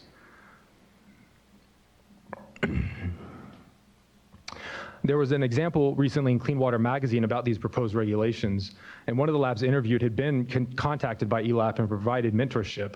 When asked about the outreach and its outcomes, the lab manager said they had a better lab quality manual. They had a better quality lab manual, but keeping up with the documentation and record keeping would present challenges, which reinforces the consensus point from the board meeting last year that simply a quality management system would address items identified by NV5. Now, this current draft of regulations, as noticed in October, moves the rulemaking proceedings under the APA, so I'd like to draw your attention to a couple of provisions under it regarding the economic analysis. First, Provision A notes that there must be an assessment of the adverse economic impact for the purpose of avoiding the imposition of unnecessary or unreasonable regulations or unnecessary and unreasonable record keeping and reporting requirements. Second, in E, the APA says the baseline for that analysis shall be the most cost-effective set of regulatory measures that ensures full compliance with the authorizing statute.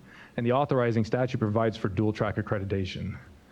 With regard to wastewater labs' concerns with economics, we have reservations and concerns with the figures utilized in the computations in the model, which we'll cover briefly. But for the sake of argument, this presentation is using the figures provided in the rulemaking documents. And I'll explain our members' concerns with even those cost implications, as well as our sense it underestimates the actual cost.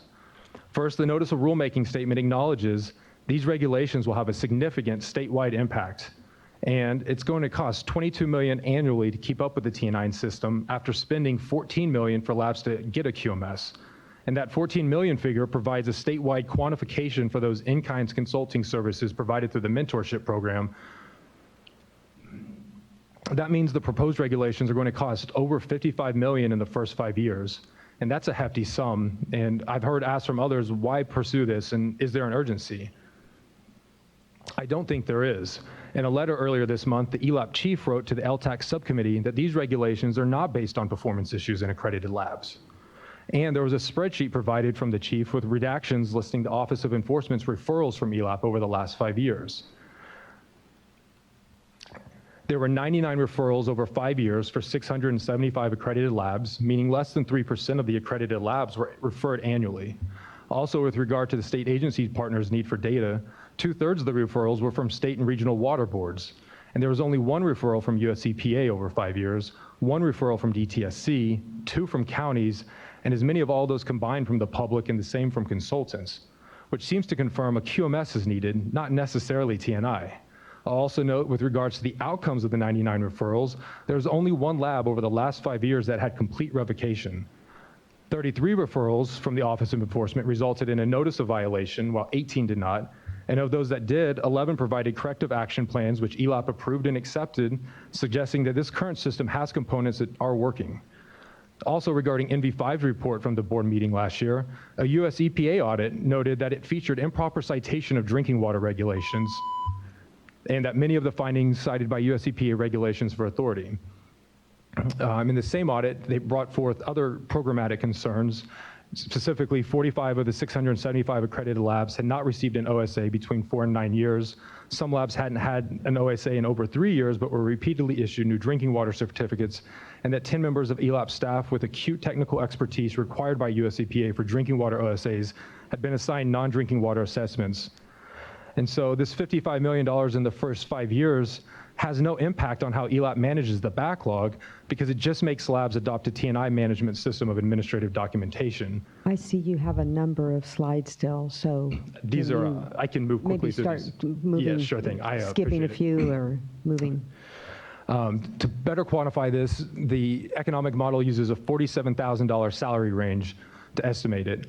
But in contrast, CASA conducts an annual member survey, and looking at the figures that we came up with from our members, we are looking at somewhere between 2 times to 3 times as much of a cost to comply.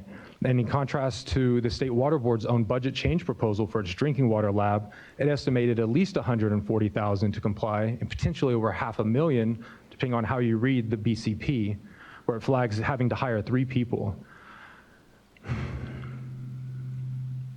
Now, to get a better sense of these costs in being underestimated, we noticed that it goes to small labs, and they're going to have to carry 95% of that cost share. But the 95% of the cost share that goes to small labs doesn't really take into account the very small labs. And I showed you here in the circle on the right, the very small labs have fields of accreditation of 1 through 29. But if you were to take that and cut it in half to 1 to 10 and 1 to 15 for very small labs, I think the weight of the cost share would be allocated onto those very small labs, which results in lab closure. Now, if you want to see the small labs, I draw your attention to the dots here. On the left, there's the municipal labs. Specifically up top, you see the region where small labs exist north of Sacramento. Commercially, they don't have labs there. And so that importance of having labs presence is critical for this.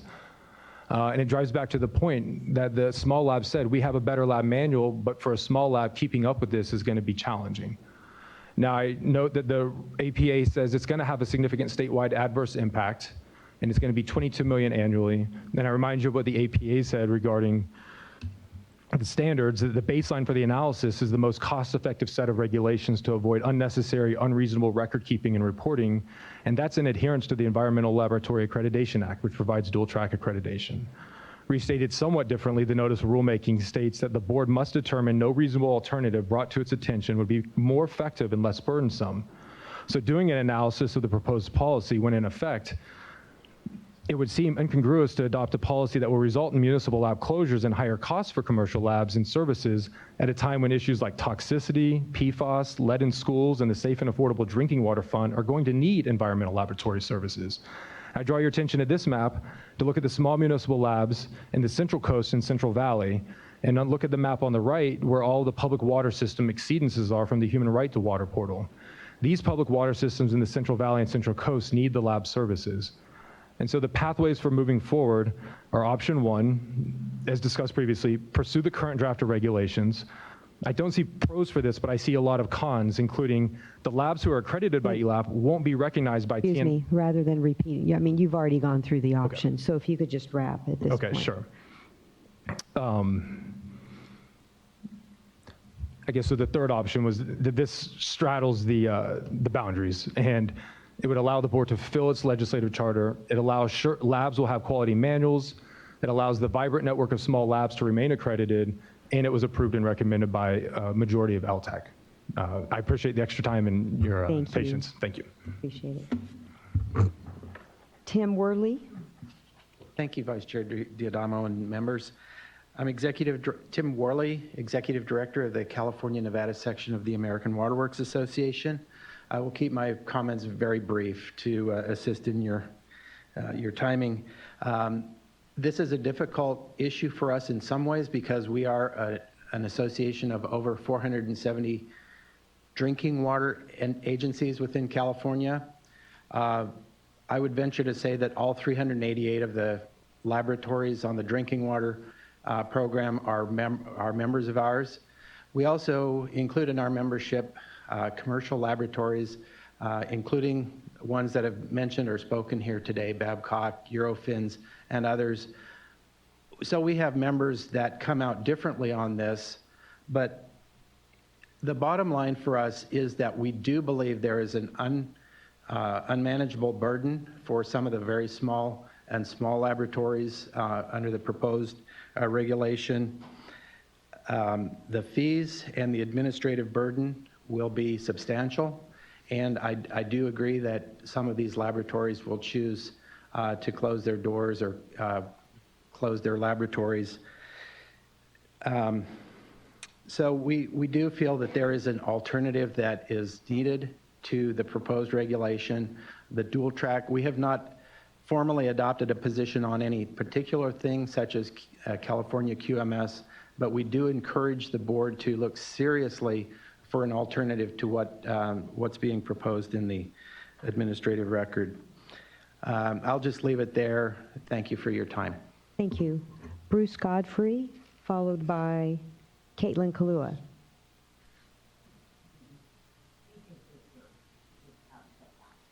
Beatrix. All right.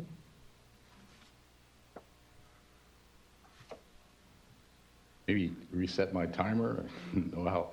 I'm Bruce Godfrey. I'm chairman of ACIL. We're the U.S. Association of Independent Scientific Laboratories, commercial labs, if you will. But I'm here also as a Californian. I built a big hazardous materials lab in Berkeley, sold it to my employers, the Montrose Environmental Group, and now I'm here addressing you guys. I was an LTAC member for 4 years, 1 year with a DPH, and then it came over. We are a divided community of labs.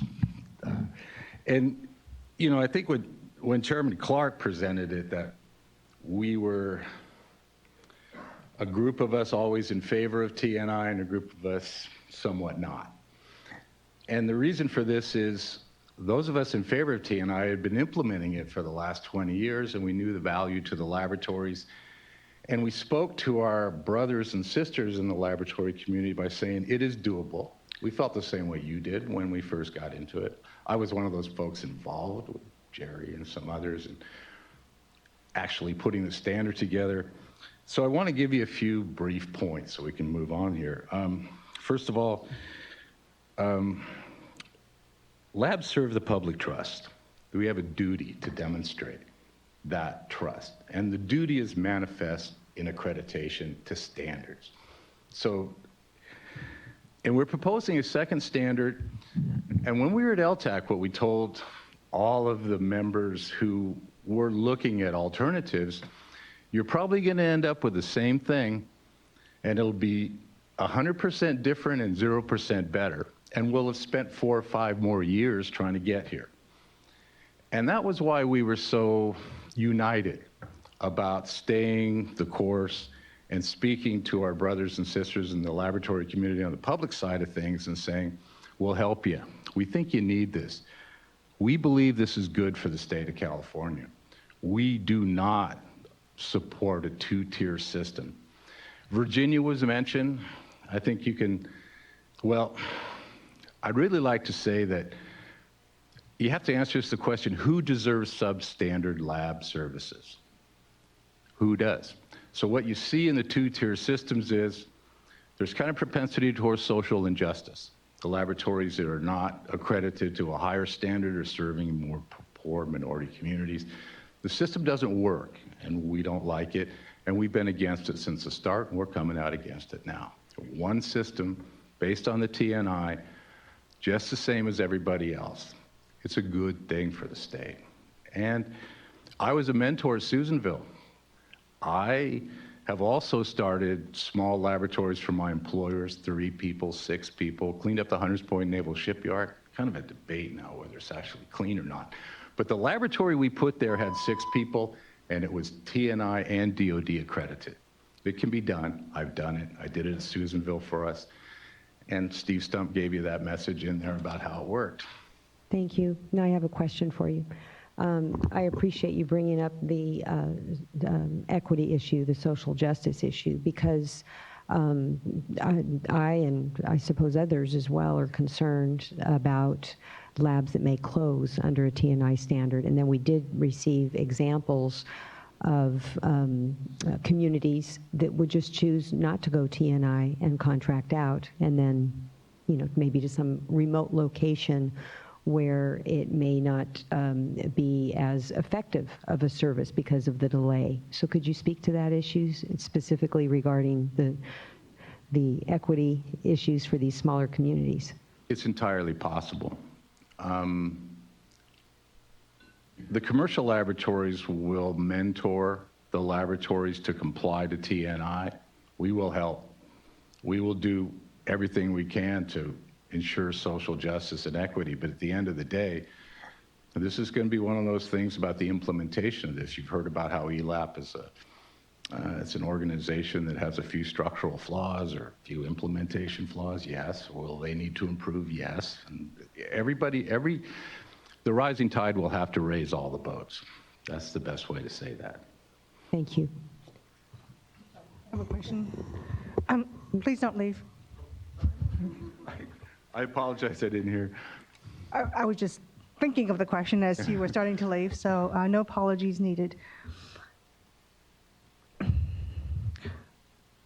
You're obviously not the first speaker today to hold a strong belief that the QMS or a non-TNI system would be inferior, that would somehow be of lesser quality and lesser credibility than TNI. I'm curious if those who champion the QMS approach has tried to present any sort of argument as to the quality of the results. I'm always more interested as an engineer on the results, and how we get there to me is important, but not as important as the actual outcome and the actual products and results out of this. And as an engineer, I'm always interested in efficiencies and cost effectiveness. So while I appreciate the staff's argument with respect to TNI and everything and the availability and the assistance and all that, I heard from Dr. LaBelle first this morning, and now you, and then others, that there seems to be this really strong-held opinion that anything less than TNI is inferior. What is it that makes it inferior, and is there anything that those who champion the QMS approach can do to convince you of the similar quality in outcome and results?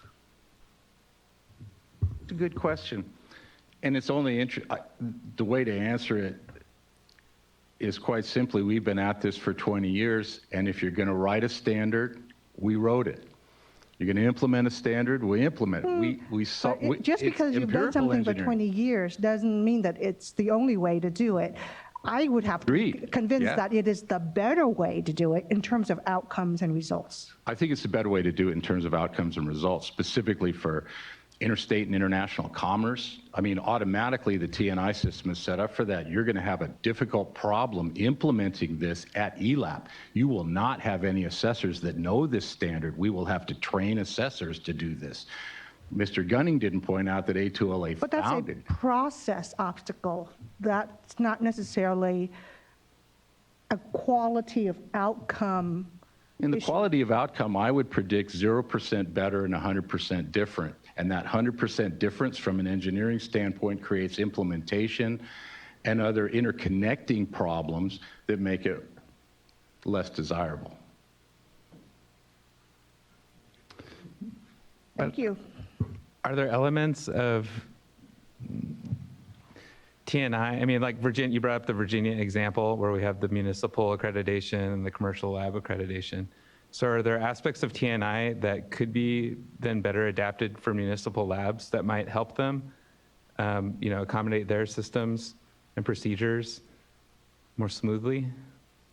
Yeah, I think I'm caught between member Dodick it's this interconnectivity business. And I went to Susanville to solve this for myself. Like, I had set up laboratories that had 2 to 3 people working for my employers that were accredited. How would I do going into a wastewater treatment plant in Susanville, California? How would they treat it? It's doable there. So we get the interconnectivity advantages. We get the acceptability. We get 20 years of evolution. We get a third-party assessor group that can go out, and something I would tell you, the third-party assessors will keep the cost down because competition does that. And if you put 400 new customers in the marketplace for accreditation services, they will drive the price of those services down. So there are a lot of good reasons on the interconnectivity and acceptability side for TNI, excuse me. Could you do it better? As an engineer and scientist, I like to say, yeah, we probably could do it better, but after 20 years and a lot of other, states, and the politics of this make this a better solution, especially from the time frame. We've been at this, trying to get this pushed through or try to get this understanding for 4 years now. And it'll, if we go this way, I would say it'll take a little bit longer to get consensus and agreement. Maybe 4 years, maybe longer. Thanks. All right, thank you. Caitlin Kalua, followed by Beatrix Kapinski. Good afternoon. My name is Caitlin Kalua. I'm the policy analyst at the California Coastkeeper Alliance, providing comment today on behalf of the Los Angeles Waterkeeper, who supports and applauds this move to update the ELAP regulations. It's seen as having these proposed changes based on sound science, and specifically that the 2016 TNI standard is supported as a consensus-based and recognized nationally by the US EPA. Updated regulations will improve the quality of analysis of labs across the state, supporting our efforts to protect the environment and to fight for public health, especially to identify problems with our drinking water early in the process.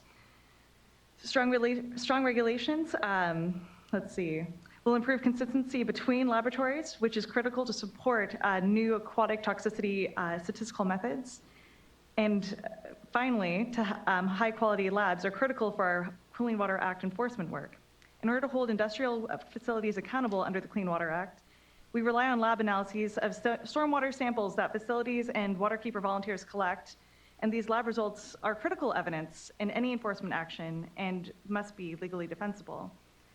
Second, finally, I said finally far too soon, I do want to say that we support a common standard be applied statewide, specifically that ability to have that opening the access between labs within the state but also outside the state.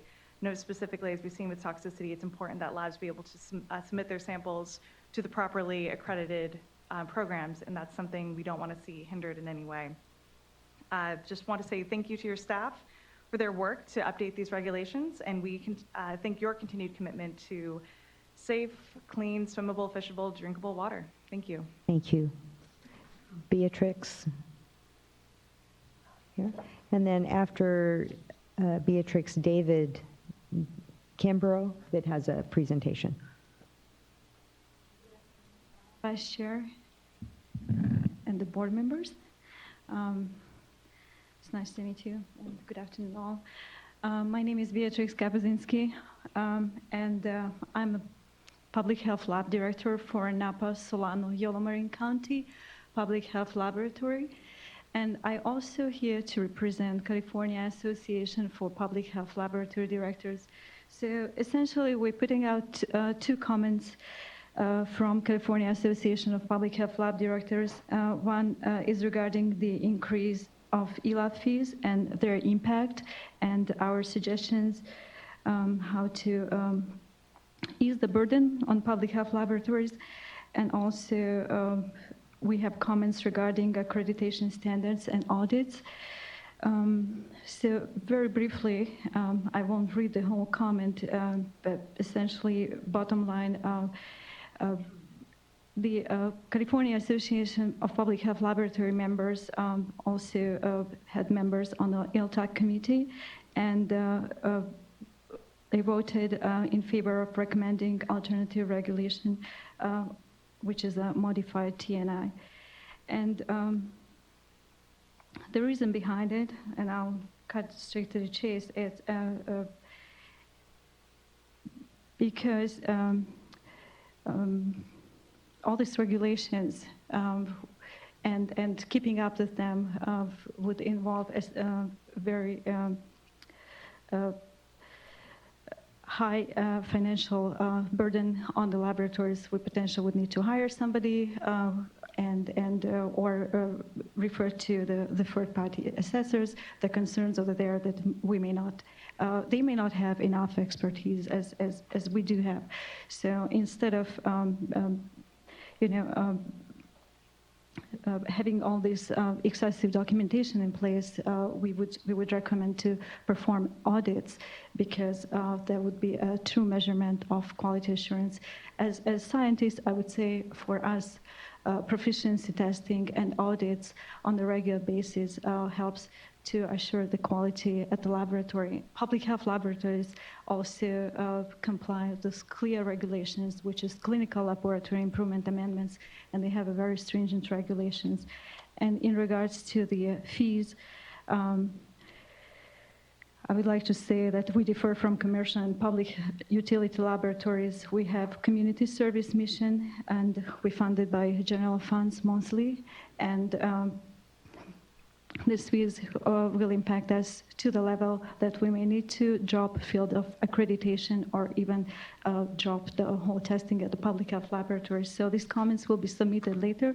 I would like to have a question to the gentleman for the fee schedule. I'm finished with my talk, if that's all right.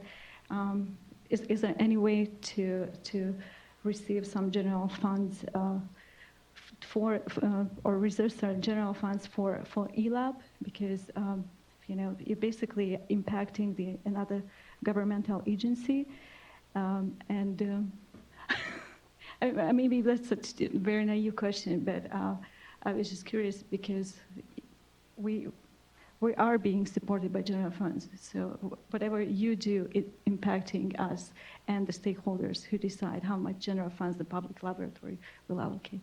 Thank you very much. Thank you. David Kimbrough. Good afternoon, members of the board, staff, and fellow attendees. My name is David Kimbrough. I'm representing the Coalition of Accredited Laboratories. The Coalition of Accredited Laboratories represents laboratories all over the state, large and small, private and public. So these opinions are supported by many commercial labs as well as many public labs. I need the... There you go. I got it. Oh, excellent. Thank you very much.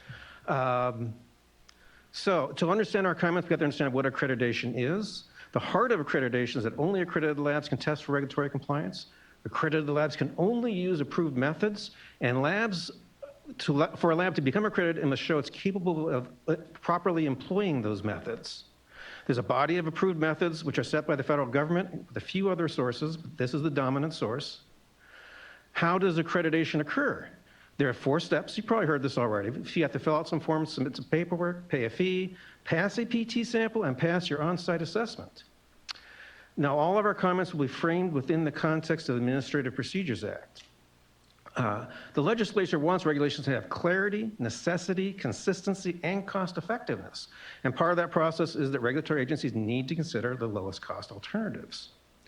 And we're going to focus our comments here on the initial statement of reasons. We are going to submit more extensive comments on the text of the document, of the regulations themselves. Today, we'll be focusing on the eyesore. What is the problem? One of the requirements under the APA is necessity. You have to solve a problem.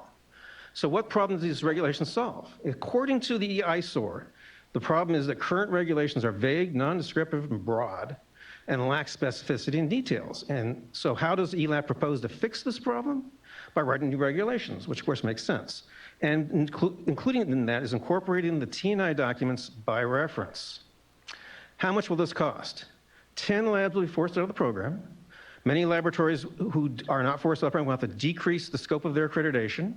We're going to add 180 pages of regulatory text. That is a cost.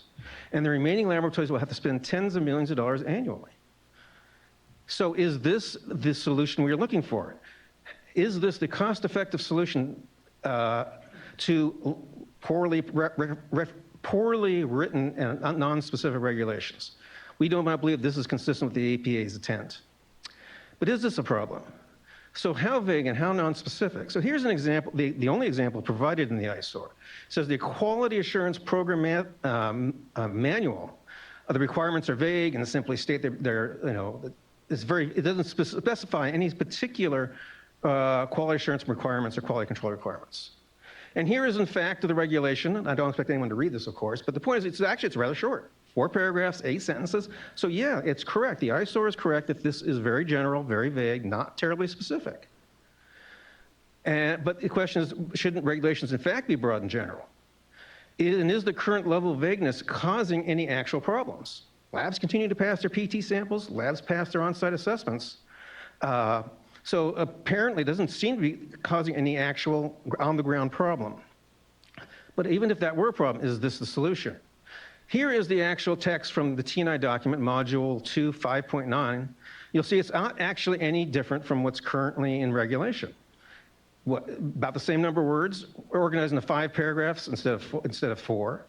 But it's actually, and she says, where practicable may include. There actually aren't any more specific requirements in this requirement than in the current requirement.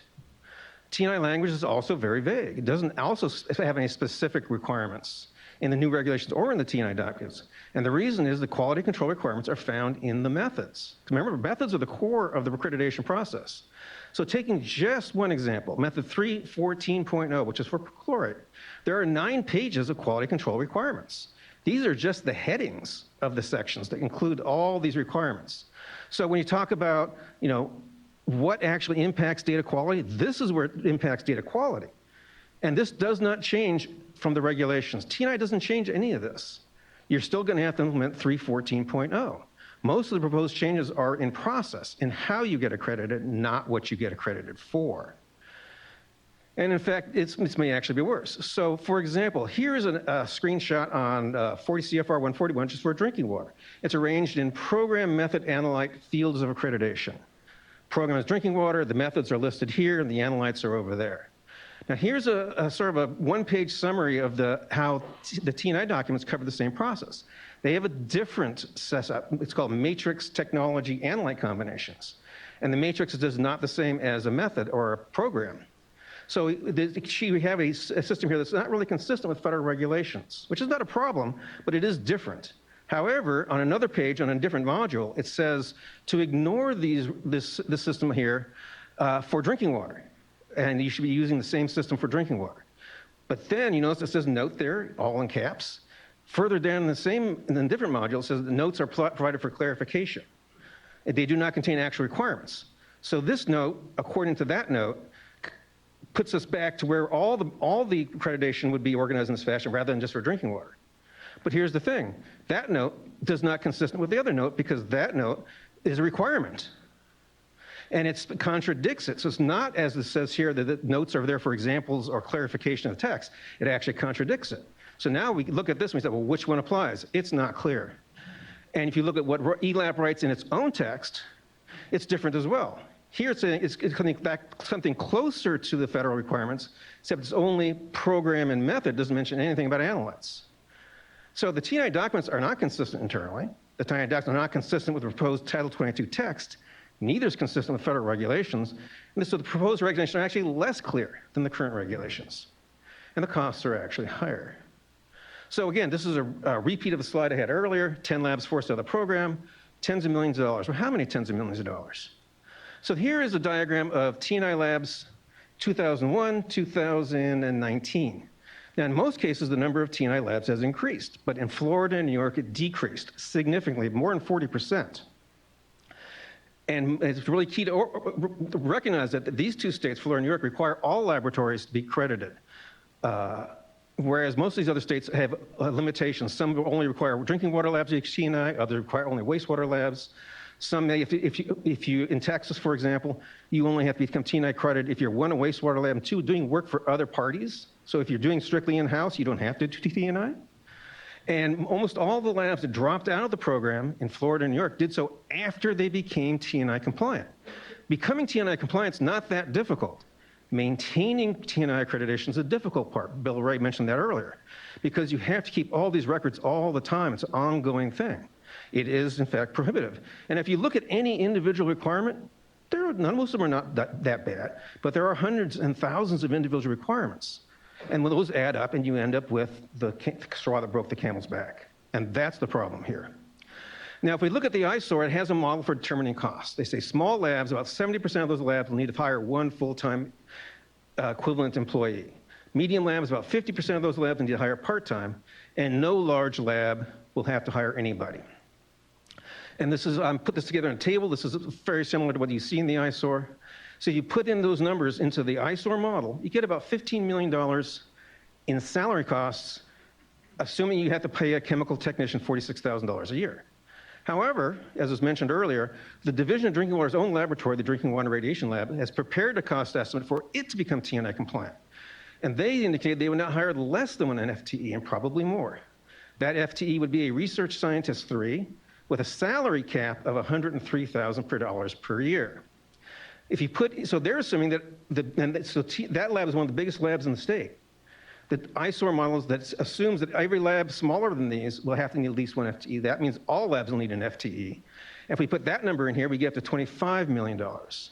If we now include the salary that the state proposes to pay its TNI enforcement officer, that gets us up over to $56 million. That's not with benefits, not with any other costs. So we are definitely in major regulation territory. So in summary, the problem to be solved is unclear and non-specific regulations. Nothing's mentioned about data quality. Nothing's mentioned about data defensibility, legal defensibility. It's all about making regulations clearer and more definitive. The proposed cost inflictions are prohibitive and contrary to the APA. However, there does not actually appear to be a problem. Even if there were a problem, the proposed regulation would not fix that problem. So the cost for the non-solution to the problem that doesn't exist is much higher than estimated. Alternatives. So actually, LTAC proposed 3 alternatives. Back in August 2016, they voted for one that was based on the California QMS. Cal EPA and the State Board have a QMS for their own purposes. That was based on that. Then there was a second alternative, which would be TNI Light, which was proposed by Steve Moore, who's no longer here. And then again, the third one, which is now known as the California QMS. The APA requires you to consider alternatives. The ISOR only considered one of these 3, and when it did brief, it did so only briefly.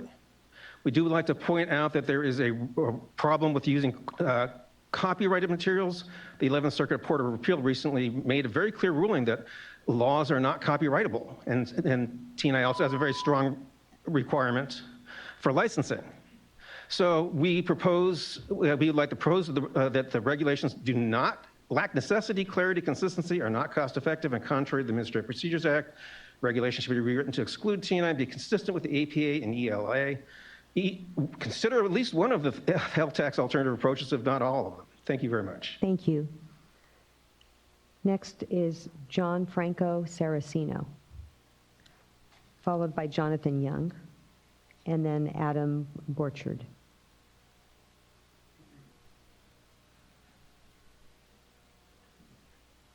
Good afternoon, Vice Chair and members of the board. My name is John Franco Saraceno. I have more than 10 years in the water quality testing field, and I am currently the Quality Assurance Officer for the Department of Water Resources. As an agency partner, I've had the opportunity to work directly with ELAP staff to address quality issues in my department. ELAP staff have consistently given us tools and support to achieve our department's mission. We support ELAP's proposal to adopt the full TNI 2016 standard with the already noted exceptions. We will adopt this standard in our own laboratory and believe this standard will help out the department in the following ways.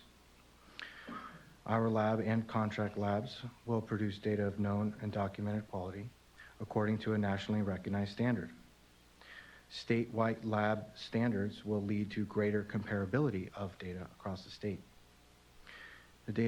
We will have improved confidence of lab-produced data, and there will be greater transparency and accountability of lab practices, which in itself can add to greater legal defensibility. Thank you. Thank you. Mr. Young.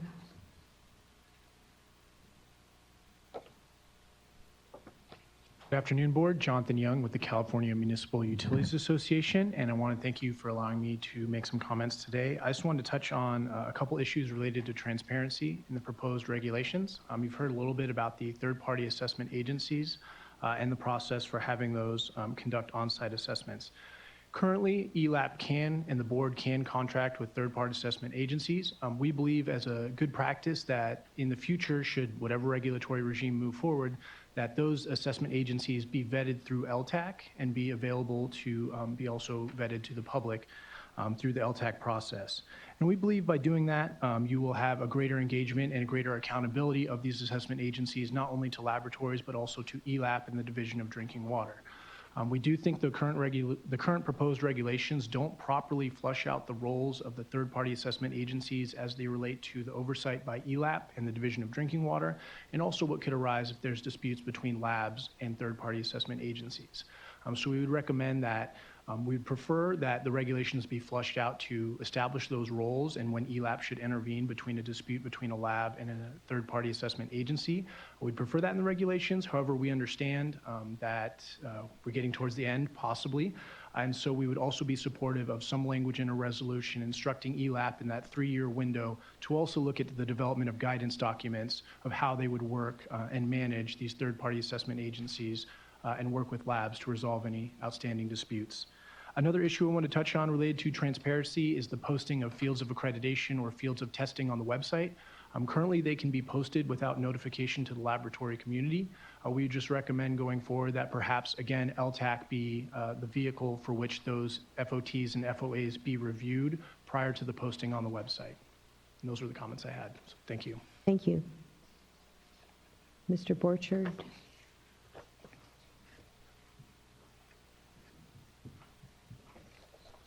Good afternoon, Vice Chair and fellow board members. My name is Adam Borchard. I'm with the Association of California Water Agencies, ACWA. ACWA supports the comments provided today by representatives of local water agencies such as Modesto Irrigation District, as well as the comments and presentations by other associations like CASA, the American Water Works Association, California Nevada section, and my colleague from CMUA. Affirming comments from my colleague at CMUA, ACWA, and CMUA will be submitting a comment letter ahead of Friday's noon deadline. I just want to briefly touch on 2 topics for your consideration. One is that these regulations should not be considered in a vacuum. We are water agencies in California, and laboratories especially are facing increasing number of water quality requirements, testing, sampling, especially in the area of constituents of emerging concern, such as PFAS, as well as the upcoming toxicity requirements. The second is the issue of small laboratories, and Vice Chair D'Adamo, you alluded this earlier, and there was a case study with Mammoth Lakes Community Service District serving an area of over 200 miles in 3 counties, and just making sure that with this regulatory process moving forward, that small in-house public laboratories will be able to be effective and deliver results. So with that, thank you very much. Thank you.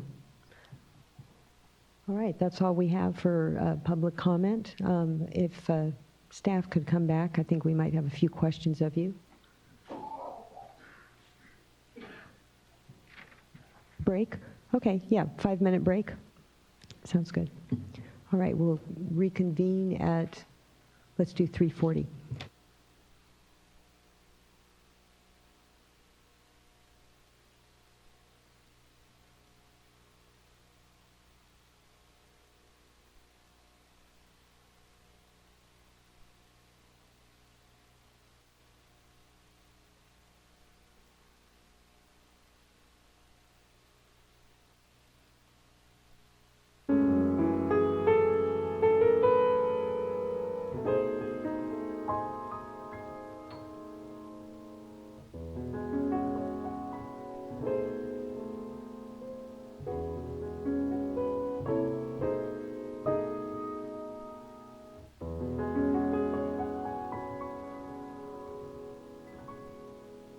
this whole major regulation is really causing me some grief, because I have been, you may not know this, but since day one, I've been really pushing our staff to do more robust economic analysis. And so some of these issues that are being raised are, you know, if our figures are off, and then once you do that, and you put in this category of the major regulation. So can you speak to that? What's the significance of the major regulation?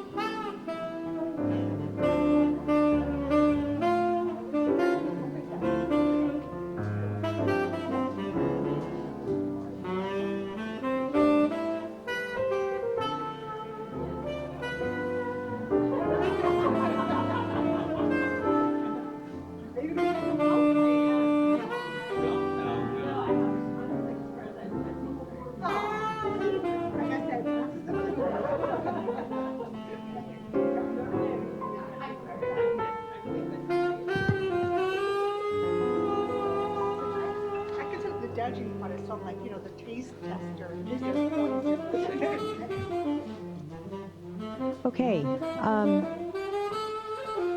This is our opportunity to ask further questions and provide some guidance to staff. But before doing that, I'd like to have Mr. Polhemus go through, just because of all of the comments that we received, I think it's important to have a response in a few key areas.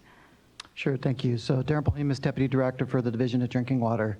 I do want to thank, all of the labs for their comments. We're diligently jotting those down. We will look at the written ones. We do want to incorporate that as we go forward. And as you know, we've arrived here through kind of different forces. I think it's important to kind of remember kind of how we as staff came forward with this recommendation. First of all, I feel kind of responsible as a regulator for the Water Board for many years. In essence, we've let the community down. We let them not make any changes in California while the rest of the nation and other nations were moving ahead. So it is a shock to the system that we're proposing at this moment in time, but that was what we were dealt with as we catch this coming from CDPH and where it was at. The key point for us is improving the quality for everybody in the state of California. We're not in this for a gotcha. We're not trying to write a hard regulation for people to stumble on. We really do want a uniform standard to go forward. I find myself in a bit of an awkward position. Usually, I'm accused of trying to write a singular California rule, and in this instance, I'm accused of accepting a national standard that's been, put forth by multiple entities. It's kind of an interesting position for a California regulator to be caught in essence, for trying to choose something that was out there that we could use the materials from and not recreate separately in California. When we were picking and talking with the community and going through LTAC, I think it's important to remember that they are, in essence, the entity we regulate. We value deeply their commitment that they've provided, the comments they've given us, the improvements they've helped us made. But ultimately, I have other considerations. We have our state member agencies that trust that ELAP is the regulator that it's supposed to be. And of course, we have ultimately the public trust. Now, when we were selecting a standard, we certainly also didn't follow the normal California trend of selecting the highest. If that was the case, I would have said we're going to meet DOD standards. That's the gold standard everywhere. And we're not asking for that. That would be too big a step. So we feel like we've tried to strike a balance, utilizing a lot of tools that are available going forward. And so while there has been a lot of great comments and adjustments we will likely make to our package based on the comments we get and as we respond to those comments, ultimately, I think staff still strongly recommends a singular standard for the state of California that has a broad reach, that has all of these tools that come with it and provides those benefits. It would be very costly and very time-consuming for us to try to replicate another version of that. It would be different, but it would take quite a bit of investment of staff time. We would need to request increased staffing than we have now in order to do that. And I think what often gets forgotten, we're not talking about just writing a QMS. We're talking about the training modules that need to go with that, the other components that would vary slightly. How would we use third-party assessors then in California? So there's a lot of really complicated interlinking things that we do there. And I guess I do feel like we have worked, we delayed this package a year to work with the community extensively. We've tried to incorporate everything, but in the end, we still come to a point of where we just don't agree naturally on the proposal. So that's kind of, I just wanted to remind everybody kind of why staff has picked this. It wasn't arbitrary. It has some foundations to that. Thank you. Okay. Questions, comments? To what extent did staff analyze the proposed California QMS and discuss your concerns with the proponents? Yeah, so I personally know Bob Brownwood, my assistant deputy director, has met multiple times with Amber and some of the other crew. I'll let staff here talk about the different touchstones that we've met with. We did go through, each time they gave us an addition, we've looked through it to try to make sure we understood what they were proposing. We've done comparisons. We have comparisons of what we think has been changed or modified or left out per the team. I mean, we've heard comments about that today. So I feel like we have understood what they're presenting today rather adequately. Yes, this is Jacob Oaxaca. First, we do want to again commend the community and all the work that they did. I mean, we truly value and value the work that they put together. And we did listen. We listened thoughtfully and carefully, and we performed that evaluation. And so I just wanted to put that out there before we kind of get into that. Ultimately, our reasoning for not supporting the alternative is that it is less effective than the 2016 TNI standard in carrying out the purpose and objective of the proposed regulations. And so we put together, again, an eyesore that kind of goes into detail and all of that. But for the purpose here and to answer your question, Board Member Dodek, I'm going to hand it over to staff to address really the key issues that you're wanting to hear about. Thank you, Jacob. Andrew Hamilton. I'm going to speak about the California QMS. Before I kind of go into detail, I do want to stress that although we did do a deep dive and look at the California QMS, our review of this, it's echoed by many people in the stakeholder community, LTAC members, as well as the state regulatory agencies. So this is not just our single point of view. This is also supported by others. Can I just clarify, you're talking about the California QMS yes. that was changed and resubmitted in August, because I know there's the April version, the August version, so just make sure we know what we're talking about here. I can go into both if you like. Well, no, I think that the most recent one is what we'd want to hear Okay, about. so can I clarify something? And again, I'm going to echo what Jacob said, that we do not discredit the effort that was put into this. The version in April that was presented to ELAP, there were many comments made about how effective it is, the content, what it was lacking to get to a level that would be acceptable for not only the program, but the state regulatory needs. This was voiced by LTAC members, state agency partners that had an LTAC meeting. Those comments were not necessarily taken into consideration into the August version, because the August version is simply the April version put into, transplanted into our structure. There was no content that was changed. So when we talk about the April and the August, we consider them the same. There was an auditable list that was provided, but that was not part of the actual standard. That was supplemental information.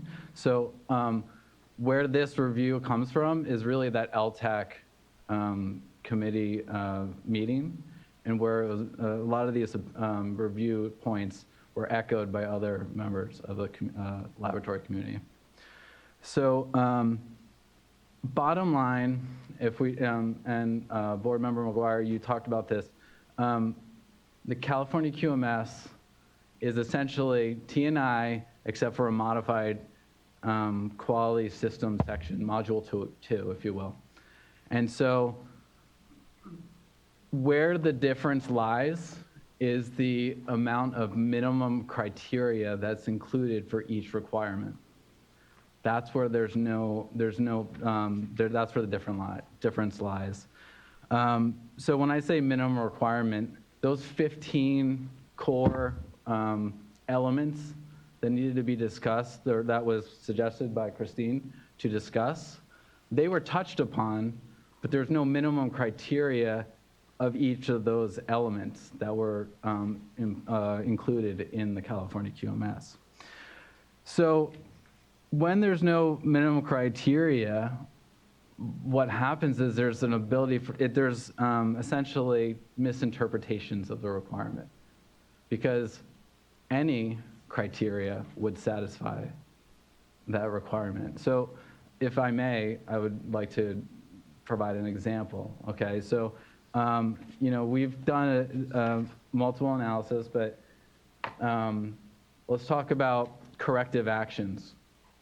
In the California QMS, they state that you have to have procedures for corrective actions, but they don't outline what those procedures have to meet, what criteria they have to meet, versus T&I that has very specific criteria that would impact data quality. For instance, root cause analysis.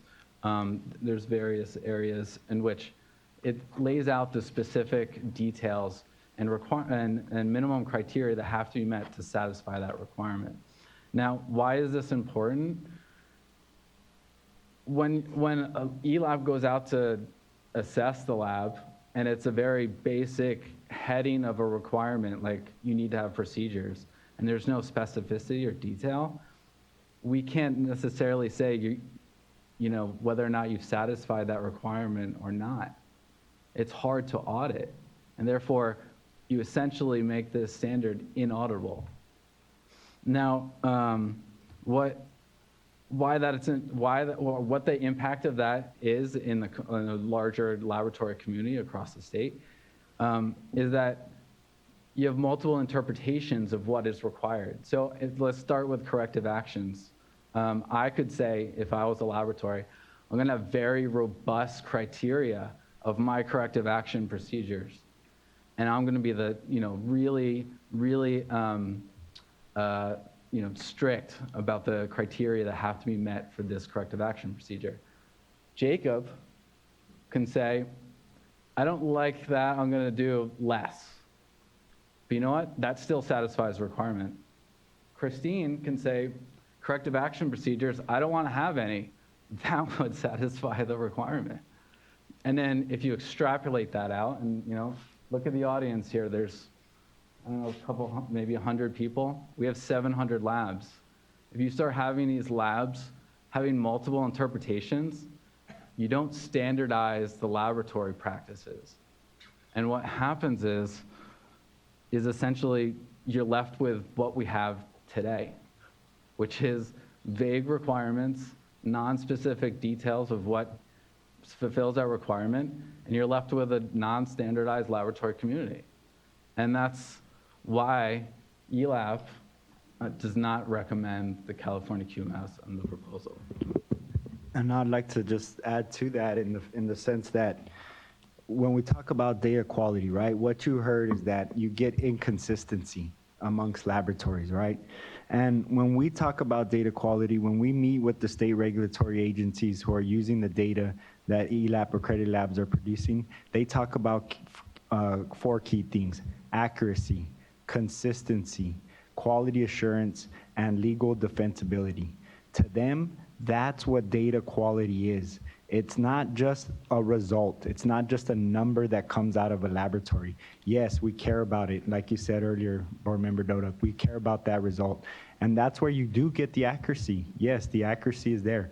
But when we talk about data quality from a regulatory agency's perspective, it's more than that. It's the entire thing. And that's where having a quality management system is going to improve the data quality, because it touches on accuracy and ensures the accuracy. It ensures the consistency among laboratories, so a state agency can send a sample to Southern California or Northern California. If we talk about quality assurance, I mean, that is important to having the confidence in the data that the regulatory agencies need. And then we talk about legal defensibility. Anytime any of our decisions or any of your decisions or any of the regulatory agencies' decisions are made here at the board, that can be challenged. And when there are gaps in the data, then that becomes a problem. And so with a T&I quality management system, you have that improvement to data quality. Can I add one more element? And just to kind of solidify this is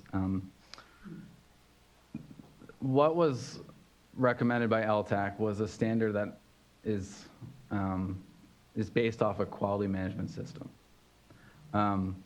Now, I would love to, and we can talk about the merits of quality in the system, what it is, and you know, how it's effective in correcting the problems that we have today with our program and standardization of the laboratories.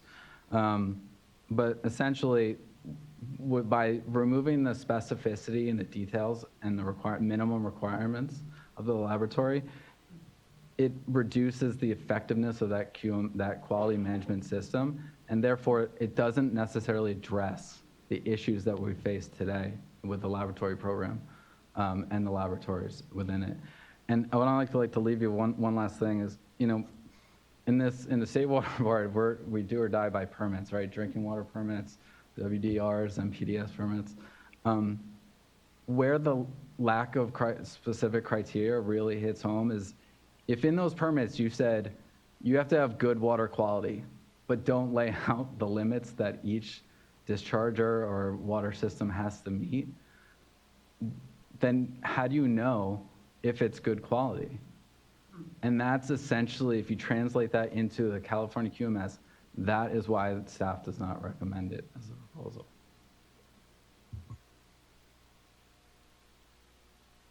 I have a question. So it's, you know, it seems like the biggest challenge is in small municipal labs or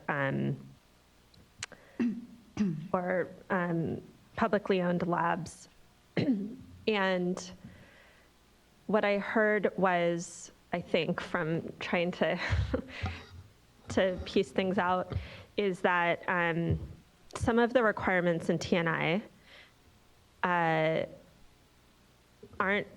it's unclear for public and municipal labs how they would show compliance with that, given that California does have specific public agency laws and restrictions and structures. And I think as I'm looking at this, I'm thinking about to what extent does it make sense to have a California, in what way is California different in terms of its needs for lab certification? I think we want to make sure that we have a functioning program, and I really appreciate the recognition that we have been inadequate and that we are taking proactive steps both to get advice and to make improvements internally on our program, which it sounds like we have been doing and we have more to do, and this is a part of. But when we're thinking more broadly about what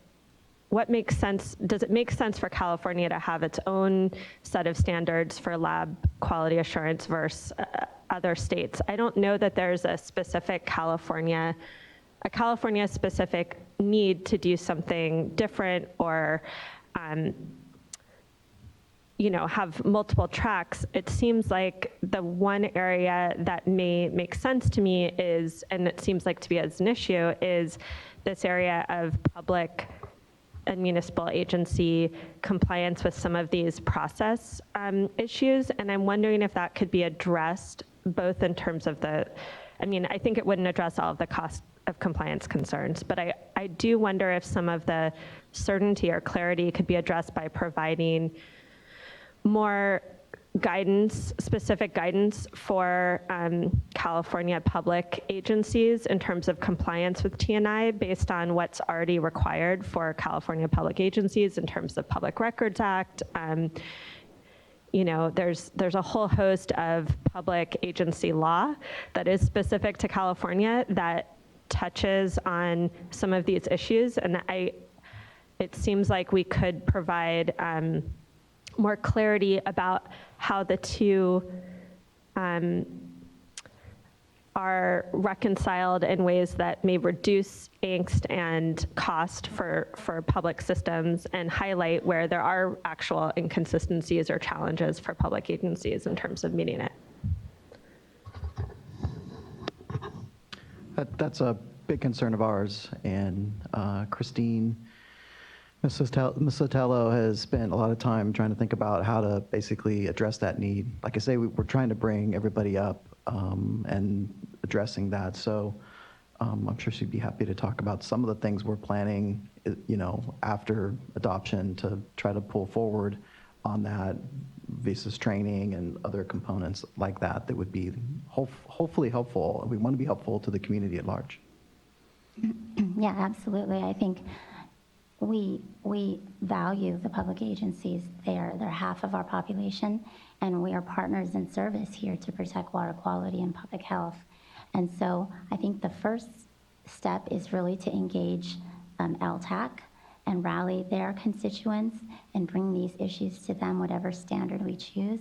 And we will work with them on a work plan, whatever the regulations, whatever they are that you all decide to adopt.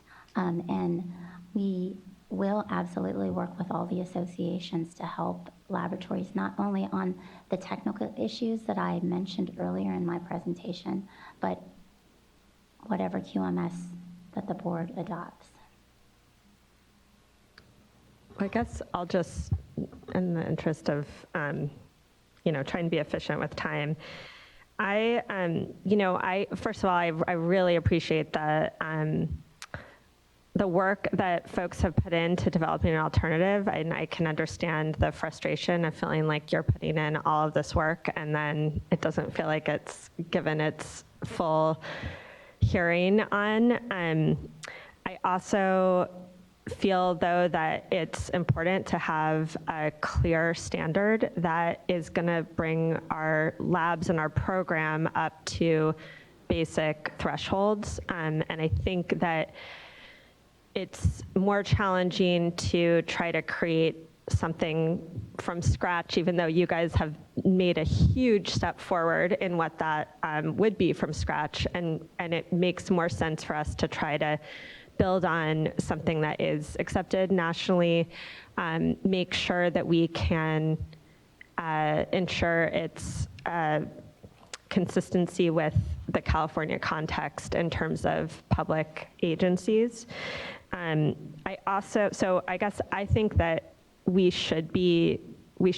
I would want to see staff develop specific guidance very quickly with stakeholders on how to ensure how public agencies could comply with TNI standards. For example, I think some of the examples mentioned were, on procurement or staffing qualifications or different things. I think that there's ways to fit that within the California public agency law context that would help provide a lot more clarity to the half of the lab population that we have. And then I also feel strongly that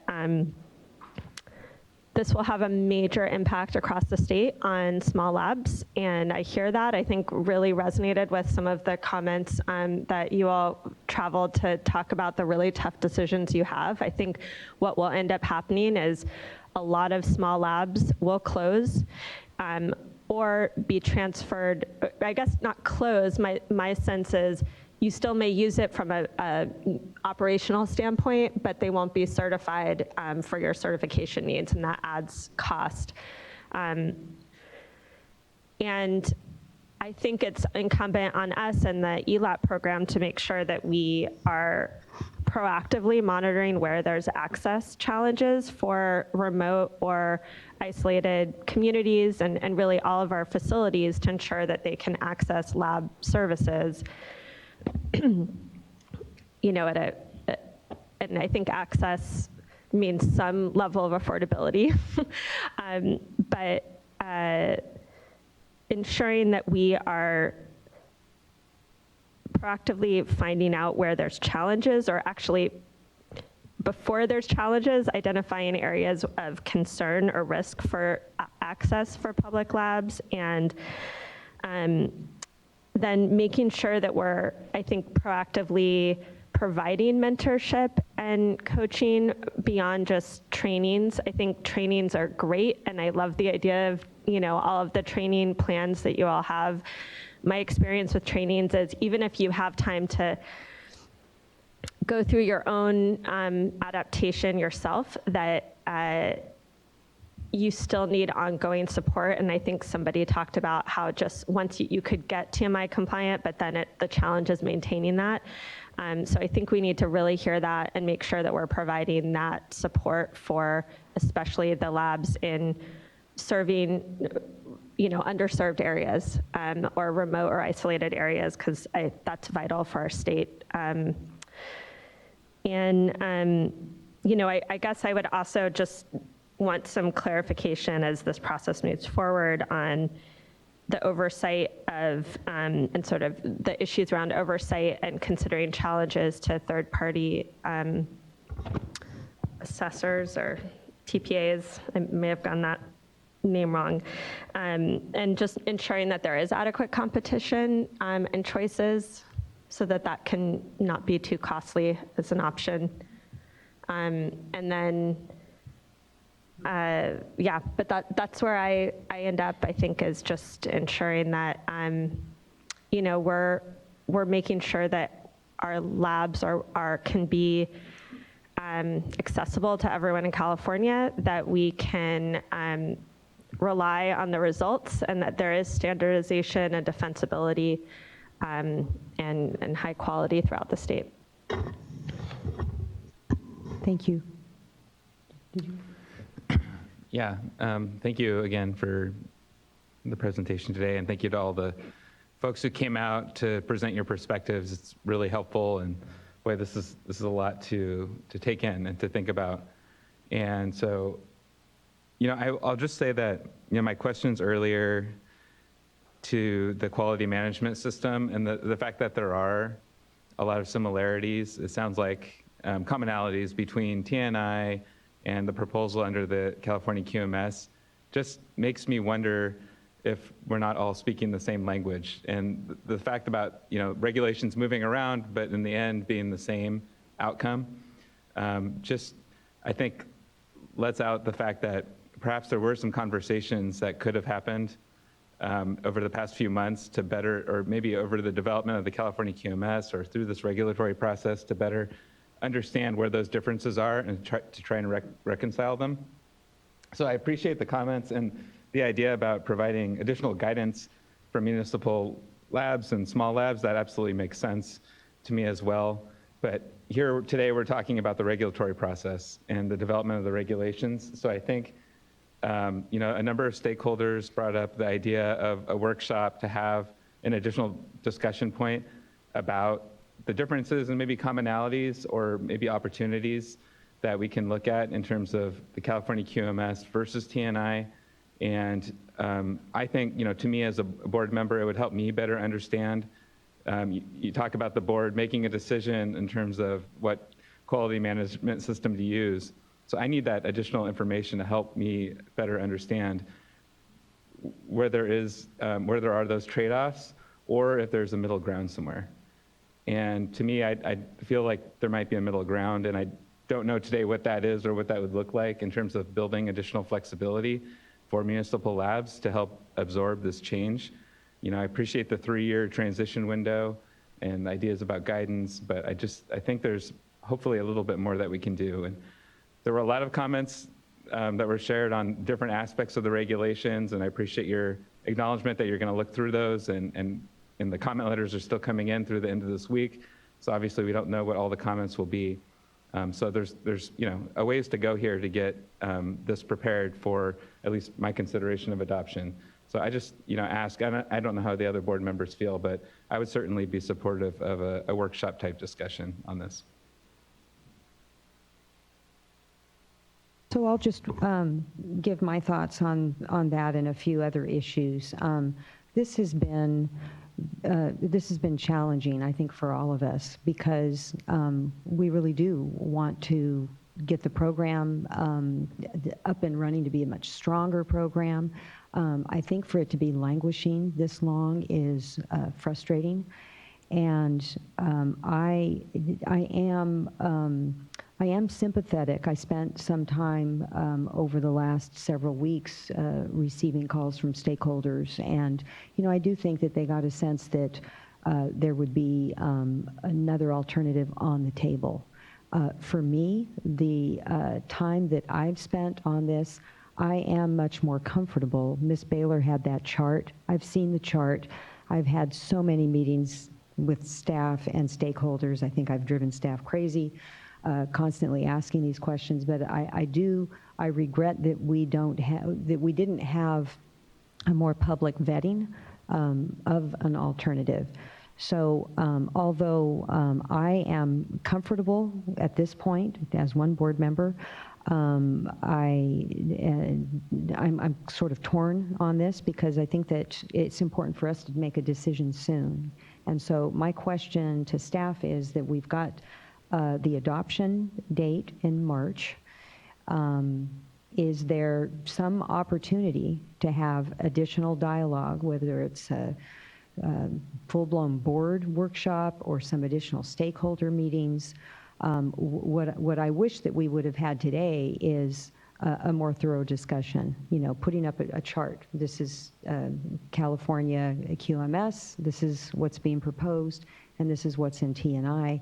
I don't know if you have those materials, if you could put them together in order to sort of tee up a discussion, but I'm mindful also of the date, so just want to hear from you.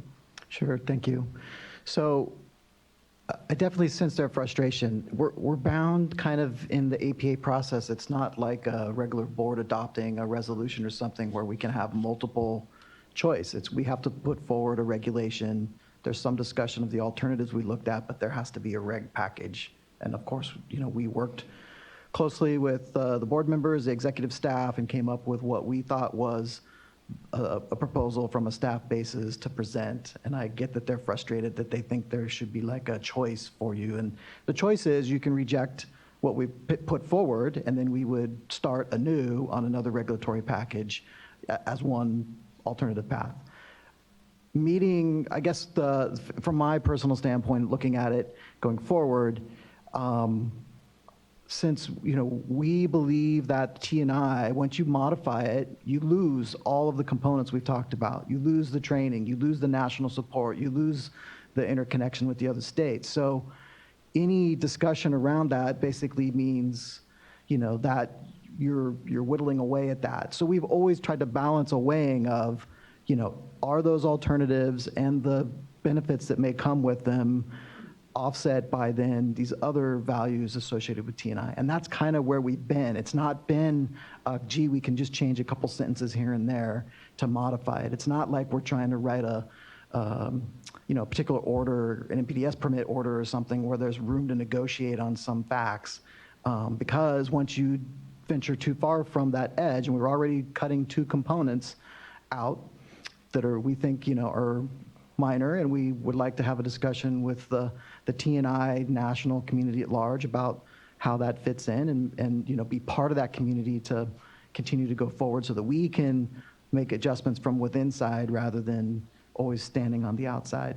So I guess I have a bit of a difficulty with what the workshop would accomplish other than continuing to debate the merits back and forth on those approaches, because we're not going to refine a new version out of this. It's going to be the T&I approach that I think we presented, or it's another version, and then we can go forward with that.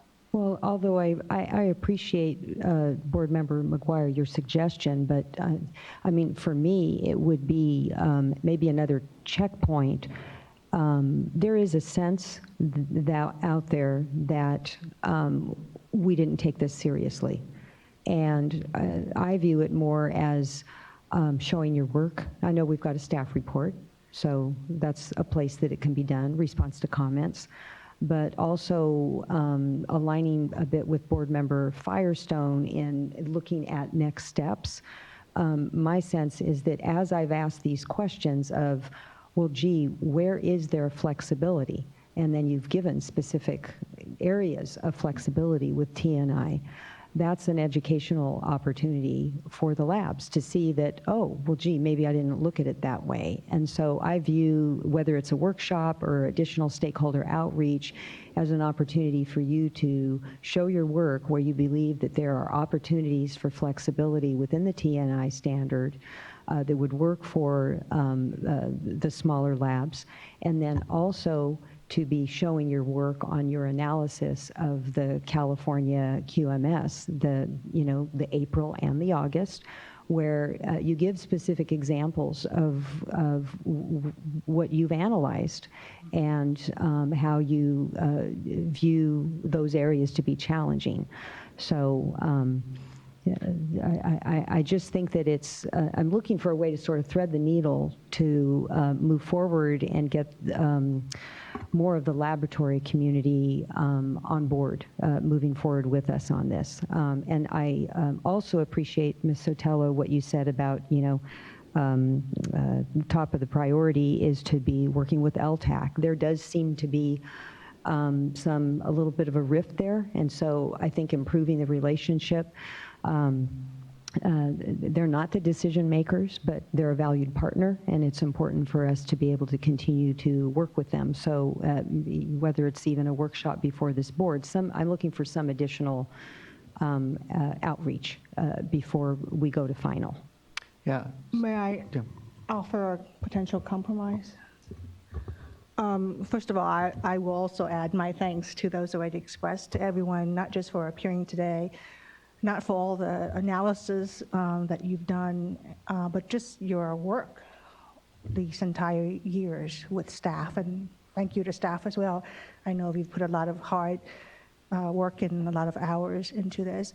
I will say that having heard many of these discussions over the years, I tend to support the staff recommendation based on the work that I know they've done, but also for me, a really strong, the really strong support from the state agencies, the main clients who will be using this data, weighs heavily on my decision too.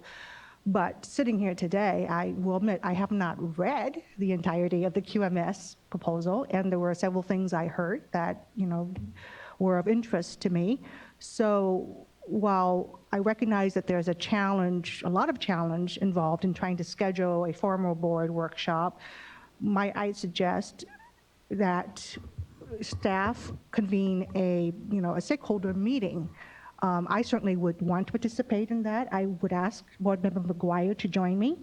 And what I would like to do during that meeting, and this would be after I've received all the public comments and have a chance to read them, is to do the comparison that the Vice Chair suggests. Go through the QMS and then go through the staff proposal with any questions that we might have, because I've also had meetings with some of those who are concerned about the TNI, and I've been briefed by staff, and I'm hearing from all sides, but I would like to have everyone in the room at the same time, hopefully to go through a limited set of remaining disparities, I guess, between the two proposals, and give that a shot rather than a full-blown board workshop, which might be more difficult to arrange.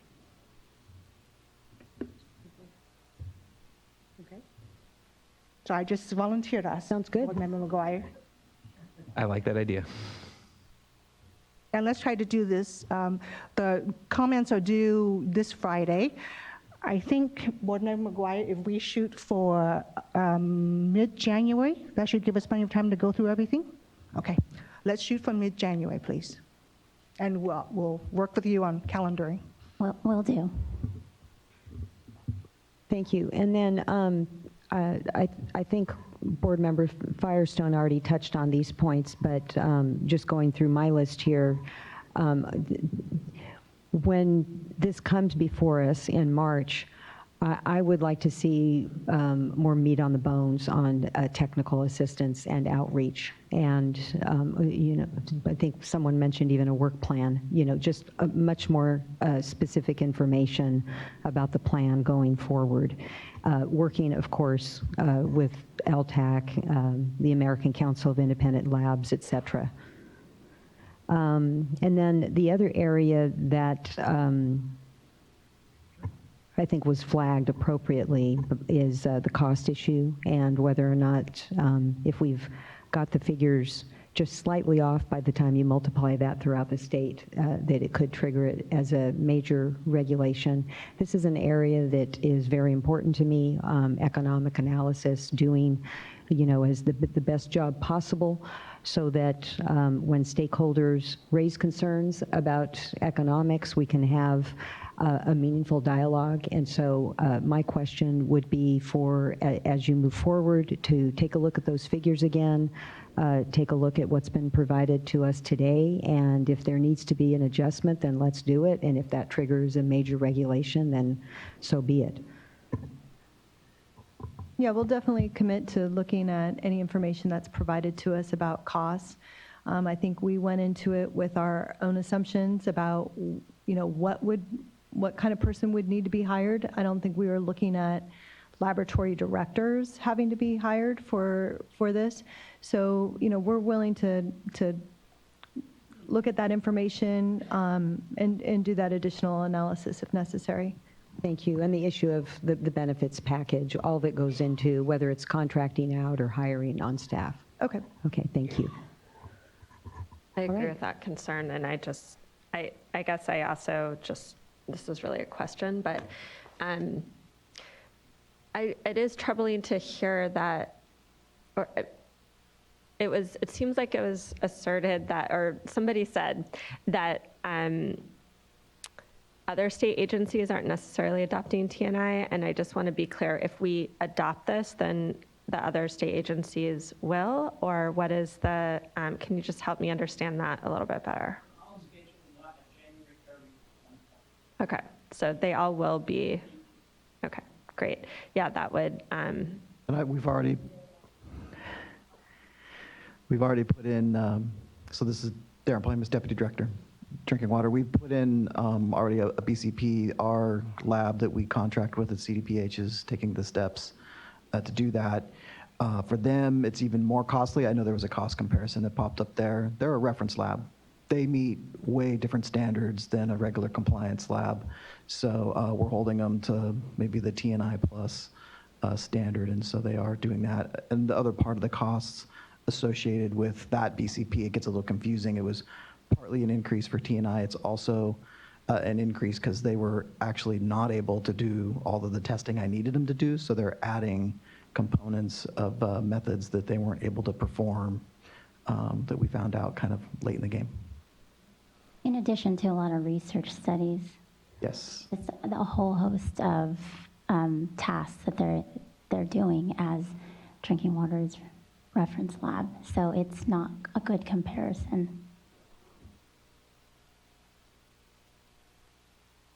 And just one other thing, regardless of whatever, action the board takes on this, when you do bring this item up to us for consideration, there's been a lot of discussion about effectiveness and why NTIs would be more effective than QMS or other proposals.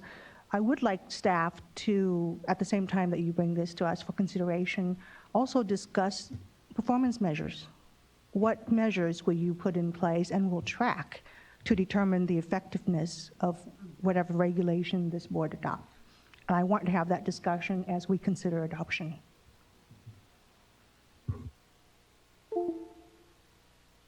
Okay, any other questions, comments?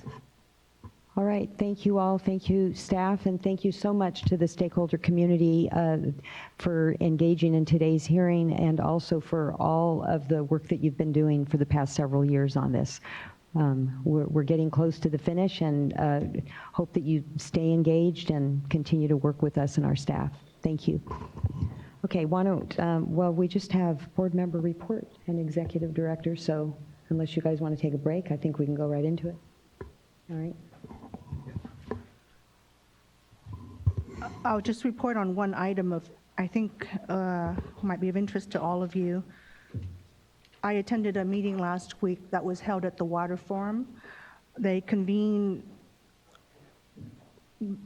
local and state agencies who are involved in various efforts regarding the homeless situation. And basically what they're trying to do is, through the Prop 1 Proposition 1 Disadvantaged Community Involvement Program being done at DWR. They have a little bit of money to try to put together a pilot project to see if they can improve the health of the lower American River, and specifically focusing on access to water sanitation by people experiencing homelessness. So this was just the first of what they hope to be 3 or 4 planning sessions to discuss the idea of a potential pilot project. I was happy to be there to be able to engage and planning to continue to attend those meetings and see where this pilot project might go and how it might fit into things that we are working on.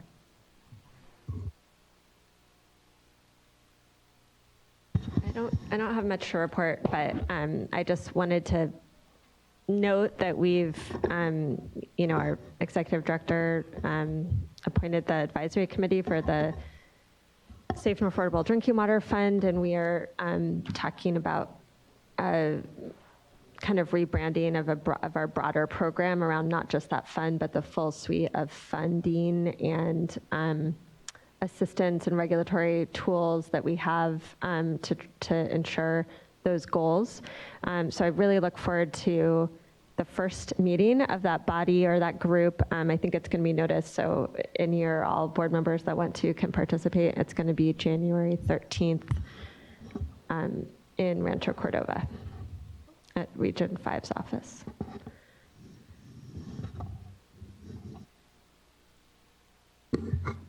Initially, I was thinking I had nothing to report, but I was mistaken. I've forgotten the last 2 weeks.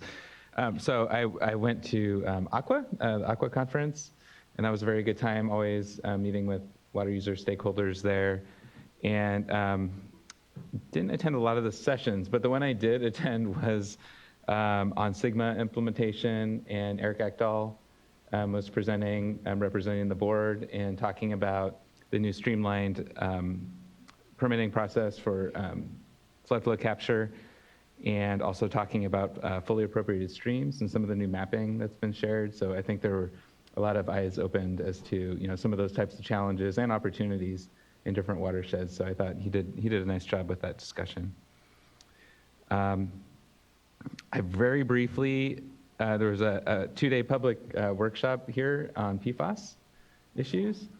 And I was able to attend for a few minutes and not nearly as long as I wanted to. I heard it was a really great, Steve Jepson and Amber, were you there too? Were there, and so I heard it was a really great discussion, and that it was recorded was one of my main takeaways. So I'm gonna go back, and once that's made available and watch that, because I heard there was a lot of great information shared there. Part of the reason was because I was a hearing officer for an administrative hearing that afternoon, and so I unfortunately had to miss some of the PFAS workshop. And then I just briefly wanted to mention last Tuesday, Ducks Unlimited took me out on a tour to one of their managed wetlands conservation projects down at the Cosumnes River Preserve, which is very close to here. It's 30 minutes away, maybe 20 minutes away. And it was just really cool to see kind of the benefits and just the waterfowl experiencing that area, and just the wetlands and the number of other projects that they have ongoing, working with public state agencies, DWR, others all around the state, around the Delta, to make those types of investments in those multi-benefit resources. So I thought it was just a really helpful and informative tour. So if you get a chance, you should look into that. That's it. It's a great tour. Okay, so I also participated in the Aqua conference, and I was on a panel with Carla Nemeth and Susan Satoyan on the Delta issues. Yeah, really good discussion. And also just thought I'd mention Eric Oppenheimer was on a panel as well, water use efficiency. And so the board was well represented. Chair Esquivel, I don't know if he was on a panel or not. I think he was. Drinking water, yes. And I was able to listen in on part of a presentation also about the portfolio. So we were really busy this year at Aqua. While I was in San Diego waiting to become a grandmother, actually became a grandmother sooner than I thought, I was able to attend Region 9's board meeting and just appreciate Board Member Firestone letting me step in for her and getting the opportunity to just be in San Diego for one of their board meetings, which I hadn't done before. And it was a great opportunity for me because that's when the board adopted a resolution on transboundary issues and wastewater treatment plan. This is a resolution that's being adopted by many entities, and so a big day for Dave Gibson and all of the work that he's been doing on this for many, many years, and the chair and the whole board. And while I was down there, I also had an opportunity to meet with San Diego County Farm Bureau and also the San Diego County Water Agency, just to receive updates. That's it. Okay, and next we have our Executive Director's report. Anything that you want to add, Mr. Oppenheimer? Nothing to add or highlight. Questions? Okay. With that, we're adjourned. Thank you all.